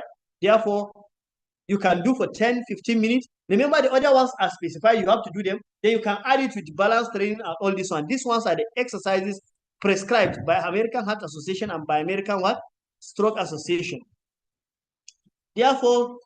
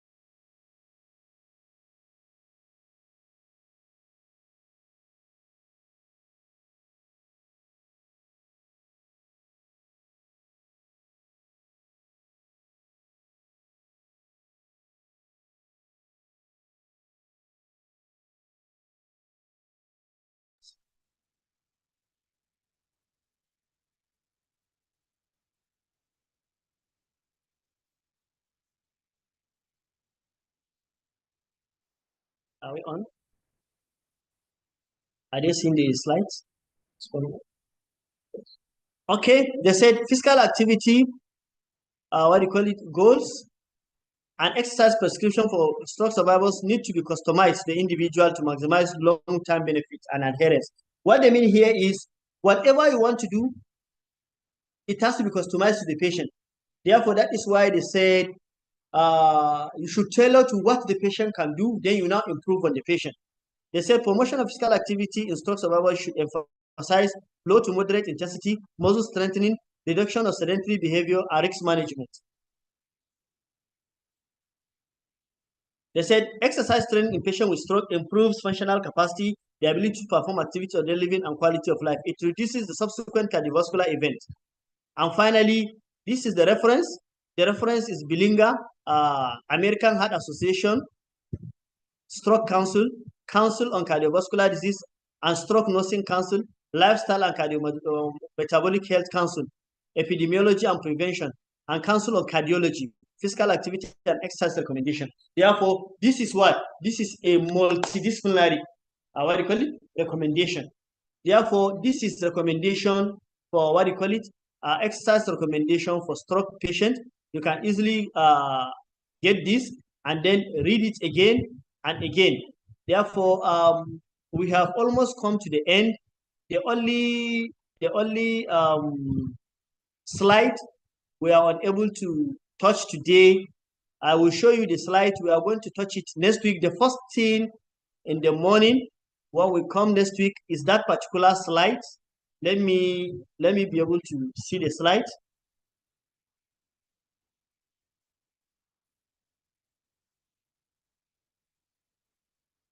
Let me be able to see the slides.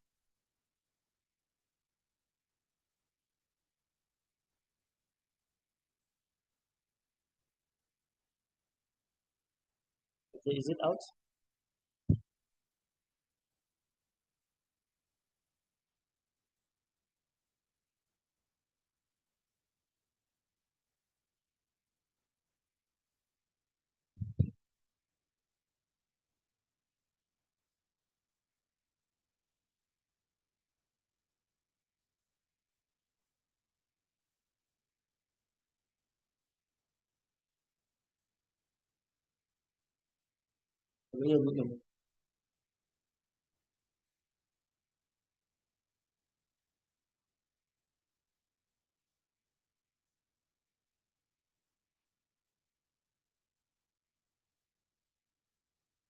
Okay.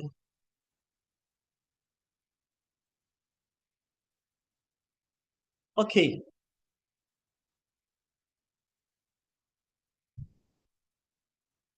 Please, God's willing, when we come, this is exactly 5 o'clock.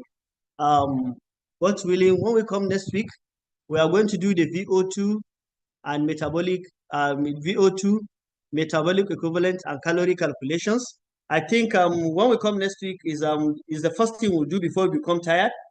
We are going to do the VO2 met and calorie calculations. It's going to really take some time for people to understand, but I will come with your calculator, come with pen and paper, then we calculate it. Then after which we are going to do some, what do you call it, submaximal exercise test. Today we have even mentioned Bruce Stelmi test and 6-minute walk test. They are type of submaximal exercise tests that we do in the clinic, but there are other types. Cool. Then we are going to discuss also some exercise recommendations. I told you we have that of OA of the hip and knee, and then we can add that of diabetes. Then we do the other one by God's grace, God's willing. And if the network actually did not disappoint like today, we are going to do a lot next week. And with this, I want to tell you that we want to close for today. This is 5 o'clock, but God's willing, let's see, we start by 10 on the dot next week.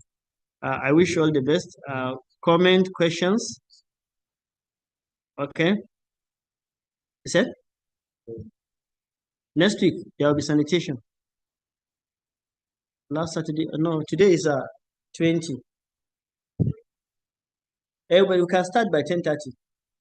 Okay, next week there will be sanitation. Last Saturday of the week, but we can start by 10:30. Cool? And God's willing, we are going to cover much ground by God's grace next week. I wish you all the best. But still, let me ask you, please. Let's have a vote. If you want to take the VO2 and MET calculation now, we can take another 30 minutes or so to finish it up. No, this is go. No, I want to hear from them. Hello. Hello. Okay, can you unmute them? Okay, you can unmute so that we can discuss. Yes, sir. Let's take it now. Good evening, sir. Good evening. Okay, you want to take it now? Yes, sir. Good evening, sir. We want to take it now. Okay, now let's take the VO2 and MET calculation. No. Okay, then. No, sir, we can't take it now. We've been on since for hours. Sir, okay, what do we do? Some persons have not been on ground. They said I should take it now. Okay. I don't know how many are for taking it now, how many are for taking it next week, then we start with it. I think people are tired. I think it's better next week. Saturated, so we will understand it better. Okay, yes, what will happen? Okay. We planned ourselves for next week.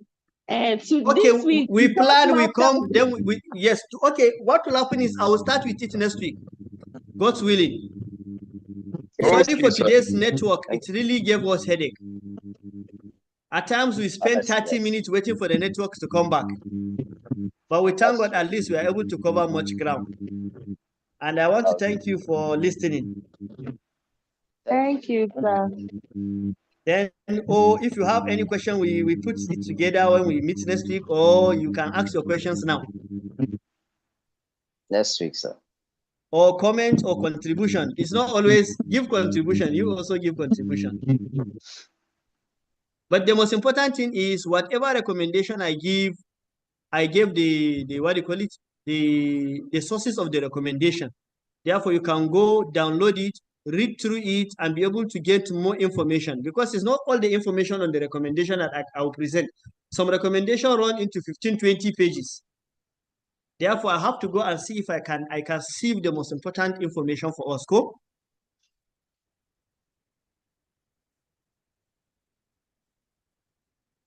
So, in the absence of additional information, I would call it a day for today. By God's grace, next week we are going to start with VO2 and calorie calculation. Then we give it some time, but inshallah, I'm going to start immediately. Obviously, we come on time. Then we start immediately and see if we do this. Then we take, can we say, we brush exercise recommendations, even if it is 2 for OA and what do you call it, diabetes. Then we now move to what do you call it, some maximal exercise test scope. Okay, I wish you all the best. Thank you for listening.